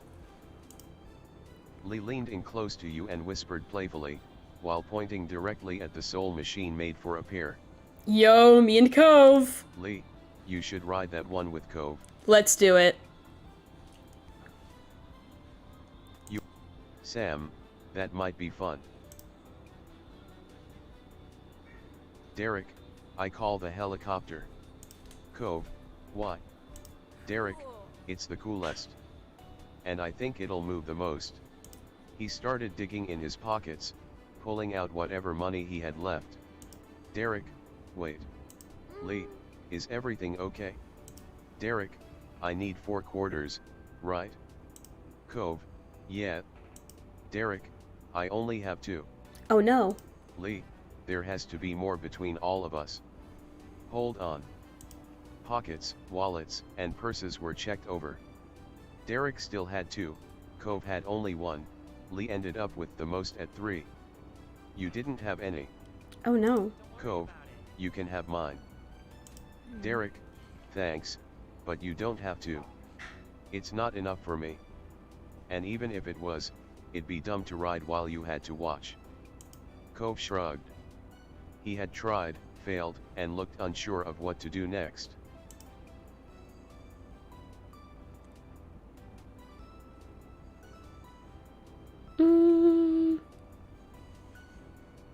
These are both good suggestions. Let's do this one. Lee, yeah. Derek, could that work? Probably not. Cove shook his head. Oh, Cove disapproves. Lee, it'll be fine. I got it figured out. Lee walked up to the car and studied it for a moment.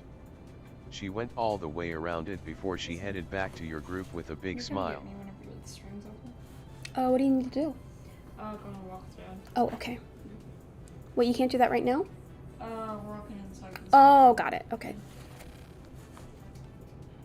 Lee, okay, Derek and Cove get in the car. You'll use the real seats.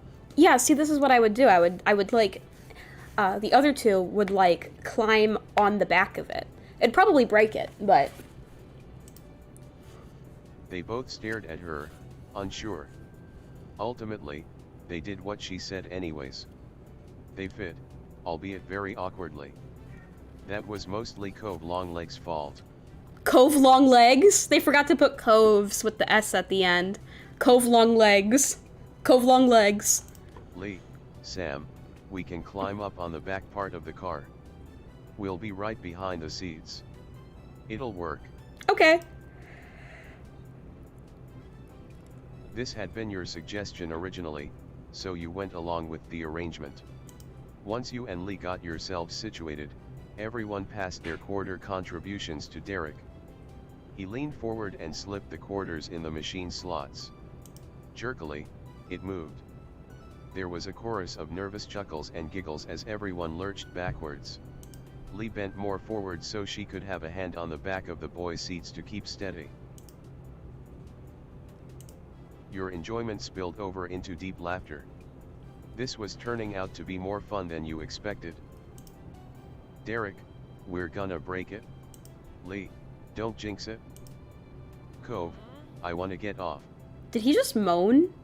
Cove looked uncomfortable with the whole experience. Both hands gripped his side of the car. Lee, we'll live. Sam, hey, it'll be over before you know it. Cove, yeah. Cove didn't say anything more. He held the edge of the car tighter as it went up and down, and side to side. It wasn't long before Derek's fear of breaking the car was pushed aside. A large smile replaced the concern that had been on his face. Derek, woo. Look at us go. Woo. Lee, yay. Yay. With every buckle of the machine, you kept nearly falling over and bumping into Lee, who laughed every time. You smiled right along with her as you fought to remain upright. You all did the best you could to keep it together during the remainder of the ride. And luckily, the car came to an end without braking. Then you noticed something out of the corner of your eye. You tilted your head to look directly at it and you burst into laughter. Cove, what's funny? You turned back to your group and nodded in the direction of where you were looking. I bet Cove's mom saw us. Sam, isn't that one of those machines that takes dollars and gives quarters back? Oh. The kind that exists for people who don't have quarters on hand? Oh. Everyone's heads moved that way and saw that you were right. Derek chuckled awkwardly. Bro moment. Derek, that's exactly what that is. Cove, we're kinda dumb. Yeah, we are. Lee, we have to be to miss that this whole time. Derek, come on, let's just put this behind us. There's still places open. We haven't been everywhere yet. Lee, here. Here. You moved along from one stop towards your next, still jovial from the experience. Shortly into your walk, Lee ran over to a nearby trash can and tossed her smoothie cup. Derek went after her and threw his cup away. You followed suit and got rid of your empty cup too. The clock inched closer to 7 p.m. as you all made your way back to the directory. It was hard to believe how fast the day went by. Derek, where do you think your mom ended up today? We didn't see her anywhere. Cove, I dunno. She's just like that. What, she disappears? Lee, oh, it's a mystery. Oh. Despite having vanished for the entire trip so far, when 7 p.m. hit you spotted Kyra coming right over, waving cheerily. As soon as she was close enough, she pinched Cove's cheek. Kyra, hey, baby and friends. Hey, baby and friends. Cove, hi mom. Hi, mom. He pushed her hand back with one hand and rubbed his cheek with the other. Kyra, did you have a good day, gang? Gang. Lee, yeah. Derek, today was awesome. We did so much. Cove, it was fun. There was no hiding your joy. Like the others, you were smiling ear to ear, because today went so much better than you expected. Sam, I'm glad we came here. Kyra, I want to hear all about it during the ride back.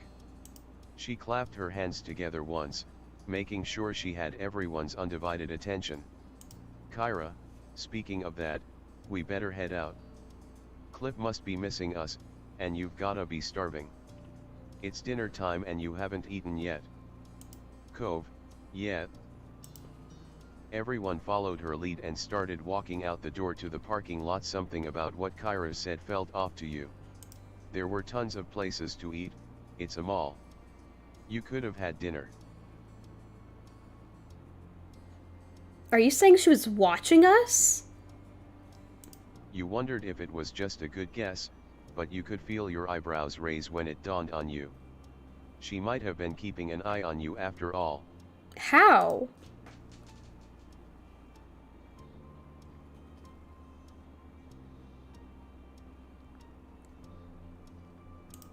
You found it hard to put a finger on exactly how to react. You never had a problem in the first place with her staying with you today. It felt pointless to you, but it wasn't something worth getting worked up over either. Shaking off those thoughts, you caught up with the others. Keeping the same seating arrangement as earlier, you all piled into the car and started heading back to the store. The drive went by without any problems as it was filled with chatter about the various things everyone saw around the mall. Soon enough you'd arrived at your destination. It was a much faster trip, considering this time Kyra knew where she was going. Hearing the light jingle of bells from the front door being opened, Clip poked his head out from the back. He lit up at seeing who was here. Cove's dad. Hey, sport. Did everyone have an adventure? Hey, sport. Did everyone have an adventure? Cove. Hi dad. Hi, Dad. Okay, so I don't think I said this, but I actually kind of hate how Cove looks in Step 2. Because he doesn't look like he's 13. He does not look like he's 13. He looks almost exactly the same as he looks in Step 3, except just smaller. It looks really awkward.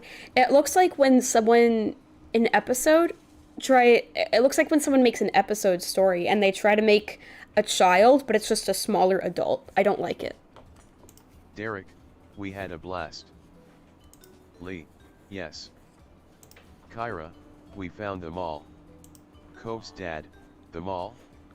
Wish I could have joined. He deflated in an exaggerated way, his shoulders sloped. Kyra put a hand on his arm and smiled. Kyra, there'll be other times. Are you set here? Cove's dad, almost. Mr. Holden sighed for real. He then pulled himself together, standing up straight. Cove's dad, I need just a little more time to finish up. Will you be alright killing time for a bit longer? Cove, it's okay. Derek, yes, sir. Sam, no problem, Mr. Holden. Lee, we can have fun here. Cove's dad, excellent. What a great group of kids. He gave an approving thumbs up and Kyra nodded along. Kyra, I'll give you a hand. I remember the ropes. Cove's dad, why thank you. They walked side by side to the back room. Before he was out of sight, Clip stopped and looked over his shoulder.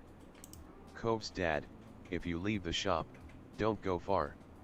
It's getting late. And then the parents were gone again. Cove, let's go to the docks.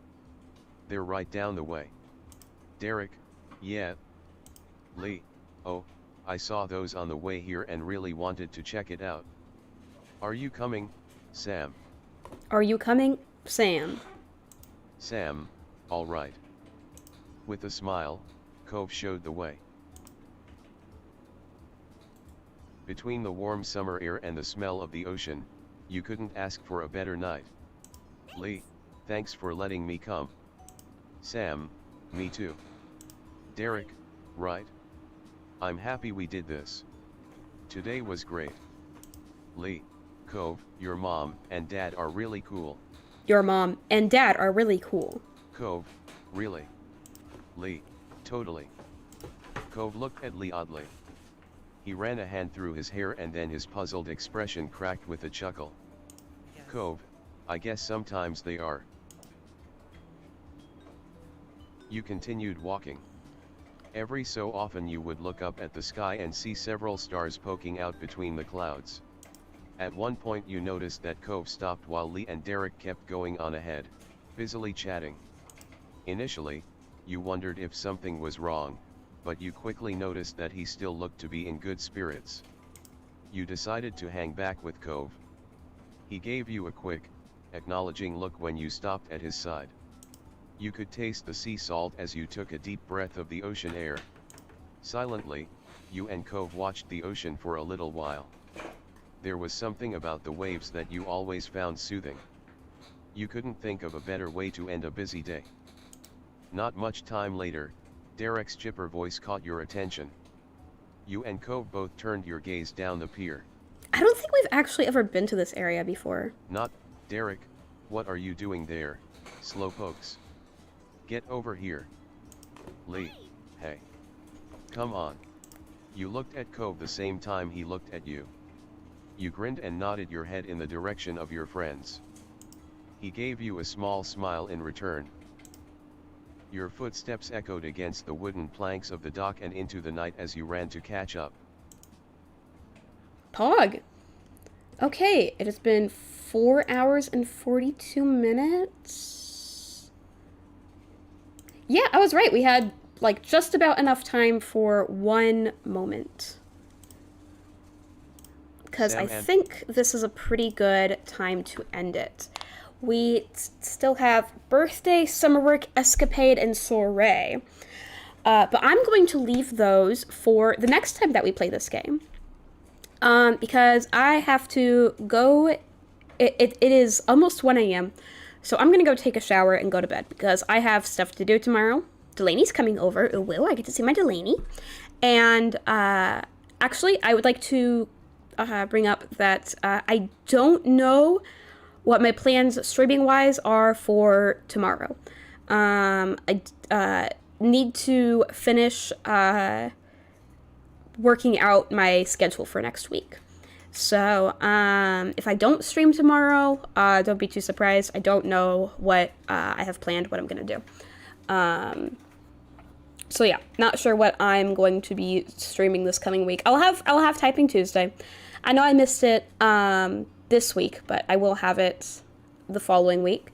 But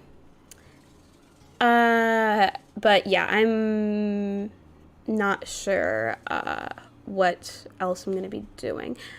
I'm gonna be a little busy with college plans. Tomorrow, Delaney and I are going to be discussing college together. So yeah, I don't have everything completely planned out. Not sure what I'm doing tomorrow, but yeah, we'll have Typing Tuesday, and we will continue this, and also I'll continue The Sims soon. So yeah, I'm looking forward to playing the rest of these DLCs because that mall one was pretty fun. I would like to say once again, I really, really love this game. I really, really love Cove. He's adorable, and I think this is really enjoyable because it's a lot like K-On! It's just a nice, it's just a bunch of friends hanging out and being cute. So it's really fun. This is a very pleasant game. This is really relaxing, and I really, really, really love how many choices and how much like personalization there is. The second playthrough, we have seen a lot of things that were very different from the first playthrough, and I really like that. And since there's so many things, we're probably going to end up doing more than 2 playthroughs. But I'm really enjoying seeing all this new content, all these new DLCs, and I'm definitely interested in seeing what the DLCs have to offer once I am in a romantic relationship with Cove. So yeah, I'm looking forward to these coming DLCs, and we will check them out sometime this coming week. But with that being said, that is going to be it for today's stream. Thank you to everyone who joined. Thank you to, who is everyone who was here today? Jonathan, Delaney, Vad, I'm the One, Candy, Arshbion, Noryu, and Astrotyper. You guys are all great, and I will splint you later.